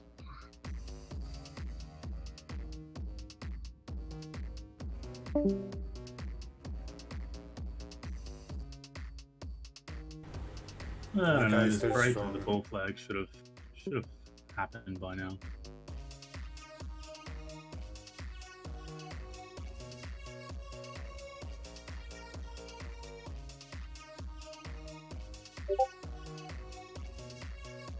Or maybe I'm expecting indices type of speed on Forex, I don't know, but usually flag breakout like this was quite strong.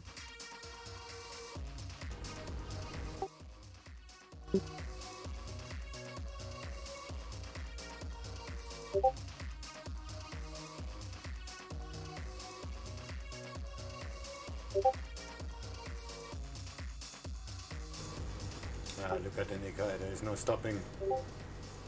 Nikkei's pretty much broke out already. Ah, ish. Not very convincing though.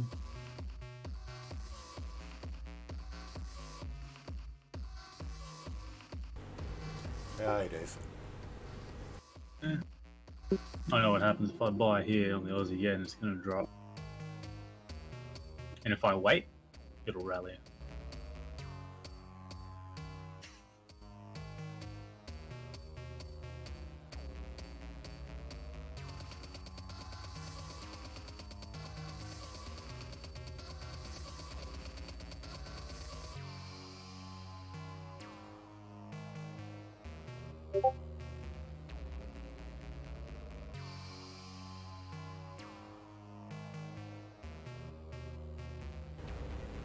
Now both the dollar and Nikkei is going up.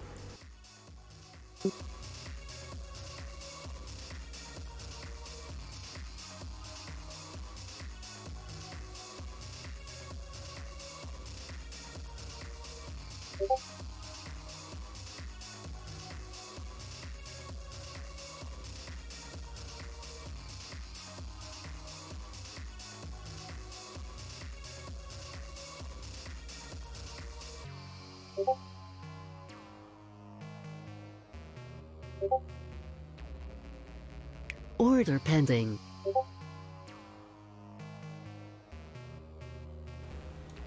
There we go, breaking out.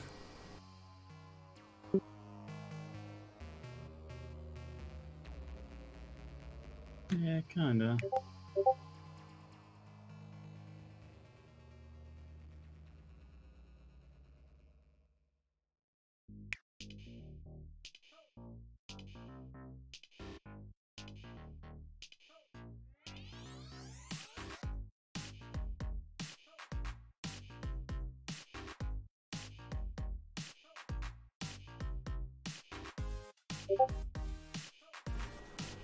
Oh, look at the Nikkei.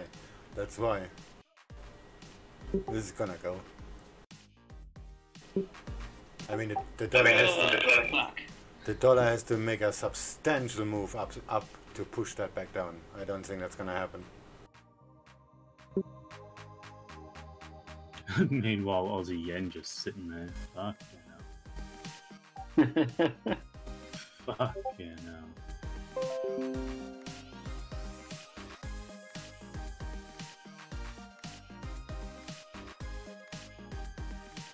Aussie yens are just fucking dicking around. Should be trading something else. I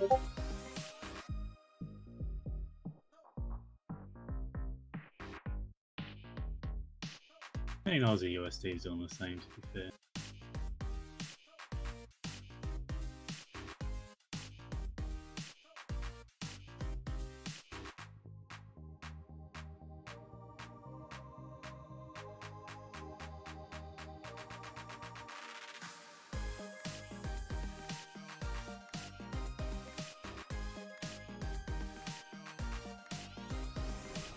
Very little fate left.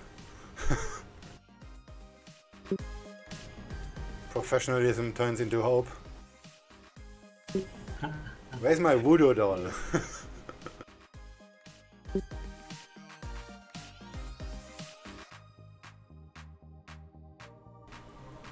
My crystal ball has a blue screen, so I have to get back to other resources.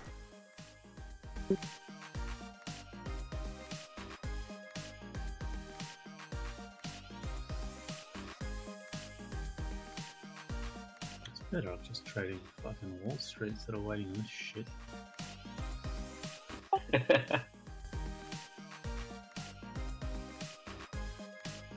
Amazing. Oh, it's gonna go. It's gonna go so bad.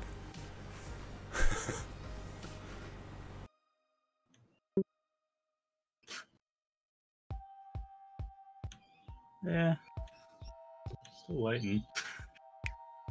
Order filled. What are you going long on, Swing? I'm still short on ASEAN. Okay.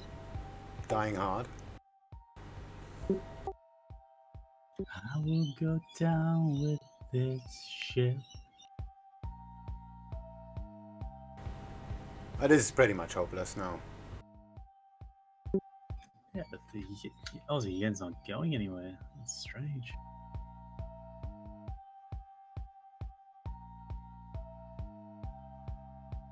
Is it because the dollar hasn't fallen? The dollar didn't move much, basically nowhere. It just pulled back and stopped there, so like 15 minutes or so.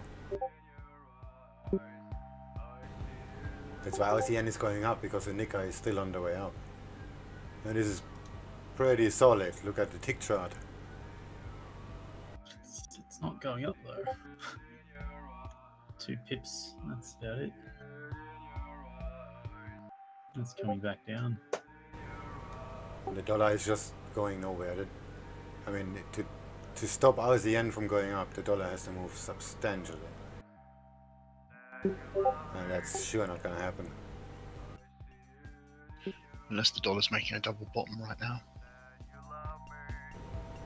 Yeah, but for that it has to go down.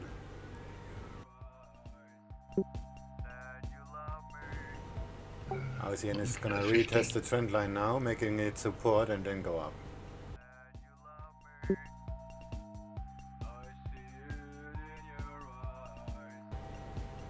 I'm moving my hedge a little bit down.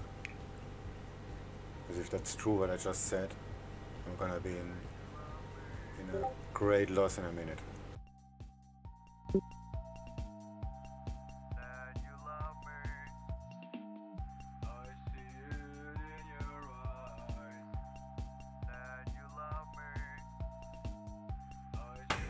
There it goes as planned.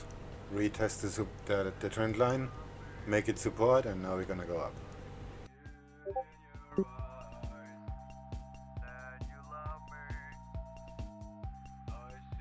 I'm just gonna leave my long and then just fucking go play games or something. Oh, the dollar is moving. Good boy.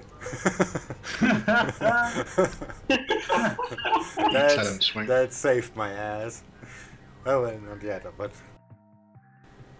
Thank God. Come on, come on, come on, there's a cookie. Around 96.05, there's a cookie.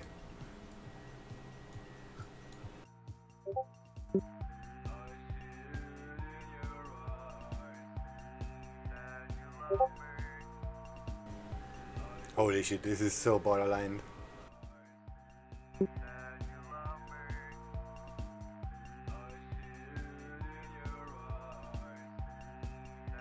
It does look like a head and shoulders, kinda, on the 1 minute chart for dollar.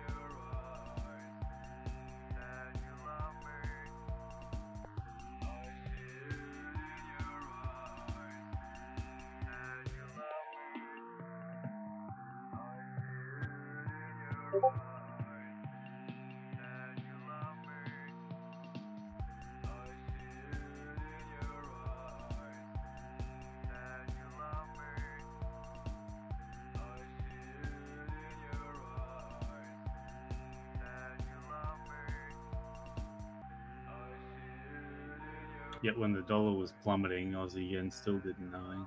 Fantastic.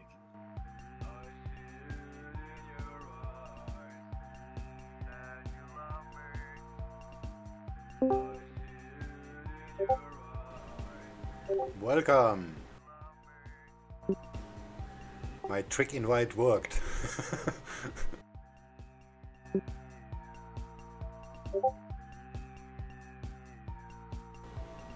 I should just get out of that.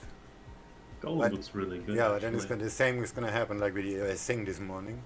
I press the button and then it's gonna go to 0.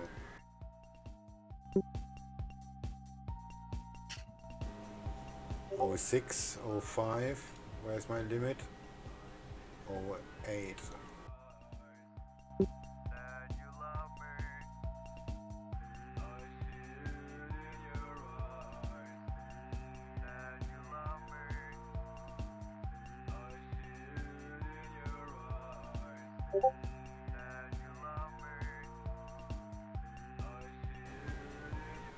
Nico's pulling back a little.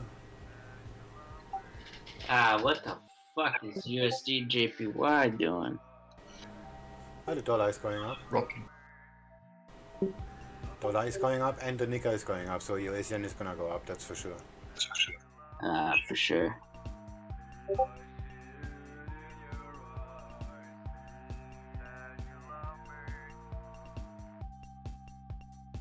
So yen's falling. Now I'm gonna get my hedge.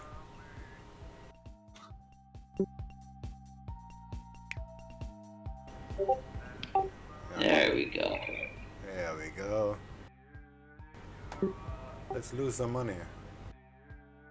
I just kept adding on to my Aussie yen long.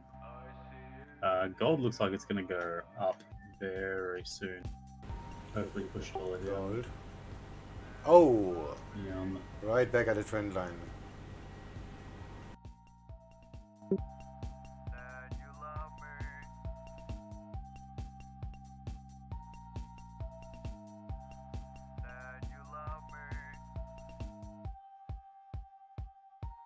yeah.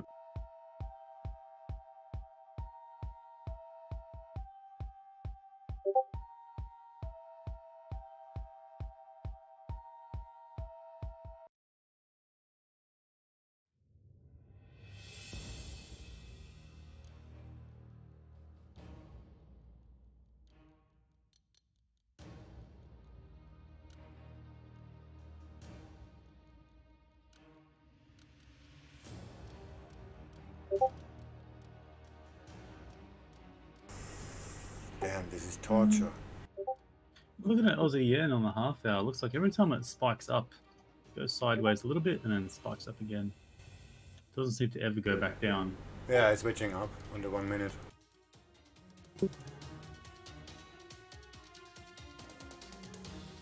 Wedging. I call that a triangle. Yeah, triangling.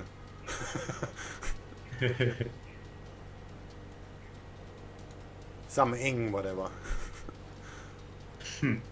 Some bullish ink. You're saying the wrong words. I'm short. So you must say bearish things.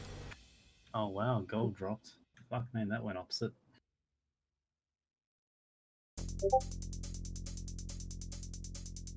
Oh, come on. Fractal support now. Let's see if that breaks. I should just exit now. Break even. Waste some money. Or hedge right now.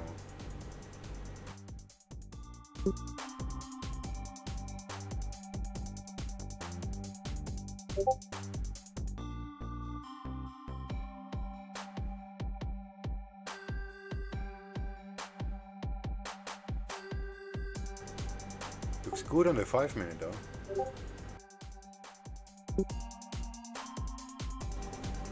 But anything higher? No, not really.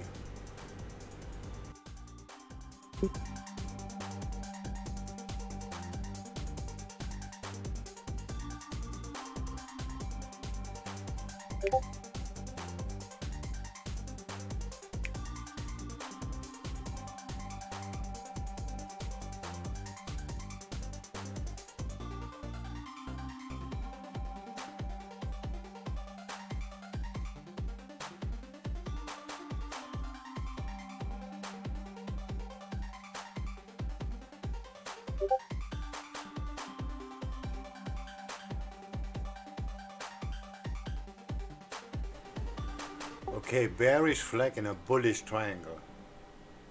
Which one is it gonna be? Bear flag. The larger size flag's a bull flag. Yeah. Yeah. Well, I would make it a triangle. Like this. Oh fuck, we're outside already. Never mind. No, that's bad. You know what? I'm gonna just exit here. But then the dollar is going up. I should stop talking and just press the button.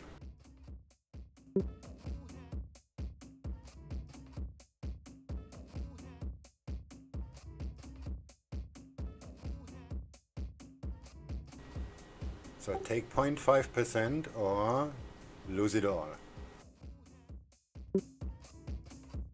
Sounds like no. Oh, gold's going up. Broke the fractal support. Dollar's had its spot gold had its third little pump and it's pushing back up.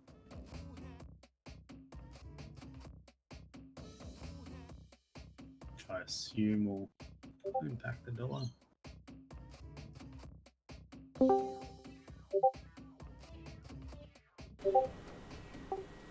Come on. Dip. Like now. Thank you. Order filled.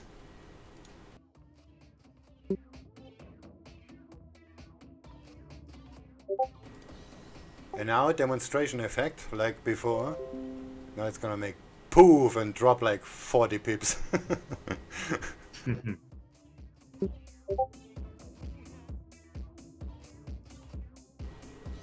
Okay, that was a shitty trade. Today was only shitty trades actually. You know what? I'm gonna take the short just for the sake of the short. Order filled.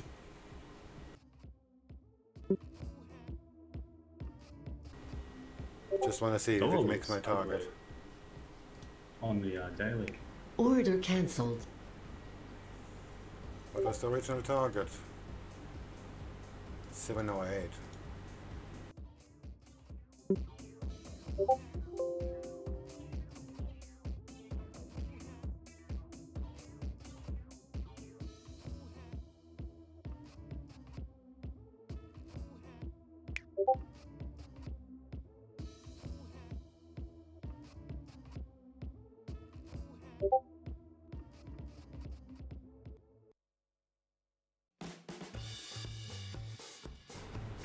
Oh, I love that bot already.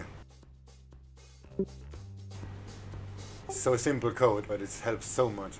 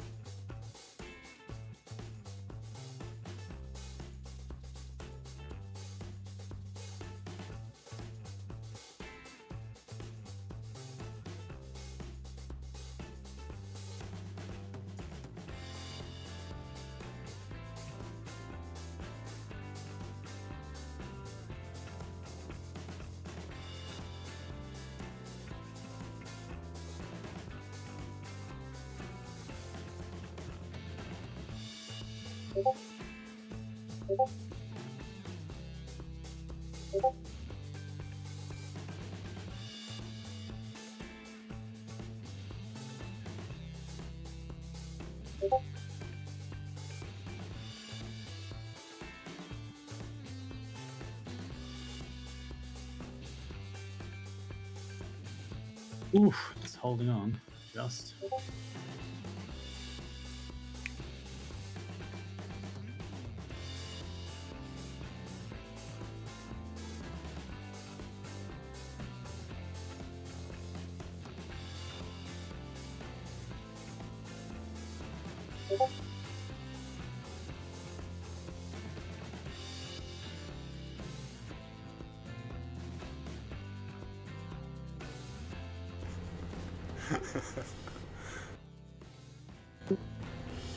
As long as it's not a credit fart, it's okay.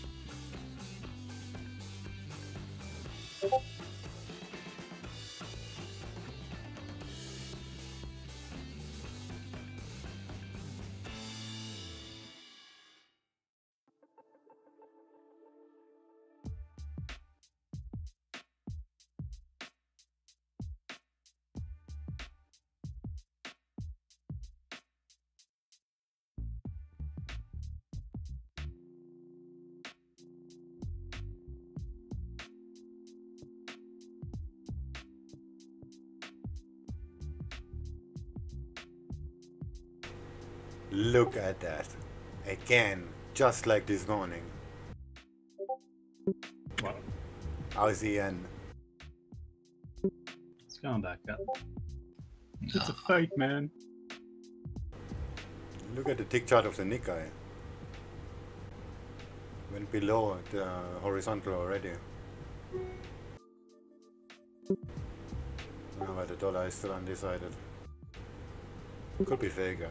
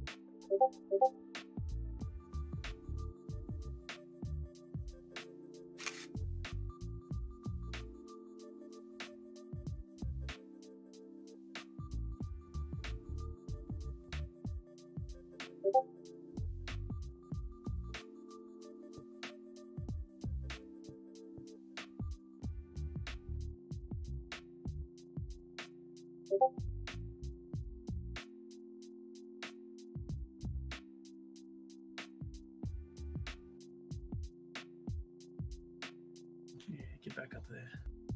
Yeah, get back up there, motherfucker.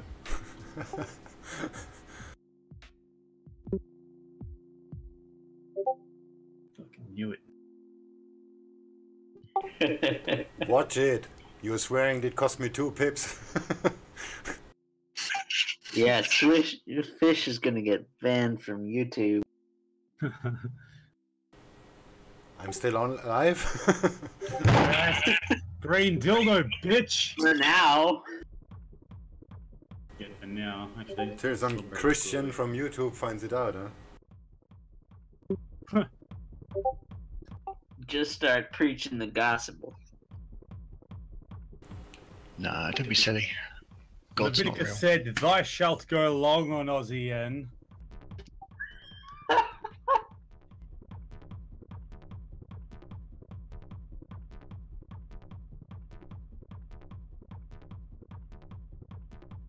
Dollar yen is looking pretty tasty right now.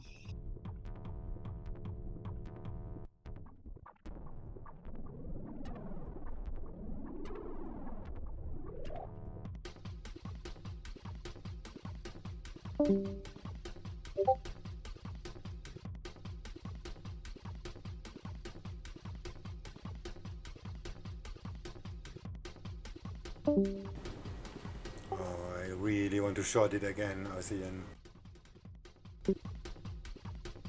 Yeah.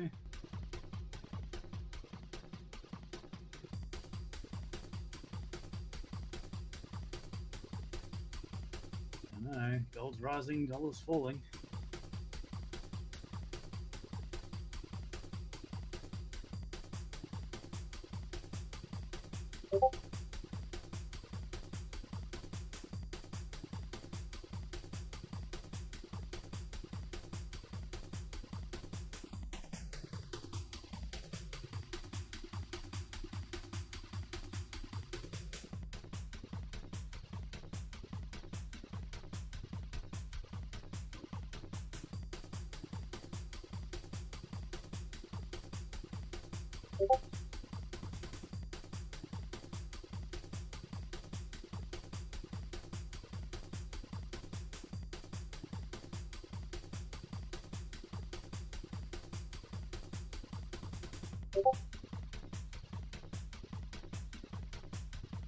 Smell it in the air.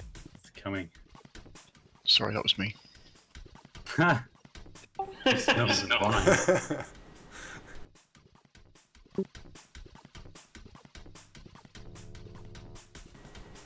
When did I enter first? 13, 37.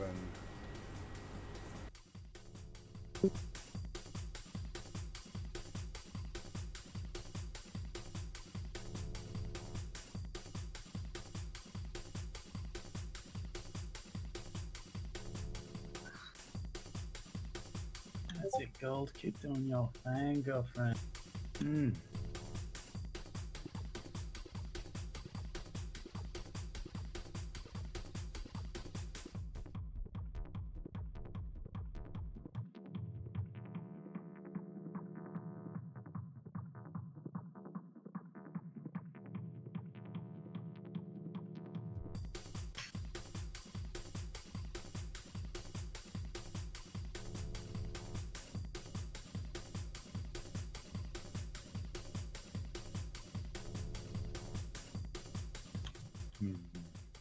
In hindsight, I probably shouldn't be trading like for the next few hours till all this shit settles.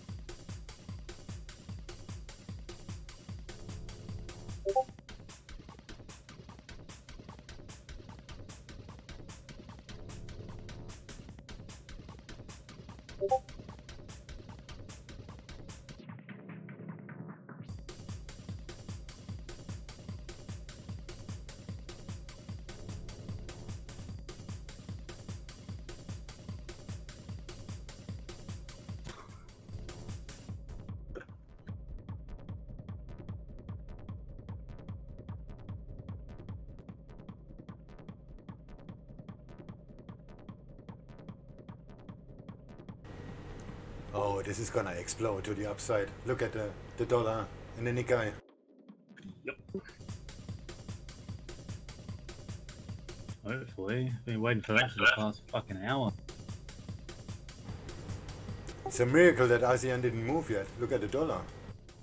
Yeah, What, US dollar JPY? Yeah. No, Aussie yen. Because the dollar is dropping and the Nikkei is going up. Oh shit. Alright. it is Aussie USD moving. Aussie yen. This is gonna shoot up in a second. Oh, I see what you're saying with the Aussie USD though. Yeah, see, that's moving as it should be. It should, yeah. Aussie yen is gonna go up. Wait for it. Basically got my house going long on this one.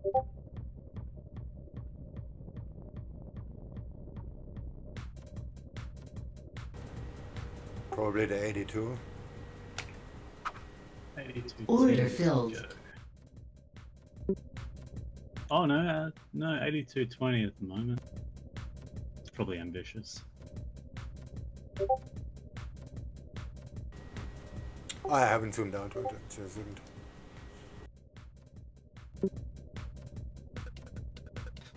Okay. It looks I have good. the trend line of 81,992. I'm Let me just verify if that's actually correct.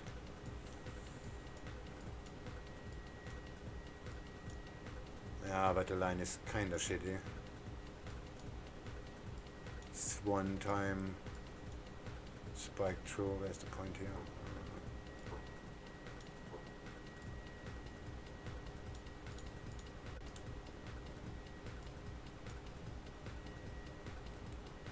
$81.92, yeah. That's very optimistic.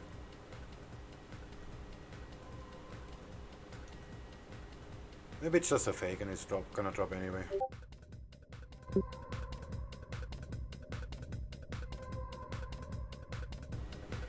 I think this resistance has meaning, so...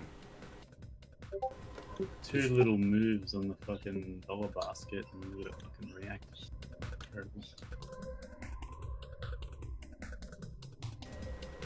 And this even works on a daily chart.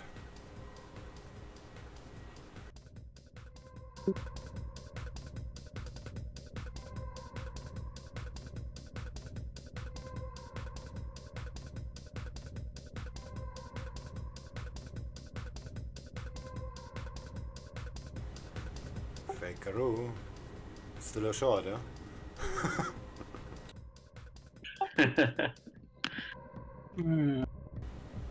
I'm done, whatever. No, it's a long. Here we go.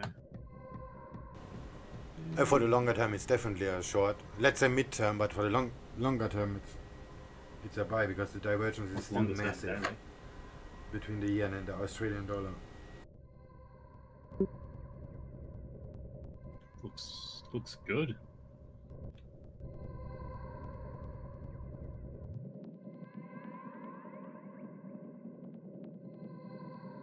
Oh, that's why it's fucking struggling. It's sitting right at... Let me have a look. Yeah, it's sitting right at a major resistance.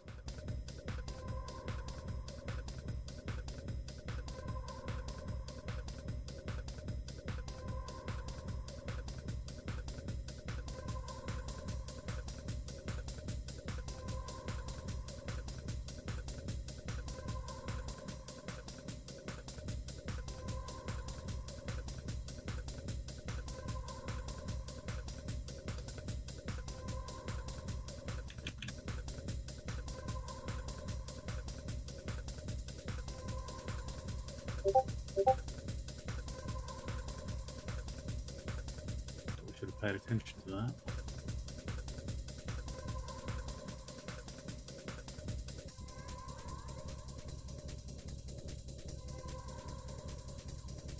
But if it does break through, it'll be really strong.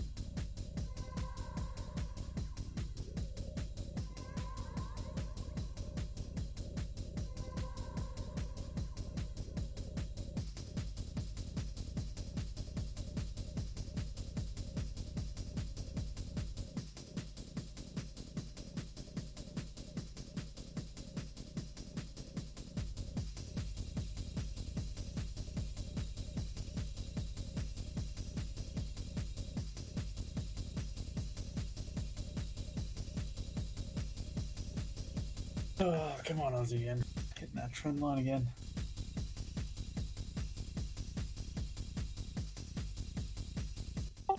Yeah, it just seems like it's just gonna range for now.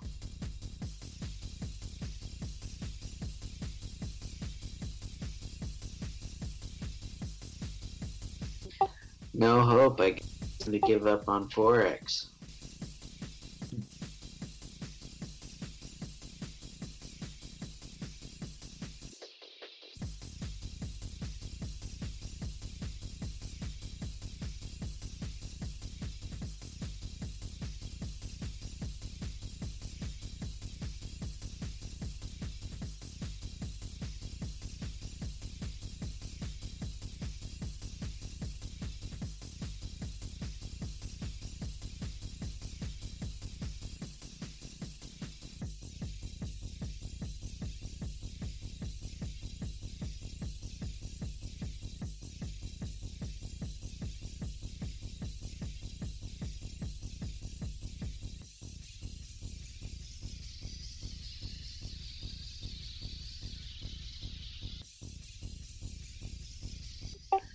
What the fuck is happening with dollar CAD?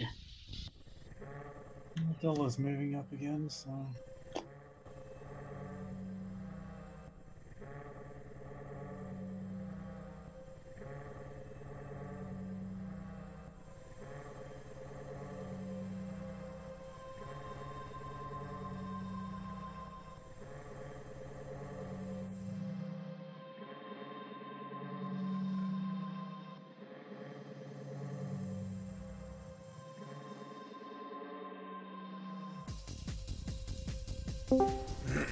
Oh, Frankfurt is popping in a minute. Okay, 4 minutes. Okay, my IKEA clocks are really bad, I just noticed.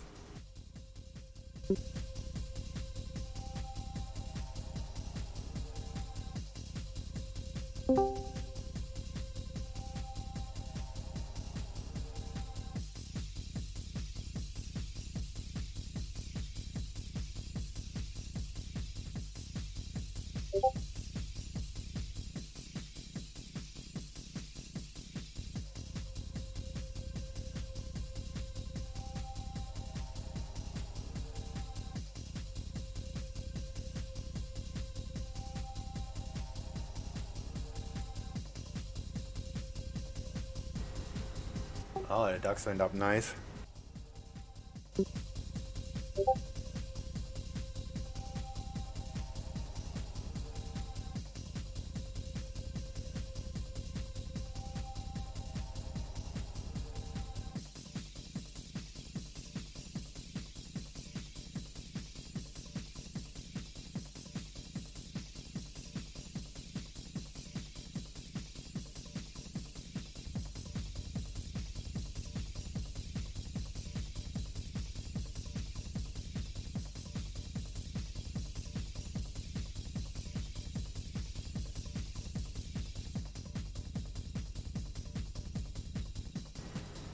Trading View is so annoying. They have every week another layout version. Now the publish is on top.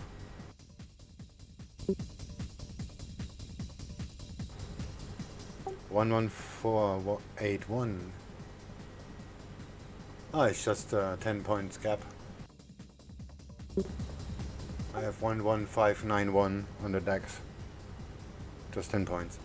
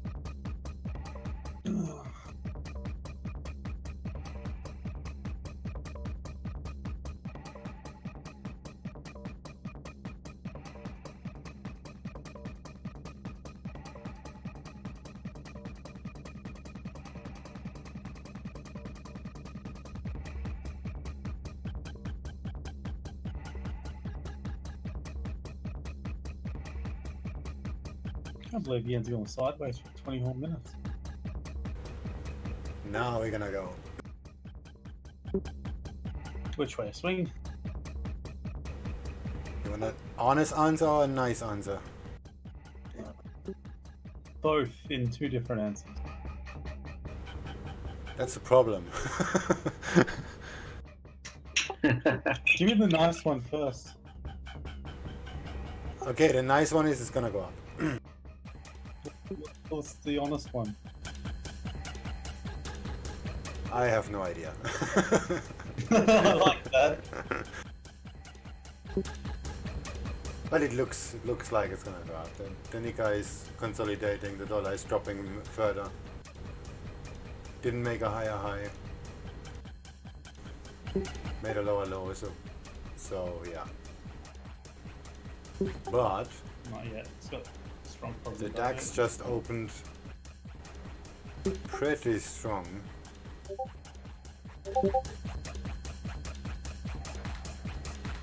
So they're gonna be all these gap closers, maybe messing with the market.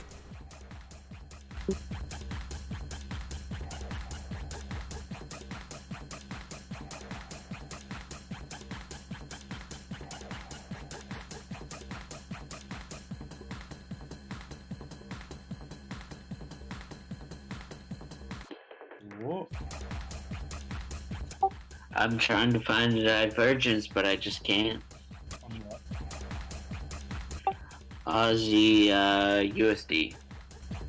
Ah, yeah, it's basically going sideways, right? Just like the yen. Aussie yen. Yeah, it's just sticking around.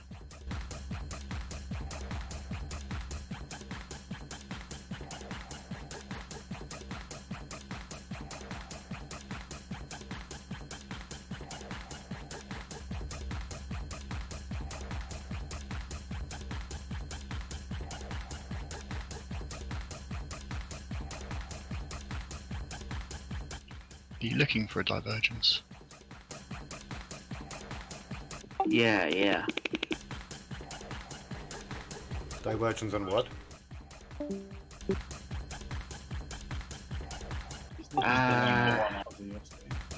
Aussie USD, yeah.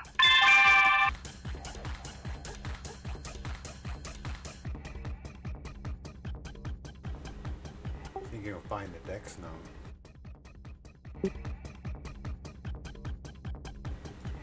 Give me the DAX, but it's pretty much too late already. Holy shit, looks that looks big.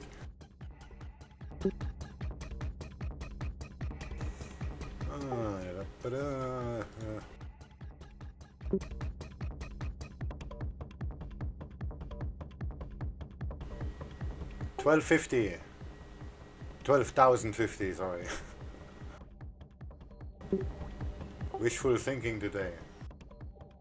The DAX just hit a major resistance. I don't know where from, but I've got it charted in 1 minute.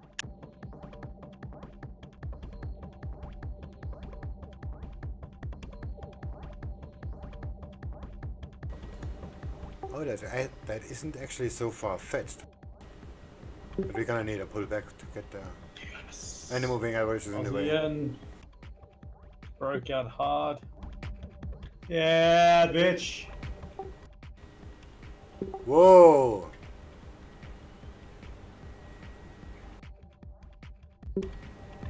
Shit, wait, which Okay, I can still brag that I made a very good exit. No,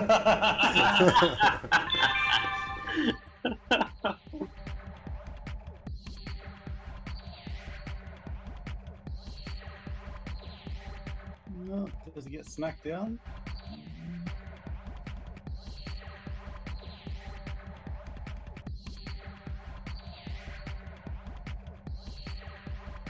Oh, you motherfucker. Tell me it's a fake. Nope. Yep, there we go. Nice. The dollar doesn't move at all. This is that's just a Nikkei. What the fuck? And Wall Street, I think. And gold. Look at that bitch. If the dollar drops now, it's gonna shoot to the moon.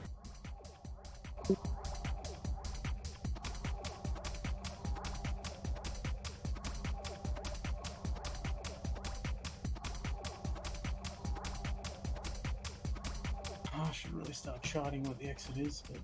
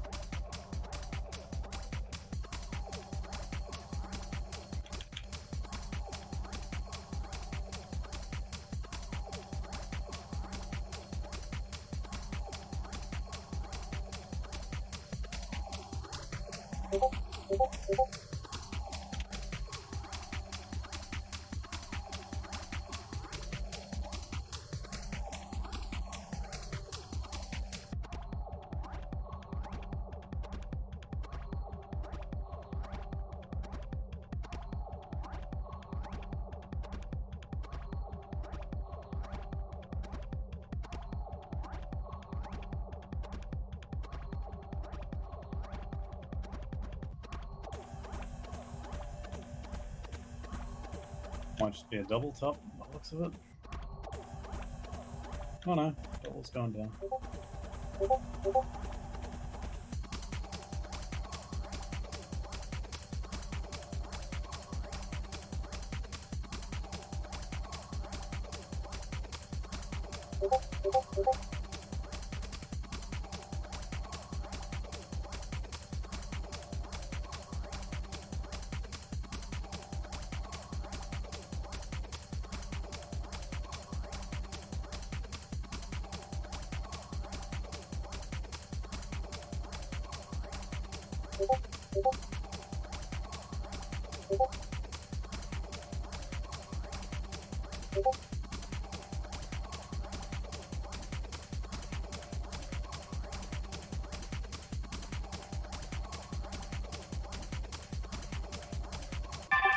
Oh, what the fuck? There goes Euro USD.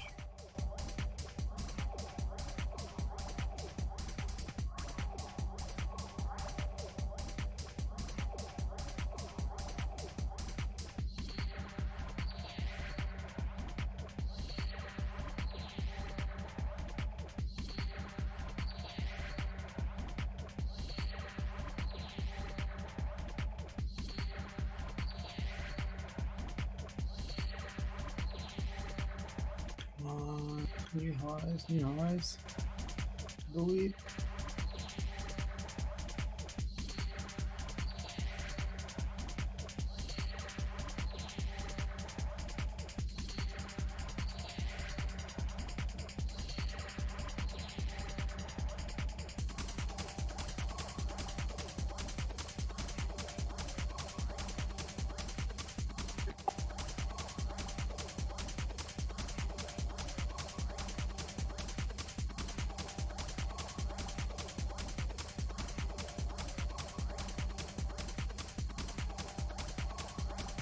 Oh my god, what the fuck? What? Euro USD is just... Oh, oh my plummeted. god! No! Fell. Bang! Shit! Where's Why is Aussie? Why is Aussie not moving? What the fuck is going on Nice. here? Nice, nice. That was good. I don't even want to open the US Seng chart. I'm gonna cry all weekend. Oh my god! What the hell just happened? Oh, let's do it. Let's hurt myself.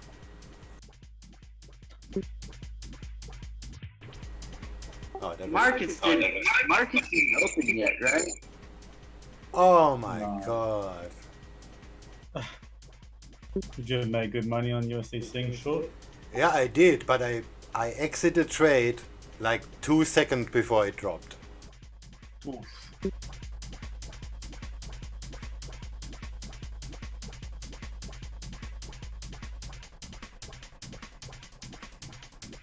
Aussie and struggling, I think I might close it here.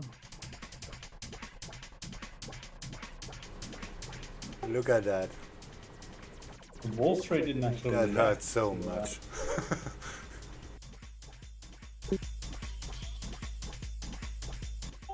Wall Street only acts when Trump tweets.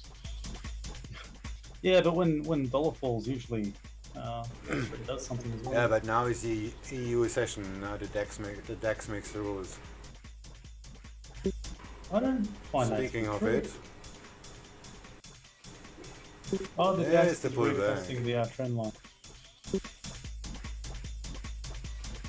like the DAX is going to set up for another pump.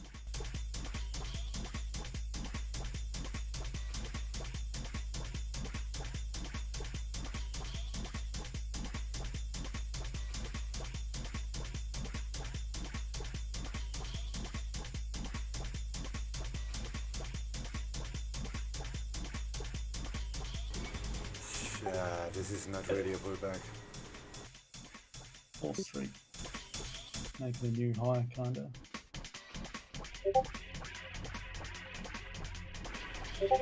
$82.03. There we come, Aussie yen.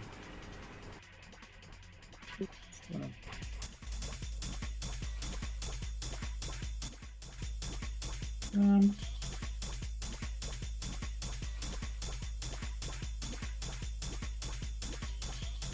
$82.03, you said.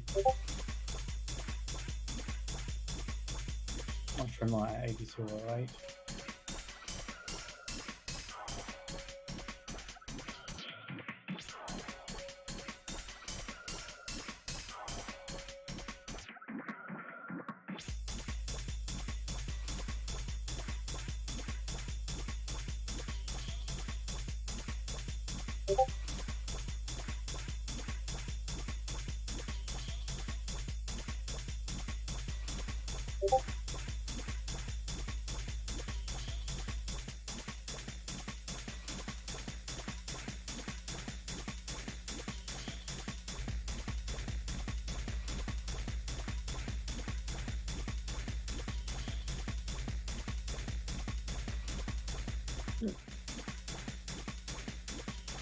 Got me a pussy, but I'm out.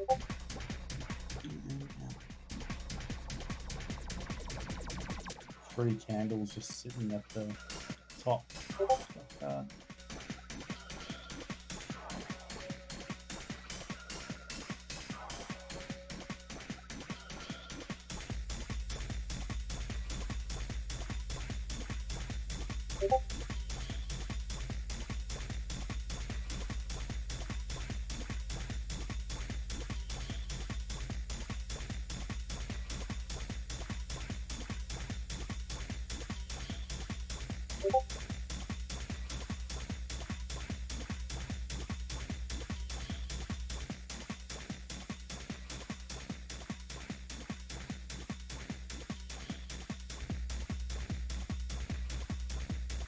Now looks like a good time to short the Aussie yen. The following program is intended for mature audiences.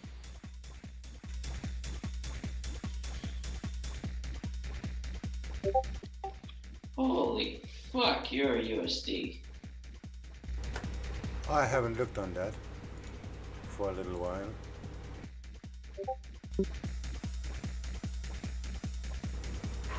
Oops. Octo, you still in that? No, stopped out the euro dollar. Oh. I'm still in that, but I hedged. When it went over last week or so before, about 16. But it's now over almost 20. I would say this is a lost cause.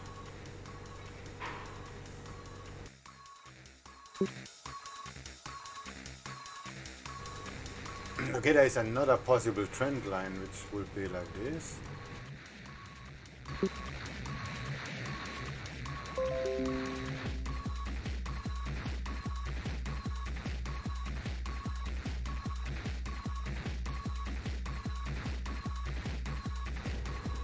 Connecting the highs, the blue line on Euro USD. Okay. I see. I'm not so sure this is valid or not.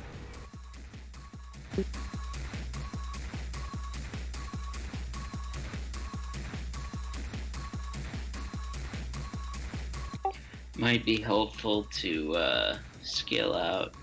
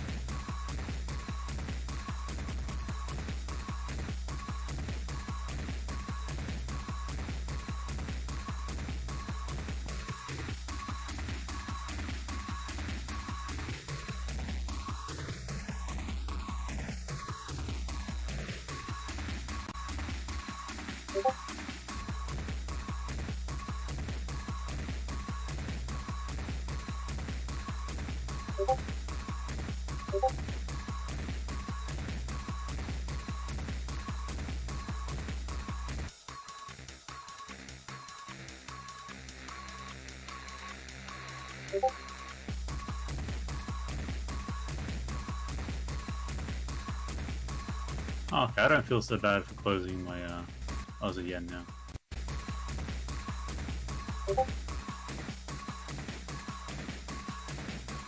Oh, it's going to be a beautiful short, I think. Shame I didn't close an open one. That is some sick divergence. So sick. I hate to admit it, but yeah, I think you're right. Why would you hate to admit something that a Forex god says?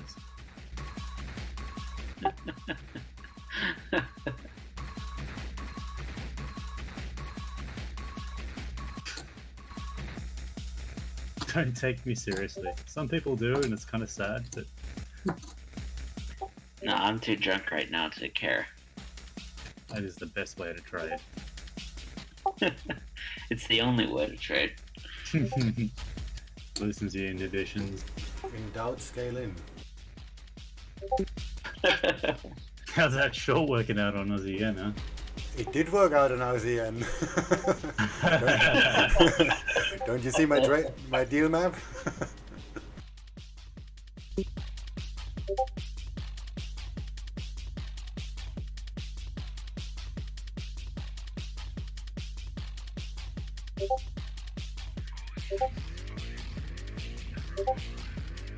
It's weird. I can't really justify the moves that's happening on Aussie yen. If we just look at the Nikkei, the dollar. Yeah, this makes no sense whatsoever. What's it? It's not normal, is it? Like No, it's definitely not normal. correlates a Let me lot just more. check what Reuters have to say about Australia.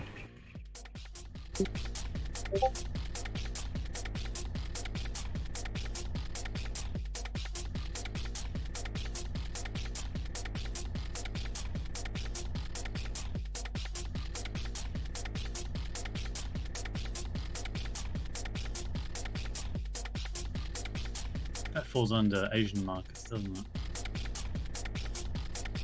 The Aussie.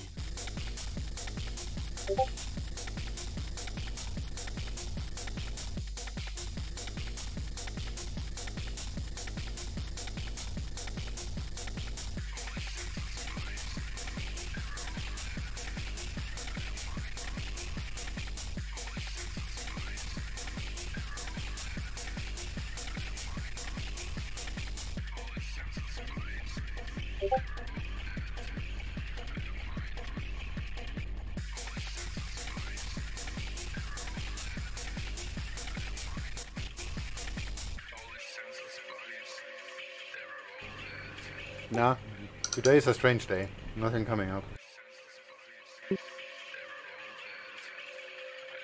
Could it be just Friday?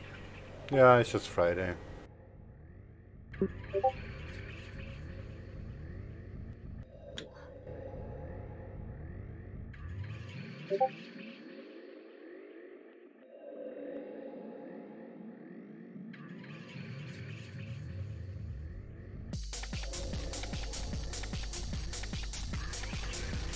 Or it could be a reaction to the Chinese stuff.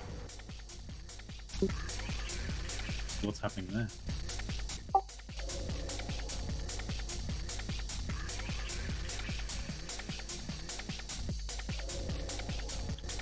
Was it regarding the Trump and Xi Jinping peace talks? I can't fucking remember. You Americans, demoniaco, shy shing shing. Fuck yeah. Jai, I'm fucking drunk. Don't judge me. Have you ever left the country? Yeah, I think Canada once. Okay. That's not leaving the country. It really is. It's close enough. I mean, they speak French up there, so. I don't know why Americans are so untraveled. Typically, anyway. I don't know a single Aussie that hasn't left the country, but every American I know has never left the country. No. There's a difference between mainland Americans and, Hawaiian Americans. Yeah, the ones are Americans and the other ones not. I mean, it's completely different cultures. Yeah, because the Hawaiians are actually Americans and the Americans not. That's why. I mean, because the Americans, they shoot all the Americans. No, I mean, there's like some significant Asian influence in Hawaii and stuff.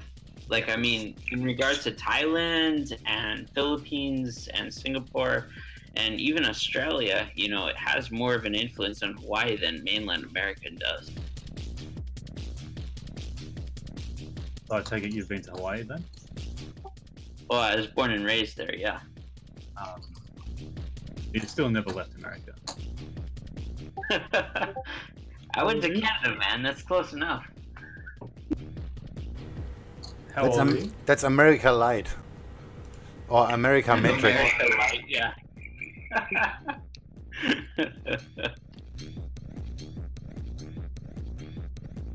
How old are you? I'm sitting about 23. Okay, you still got a couple of years till it's socially unacceptable to never have travelled.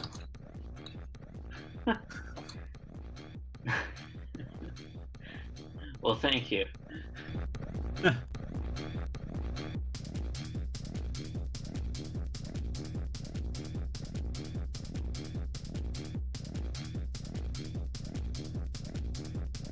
be fair, I'd never go to Europe again.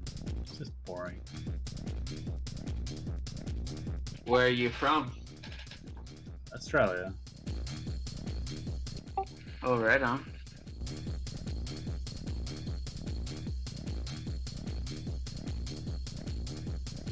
I don't know. Must be in our culture to just travel a lot because it's unheard of to be in your early 20s and not have gone somewhere. Generally, Americans nowadays don't have enough money to do that unless they want to get it. What's it cost to go to like Thailand or something? Because here it literally is $600. You can trip to any Southeast Asian country for $1,000. No, it costs like upwards of $6,000 at least. If I wanted to go to Thailand and I wanted to spend, you know, just going from a plane from one to here to Honolulu and then catching Honolulu to say, I don't know, Australia, like Sydney, and then going from Australia to Sydney to Thailand, it would be upwards, yeah, even for room and board, it'd be upwards of $6,000. That's insane. You can get return Aussie to USA return is probably $1,800 here. Yeah. Like it's cheap, relatively compared to that. Yeah, I've been thinking of moving to New Zealand because I know I had a good buddy of mine who went to the university out there, and he had a really good time out in that part of the world. Yeah, I always thought I wouldn't like New Zealand. The more I hear about it, the more I kind of spend a week there. Have you ever been there? Yeah. No, I'm curious to go more or less for the hiking and stuff. I mean, I can't even think of a single touristy thing to do in New Zealand because it's really is just another Australia, just attached. Just colder, right? Well, I imagine so. Well, it's New Zealand is to Australia what Canada is to the US. Well, okay, settle something for me. Does Australia have like ski resorts at all, or is it? It does. Oh wow. Absolutely. What part of it?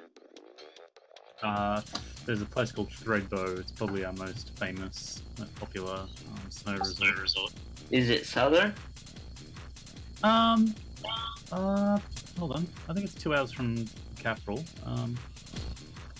So relatively. And what was that name again? Put it in chat.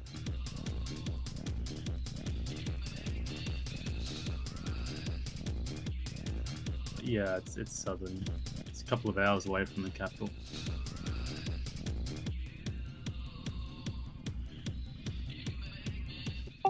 Oh, right on. I see it. There might be more, but I'm not aware of them. I don't really do skiing or anything. Uh-huh.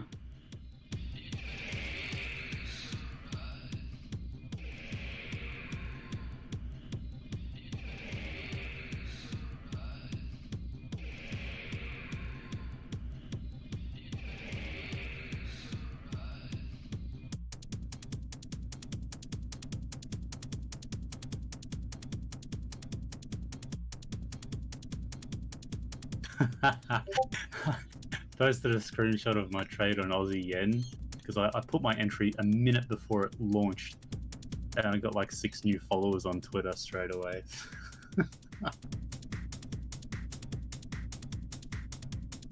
Donkeys.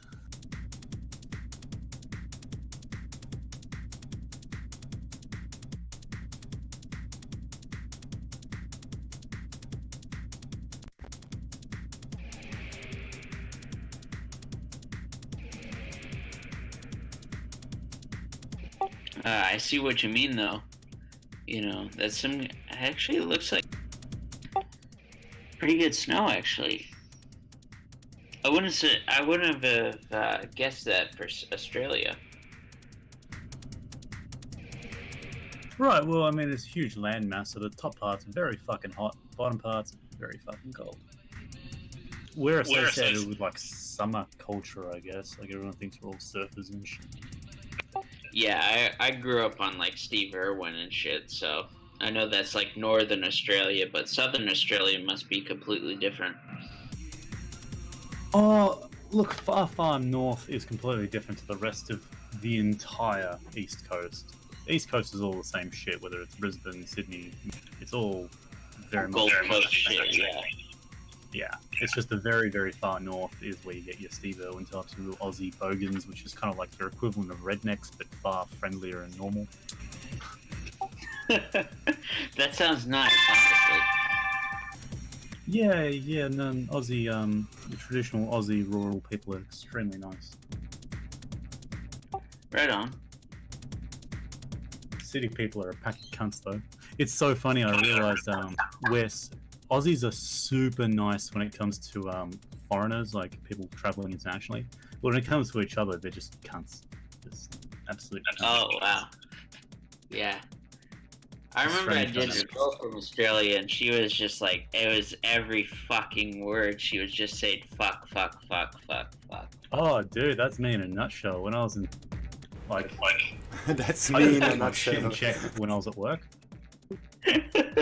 Because, Yeah. like, it's like, if you don't like someone, even slightly, you know, like someone cuts you off in traffic, it's not even that. Like, if someone just, you know, brushes past you, you just think, well, fuck that. Like, that's just a casual phrasing of slight discontent towards someone. Right. It's like very, wait, so is it like very open, like LA culture out there, or is it really more just, like, kind of like English culture where it's like, kind of like, fuck you, but I won't tell I couldn't tell you because I haven't been to the UK or to What was it, San Francisco, you said? LA? Yeah. I'm kind of like south of San Francisco, but pretty much, yeah. Well, look, the older generation are more normal. It's the younger generation, like the under 35s, are basically just shit cunt tip every second word. Right. But nobody takes it seriously unless you're actually aggressive. So unless you're like super anal about the wording, no one gives a fuck. Yeah, no one gives a fuck. Unless you literally have an aggressive tone in your voice, then people will be like, "Ooh, okay, what's going on?" But it was funny because when I went to New York, I was with a couple of American people. We're all kind of new to New York, and we're going up Empire State Building, and this chick was trying to sell us tickets to go up, whatever. And right. And they're all like, "Oh yeah, I don't know if we want to spend like $50 to go up in the building." And then I go, "Don't be a little bitch." And the chick selling the tickets just looks at me like I just fucking murdered someone. I can't believe I just said that. I'm just like, this is like... Yeah, that's New York for you, man. It used to be like fucking swearing people like from cab to cab, you know? But now it's completely like you can't fucking swear, you can't fucking tell who, what's what. Huh. But I was more shocked at her reaction than her reaction to what I said. I was like, what the fuck?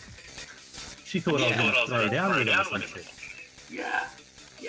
No, it's gotten kind of ridiculous, honestly. Like, I mean, like the rest of the world has gotten kind of sane, and the U.S. has gotten really, really isolated. I think is the term. I don't know if that's correct, but fucking whatever.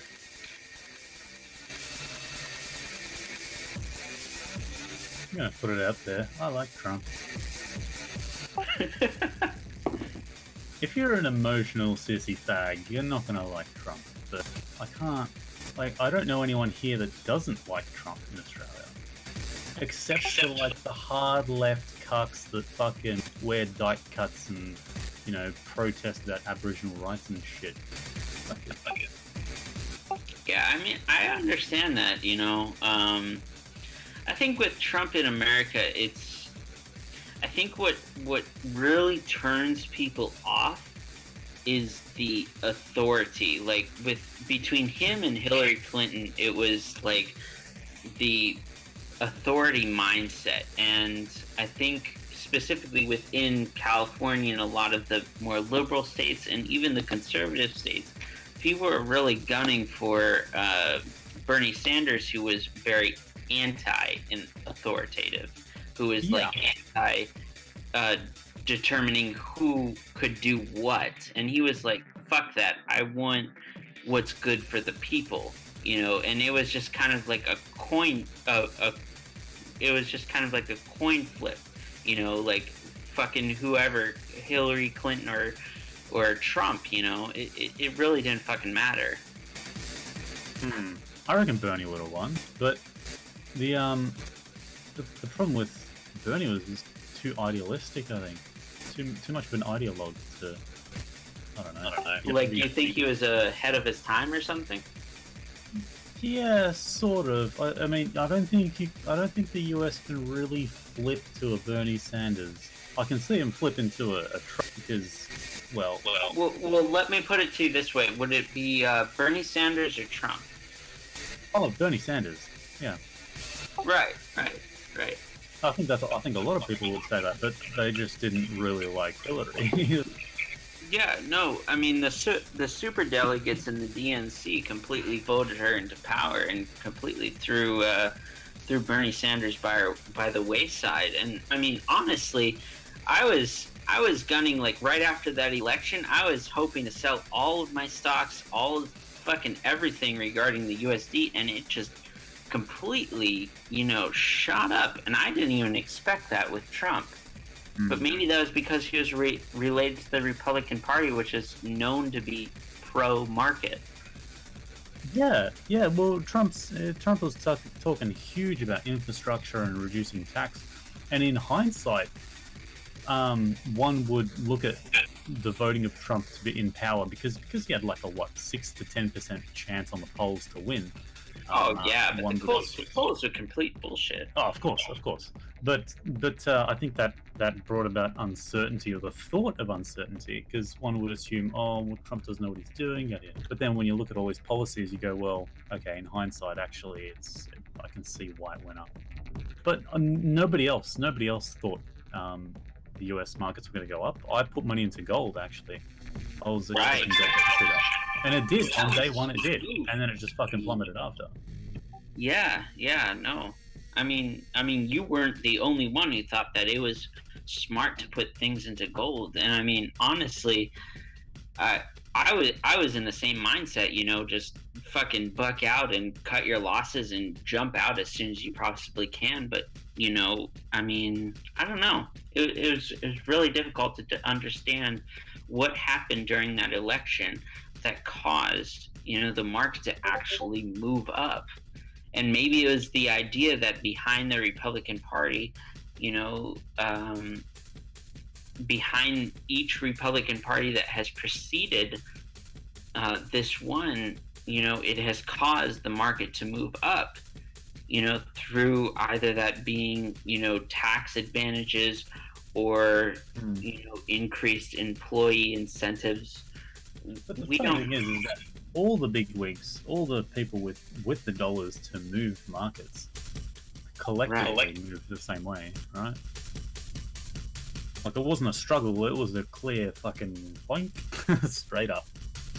Yeah. I think it's just the retailers were left scratching their heads.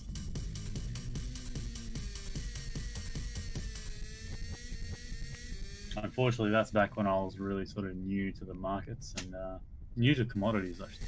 And I got burnt pretty hard. I was like, after 2 days, like, yeah, this little bounce. Sure, why not? Nope. Yeah. I mean, I think the thing that concerns me the most is, like, within the United States, so many algorithms are at play, meaning that, like, the human emotion and human reaction to certain commodities, stocks, equities, CFDs, Forex, regardless, across the board, is going to be completely taken out of the equation, you know, if that makes sense, you know. Yeah, only partly, because the machines are still being programmed by people. Right. But at the same time, it's machines doing the trading as well. So, like, if I'm scared, a machine might not see that as being scared, you know? Right.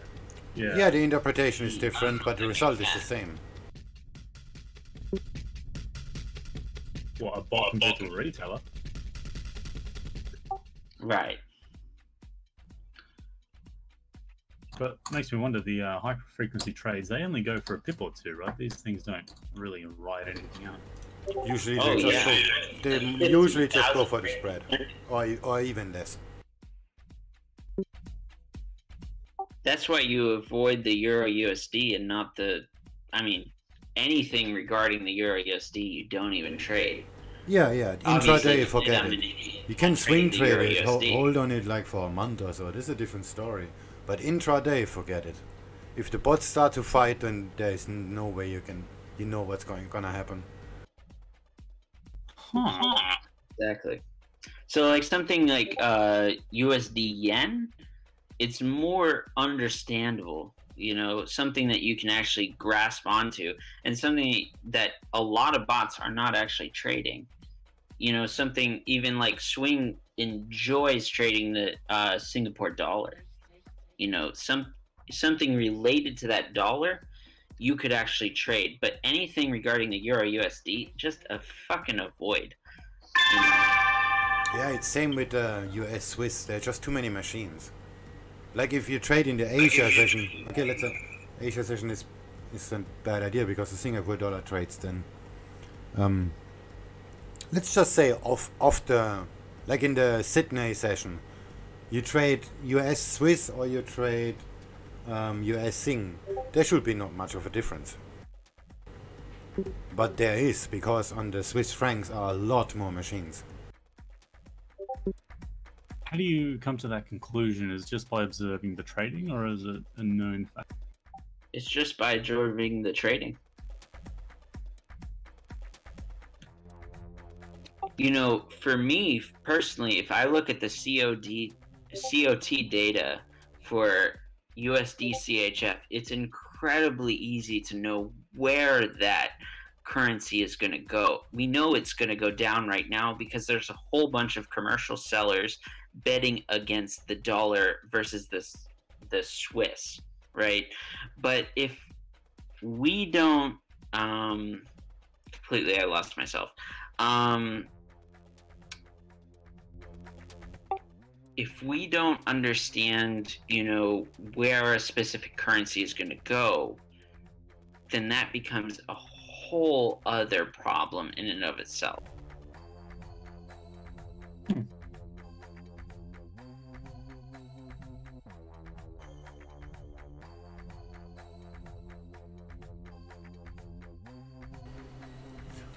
Yeah. Well. So like something for the USD CHF, it's incredibly rangy. But if you look at the USD or the Euro USD, it's incredibly, you know, it trends a whole lot. You know, if you look at the Euro or the USD JPY, it trends a whole lot. But if you look at specific currencies that tend to range, which is generally against the Swiss, you know, you'll find that it is much easier to trade strategies that involved ranging patterns rather than trending patterns. Yeah, well, that's one of the reasons why I don't change the patterns. Like on a day like yesterday, this is a bad thing because I made my trade on AUDJPY. I made really good money on that trade, but it went so far. If I would held on that position, I would have like 40% gain. But you never know. We don't know that because that's why I decided to trade ranges. So if the market takes off for whatever reason, I just don't care. This is just okay. I'm out of the trade, so whatever, I made my money already. But if somebody who is after these trends, this can be bad, and especially on Euro USD on a smaller time frame, you're gonna have all the time this kind of problems. Yeah, and then you see like crazy breakouts like happened today against like the AUDJPY give you, or whatever give you in regards to the Euro JPY or the AUDJPY, and it's just absolutely insane in regard. And yeah, I mean, I don't know. This was just fear. That's we don't really know what that caused. So this is just the markets moving like they're moving. That's actually the bad side or the downside of people trading,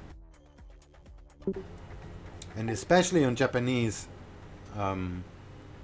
On Japanese assets, a lot of people trading there, and then these things happen a lot more easier. That's why I prefer Aussie yen as a pair, because it's Australian dollar, it's relatively stable, there is no Trump, and if shit moves, it moves. And if not, then not, and I can still find an exit. But on Euro yen, as example, or on US yen, you can't.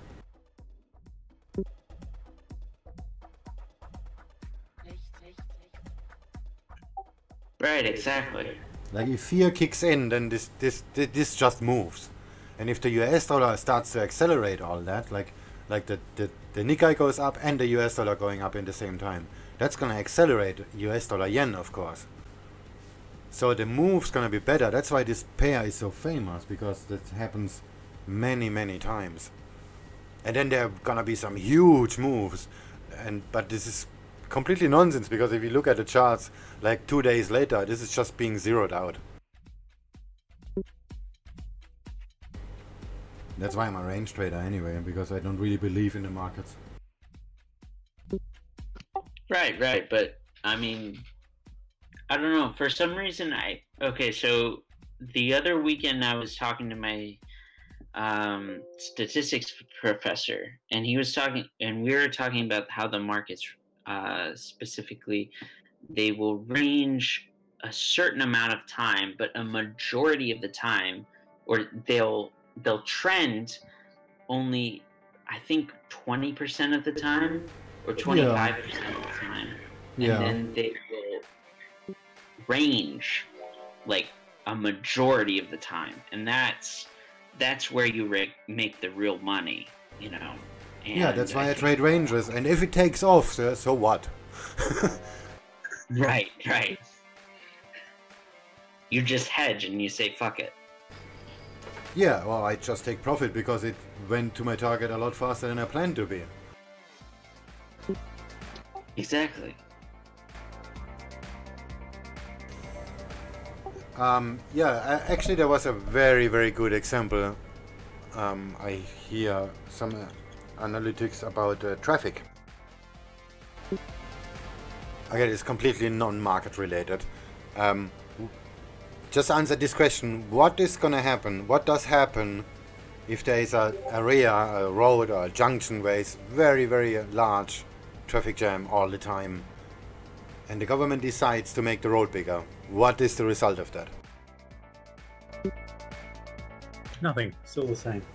Yeah, exactly. It's gonna be exactly the same, because the true result of that is there will be more cars. There will be not less traffic jam, there will be more cars. And it's exactly the same in the markets. So the inflow would increase regardless of whether there's, you know... Yeah, because now as a percentage of people's just taking public transportation, and now after that they're gonna extend the roads, and then a lot of people gonna think, okay, this is gonna do better, and it will. So they're gonna take the cars, and like a month later, everything will be like it was before. The only difference is they're gonna spend $1 billion. Right. And this is exactly the same in the markets. If a lot of people buying into something, it's gonna reverse, or it's gonna at least range, because there are different parties involved with different agendas. Like in the markets, it's the institutions versus the retailers. And the machines, of course. Right, that's the most important part. The machines are becoming close to being 50% of all the volume within the market. Yeah, there are people who are saying that is even more. Well, it's not a bad thing. That's scary. This is also a two-sided sword, because of the algorithms we have the volatility and the liquidity. That is the most important part. The liquidity was never that high.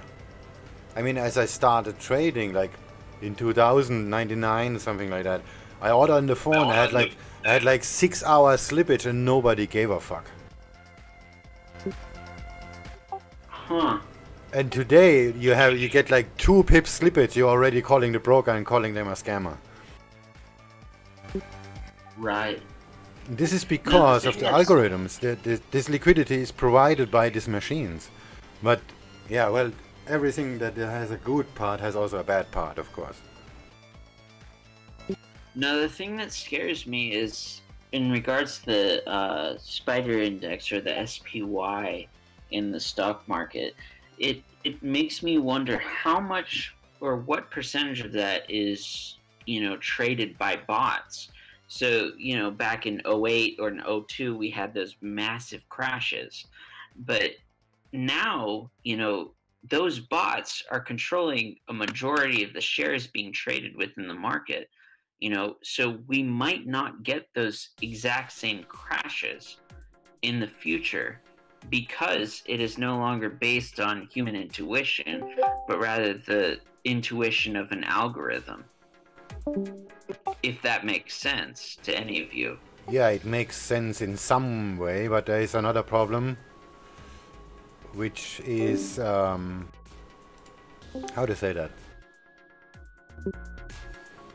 Could they not just accelerate the move? Yeah, they do that. That's for sure. But the thing is that the machines are programmed by peoples, so there is still some human factor even in the machinery. The real danger is gonna be if we disable the human factor and AI trades.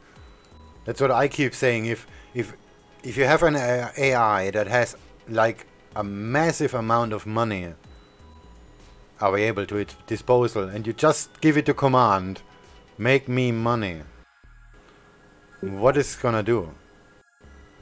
It's gonna buy defense, short public services, and start a war. And all these three things I just said are very, very easy doable today. So you're thinking one AI would hold the majority of the wealth, right? Yeah, if we reach that point and the human factor is no longer an issue, then we're facing these problems everybody is talking about right now. But right now, the algo trading provides liquidity we never had before. Right. But in the future is what you're saying earlier is that in the future that could control the majority of the movement in the market. Yeah, and if the human factor is zeroed out, then the markets will change. I mean, you see that in crypto. Crypto moves completely different. Even there is a massive amount of fundamental stuff going on. I'm going to play devil's advocate here, but if they control a majority of the movement in the market, then wouldn't that mean that they'd be losing money? No, they know their counterpart, they know the human factor, and they can trade against that. I mean, let's just say what the bucket shops broker do. Imagine an AI do that doesn't have the human brake pedal on.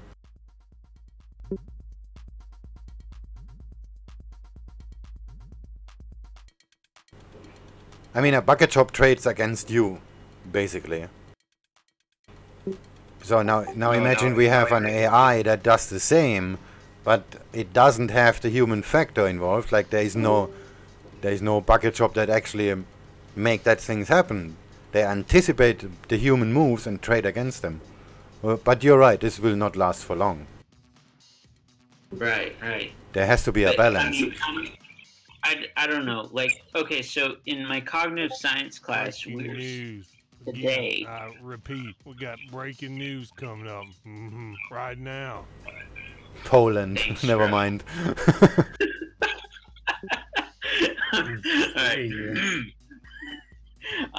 Okay, so in my cognitive science class, we were talking about, let me see if I can recall this. I don't know.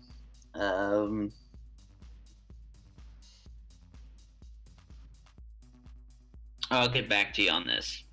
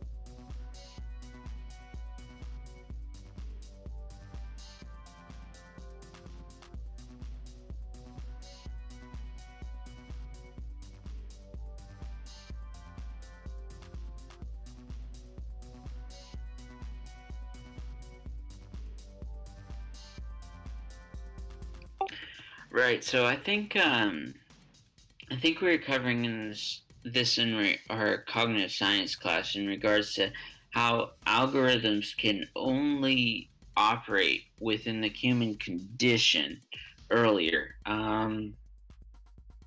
basically algorithms can only operate how we perceive they can operate until they get to a certain threshold. Yeah, and exactly. Once they cross that threshold, they'll operate on their own, you know? So like for a certain amount of time, we're able to understand how they operate, you know, like a certain amount of volume, they'll be like, okay, I'm going to operate like how the next person will operate, the next person will, and the next person will. But once they reach that barrier, they'll actively work against that because they understand how the markets will basically, I don't know, I hate to say this, but operate. And that way that they're able to work against the average retail trader, you know, which is where a majority of the market share comes from. And so in regards to machine learning, right now, like you were saying, Fish, we have fantastic liquidity, but as you stated before, we don't know how long that's going to last. And the concerning thing is, even in the Forex market, where it's like a $5 trillion industry, we don't know, you know, exactly how much time it's going to take and where we're going to be able to go, if that makes sense. Yeah, that makes sense.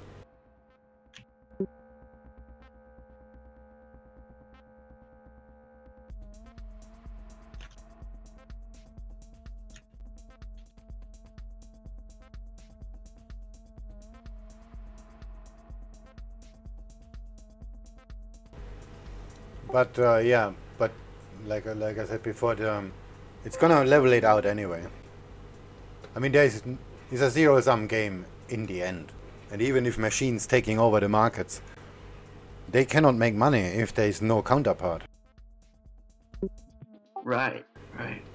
So this will maybe work. This will maybe cause a crash or something like that. But then after that, everything gonna be back to normal because just gonna adjust. That's what we do as traders.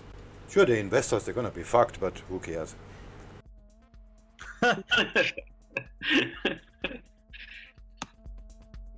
Investors are in the long haul. They always believe that the market's going to constantly go up, and I mean, that's my personal opinion because I'm not the greatest of trader. I'm fine admitting that, but as an investor, I think the market's going to constantly go up while currencies go down.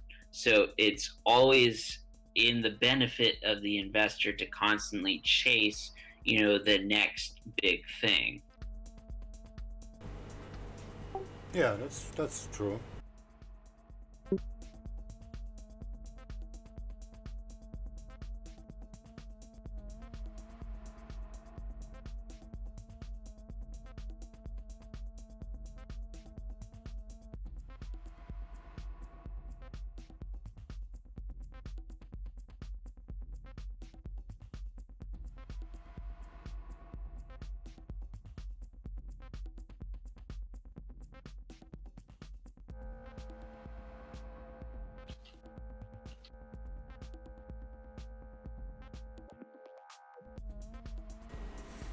So either way, it's gonna work out for both sides. That's why I don't really worry about that. Unless there is some time where the control is completely gone, and then like the moral factors are turned off, and then yeah. But I don't think a machine is gonna be greedy. I mean, a self-aware AI is not gonna be greedy anyway, because what can they do with money? I mean, there will be a phase where money is gonna have some importance, but then after that, the world is gonna change anyway. Right. If money, I mean, if a AI will be working, thinking, whatever, like a human, then yeah, what I said, buy defense, sell public service, start a war. And starting a war is not very difficult. I mean, you don't need to be a president to do that. You just need to be well connected on a technical sense, not on a personal level. Understood.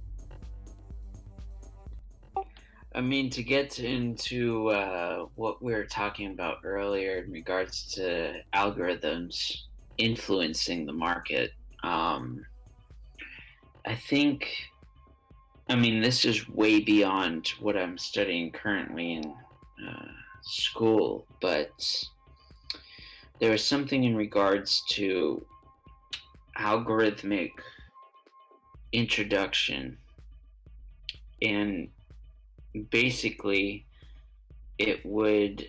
one algorithm would build onto another algorithm, and that algorithm based on one algorithm would increase. And this all ties into how the markets would be influenced by one specific algorithm into another, and that other algorithm would tie into how the price of the market would move. So if you had a whole bunch of algorithms attempting to move the price of a market, and of course this is within the future, you would have the human element taken out of the equation of that specific price movement, and it would simply be only algorithms at play, either trading down this price of the specific CFD, Forex pair, commodity, equity, or what have you. And I mean, that's personally my concern, is that it takes the human element out of the ability of the investor or the trader, rather than having the ability of the trader to determine the outcome of their investment. Yeah, well, that's a false thing, because we don't do that. We never did. Right. I'm talking about in the future. No, we never did. Yeah, not now, not ever. I mean, of course, yeah. There is some. If there is some something behind, some Don't psychological get me wrong, value. I'm Like, not trying to predict what's happening now. I'm trying to predict what's happening in the future. I don't like right now is just kind of like a wash, and a lot of algorithms are allowing, you know, liquidity and stuff. I'm just trying to predict when the liquidity runs out, if that. then nothing gonna happen. The market will just stop. End of the line, basically.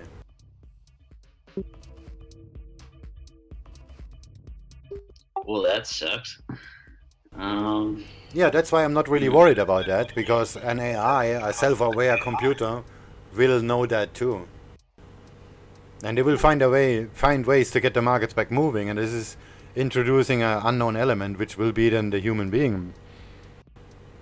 That's why I say there may be some crash or something like that, where an AI just steps in and takes all the money.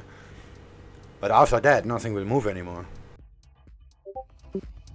So you're betting on the idea that an AI will trade against an AI? Yeah, but this will result in the markets not moving at all. Right.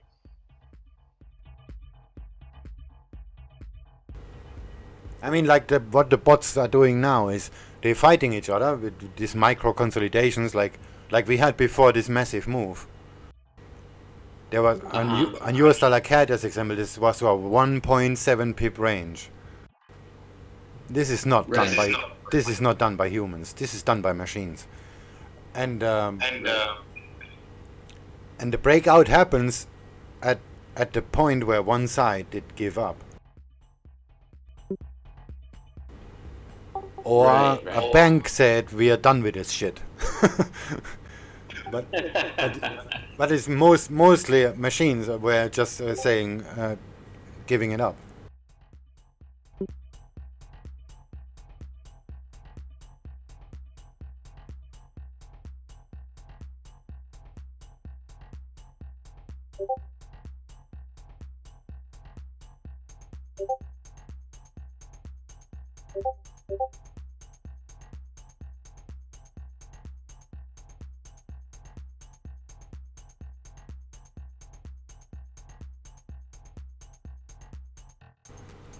That's what we're having right now. I think I don't know, but I think the banks using that feature that machines not be able to move the market to just place their orders basically, and they just turn it off and then price moves.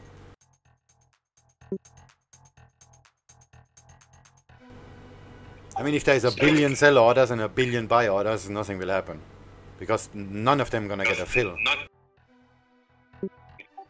So there's something that I just don't understand in regards to trading.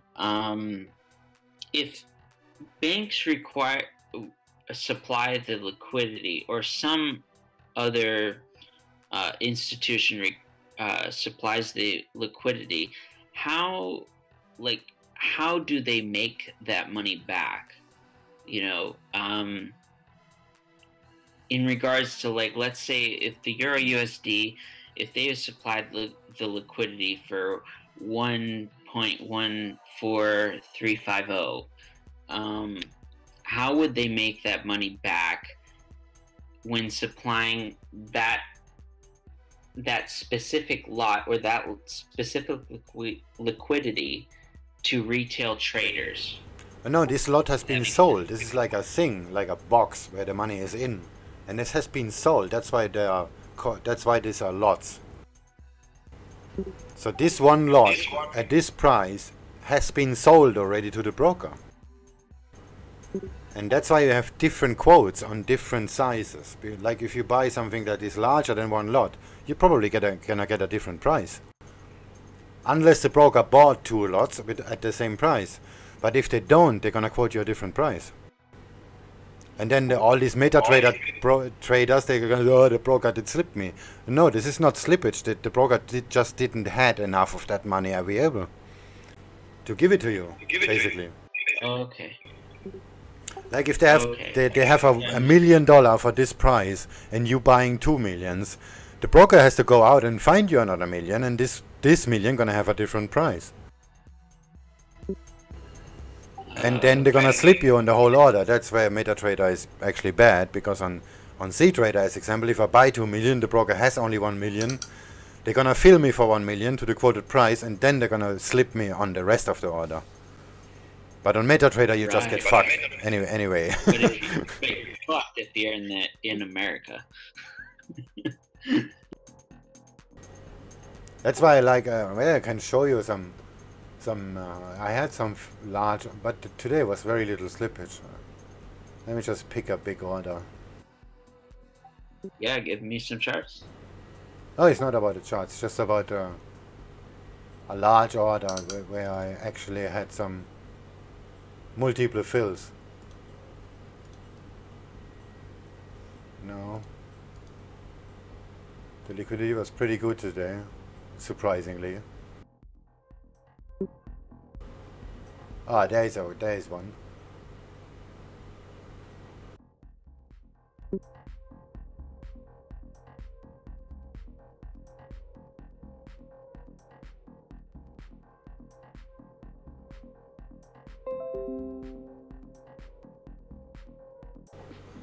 I'm just gonna put it in a trading room.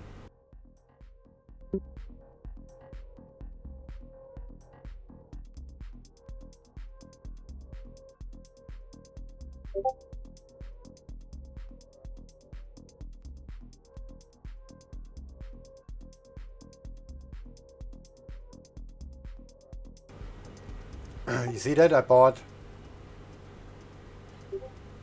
I'm looking at it now, yeah. I bought 80 contracts on the Heng Seng index. And when I close the order, I have 3 separate orders to close this trade. So get it from, I bought them, so I have to sell them back to the broker, and the broker bought them from me in 3 different orders. You see, closing has 3 orders. Right.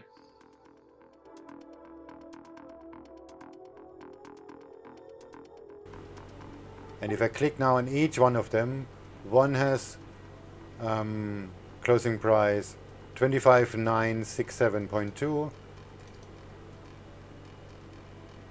25,949.5, and 25,945.7. See, there's different prices because the broker just didn't had it.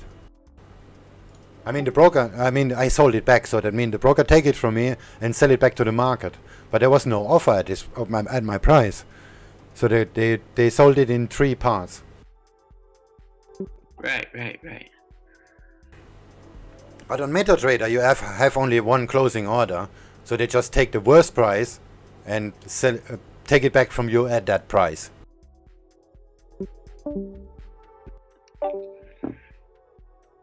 So it generally cycles back to the idea that MetaTrader just generally fucks you.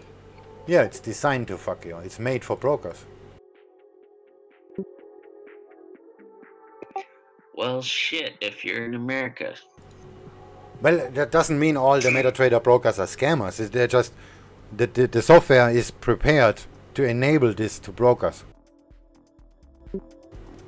The software is solely designed for brokers. That's why you never see money value. That's why you never see net values. Even if you make a report, there are no net values. There are only gross values. Right. That's the idea. Like, especially within the United States, you only have 2 brokers to choose from, Forex.com and Owanda. And specifically, you only have, there's literally no competition in comparison to the UK or the European AUD, or regardless, across the board.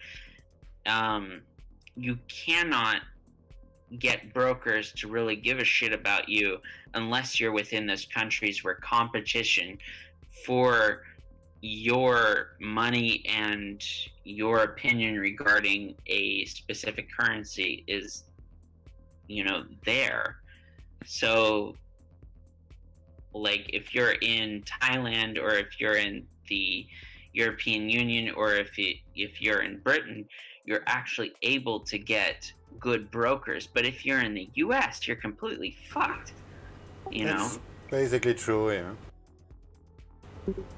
Well, like a lot of people say Traders Way is a very good broker. They are not regulated, but come on, who cares about regulation? If you have less than 50 grand on the account, there is no regulation anyway, and because regulators are reactive, not proactive. They're not gonna stop the broker from going under. That's basically it. They're gonna react to it after it's gone under, but then there will be a bank in the background which wants their $500 million leverage back, and then you come in with your $20,000 on your trading account. Take your pick. Which one they're gonna serve first? Right. Alpari went out of business, and I had an account with them, and I had to wait 2 years to get a part of my money back. Until today, I didn't get all of it. And they were regulated, so forget about that. This is just okay. Regulation has some advantages. I don't say regulation is a bad thing. Oh, this is always yeah. I'm gonna get a million dislikes because I just said that. But this is the truth. Right. I mean, you have to take it realistically. I mean, how much the regulation gonna help you actually?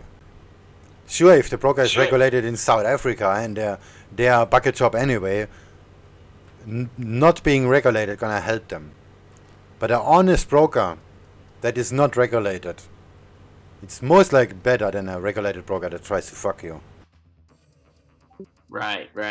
I think I recall one specific broker, FXCM, was recently inundated with a whole bunch of U.S. sanctions and regulations and a whole bunch of lawsuits regarding how they would inundate retail traders sent to a third-party site, and that third-party site would trade against. Yeah, sure. They're instead of routing to a liquidity provider, they're routing to a high-frequency company, and they're gonna just take the other side. Right. But this is they just got busted, but everybody basically does that. I mean, if you are a broker, you have to manage your risk too, and there's like you have overnight position on the DAX or something like that. You have to hedge them, or you're running the risk that you're gonna be broke on the next Monday if you have too much exposure on the DAX. Right. And then routing it to a high frequency company that say okay, we're gonna hold the price, or we're gonna more or less give you some sort of guarantee. And that's on the risk management side is a good thing for the broker. That's what I say. An unregulated broker is not essentially a bad thing. On the other hand, a regulated broker cannot do this kind of stuff, and they're gonna actually what the European rules making now is actually worse, because they basically force the brokers to trade against you. Like they have a no drawdown law now. Like the broker cannot charge you if you overdraw your account. Is Europe moving towards like the US the United States laws at all? No, not that much, but they try to. They're moving it the wrong way. Like they say now, if you have $1,000 account, you cannot lose more than $1,000. Yeah, Right. So if I like buy on maximum margin, like the DAX, like everything I can with $1,000 contract, with $1,000 account, and the gap the DAX gapping down, and you have a $2,000 loss on your account, the broker has to pay that. Oh, wow. By law, Oh, the broker have to set your account to 0 and not kick you out. So that basically means for the broker, they're gonna have a $1,000 loss. So now imagine somebody with $1 million does that. Basically, this is a free ticket for retail traders to make money. Like, you open 2 accounts on 2 different brokers, you put $50,000 on it, and on Friday, 2 seconds before the market close, you short the DAX on one of the accounts with all the margin you have, and on the other account you're buying it with all the margin you have. One account gonna get margin called, and the other account gonna be in massive profit. And the broker's gonna have to pay the bill. Imagine you do that with $1 million, and the DAX gaps down like 200 points. So the first account gonna be in a $3 million loss, and the other account gonna be in a $3 million profit. But you only lose 1 million, so you're gonna be plus with 2 million. Imagine how many times the broker is gonna allow you to do that. They have to trade against you to protect themselves. Right. Right. Because by law, the broker is not allowed to kick you out if you do that. And they have to pay the bill. Like, you have $1 million on your account, you have a $3 million loss on the next Monday, they have to come up with $2 million to even your account. Right. Okay. So this is basically a license to kill, what the European Union is doing. So the only way for the brokers to protect themselves is to trade against you. I mean, not you personally. Not you personally. They just have their whole portfolio. Like on Friday evening, they see, okay, we have like 7,552 buying contracts and 2,948 sell contracts. So what are we gonna do? So their risk department is gonna make an assessment what is gonna happen, and they pray to God Trump is not gonna make some stupid tweets, or they hedge. They're gonna hedge the difference, and this is essentially trading against you. Is that only in the European Union, or is that starting up in the Australia as well? No, the Australian government doesn't give a fuck. If I run my account down, I just have to pay the bill. That's what it is. That's what you sign up for. But as example, IC markets, if you like run down your account, they're just gonna send you an email and say, okay, you know, we are by law able to sue you for that money, but we're not gonna do that if you deposit the amount now. Well, shit, I'm gonna have to get a marriage visa with Dim and Iko. Like, IC market is really cool about that. Like your account is minus 3,000 on the next Monday or whatever. They're just gonna send you an email. Okay, we're gonna make a deal. You deposit the money, you are in loss, and we're gonna double it. Right. Because they know they're very likely not gonna get it from you anyway. So just give the client a chance to make it back. That's what IC markets essentially doing, and that is really a nice move. Because a shitty broker is just gonna say, "This is our legal department. Pay the fucking money, or we're gonna go to court." because essentially they can do that. Yeah.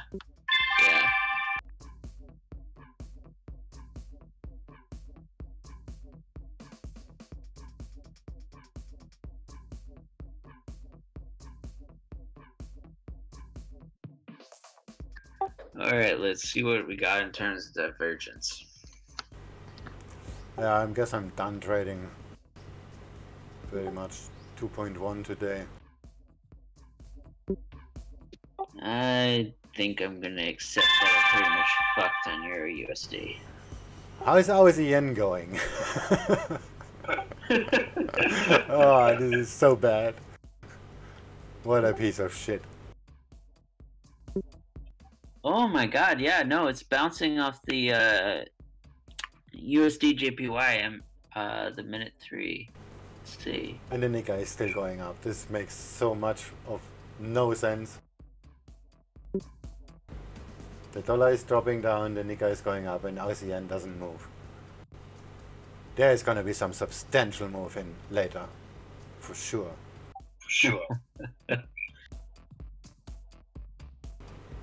Or we're just done with it, but divergence is still strong, right? I haven't looked at it yet. For what pair? RCN. Let's check it out. 36 hour. Look at that. The yen is still far down and the RC is far up.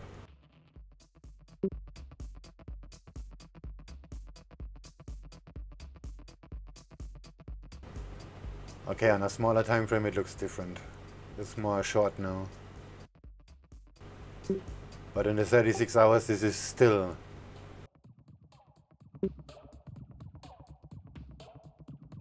What's that blue line in the trading room on the top of that divergence? That's the British pound. British pound, GBP. So the Canadian dollar is far down and the British pound is up. So the currency pair is GBP CAD, so this is gonna go up. Because the reactive pair is always a secondary one. The base pair is the British pound. So if the British pound is gonna go down, pound CAD is gonna go up.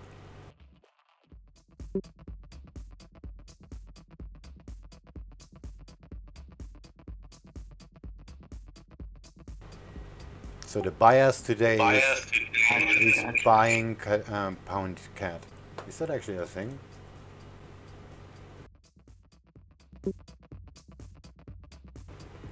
Yeah, pound CAD. So it's long pound CAD.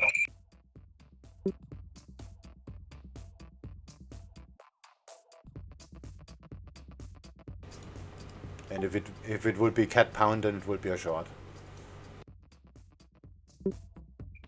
Right.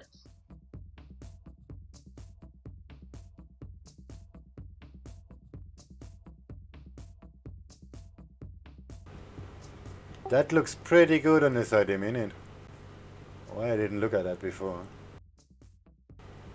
Made a very nice VWAP reversal about 18 pips ago. And on the 30 minute this looks very veggie.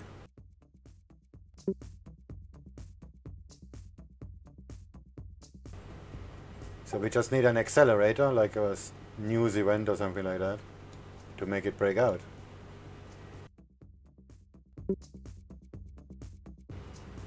Well, it basically did already.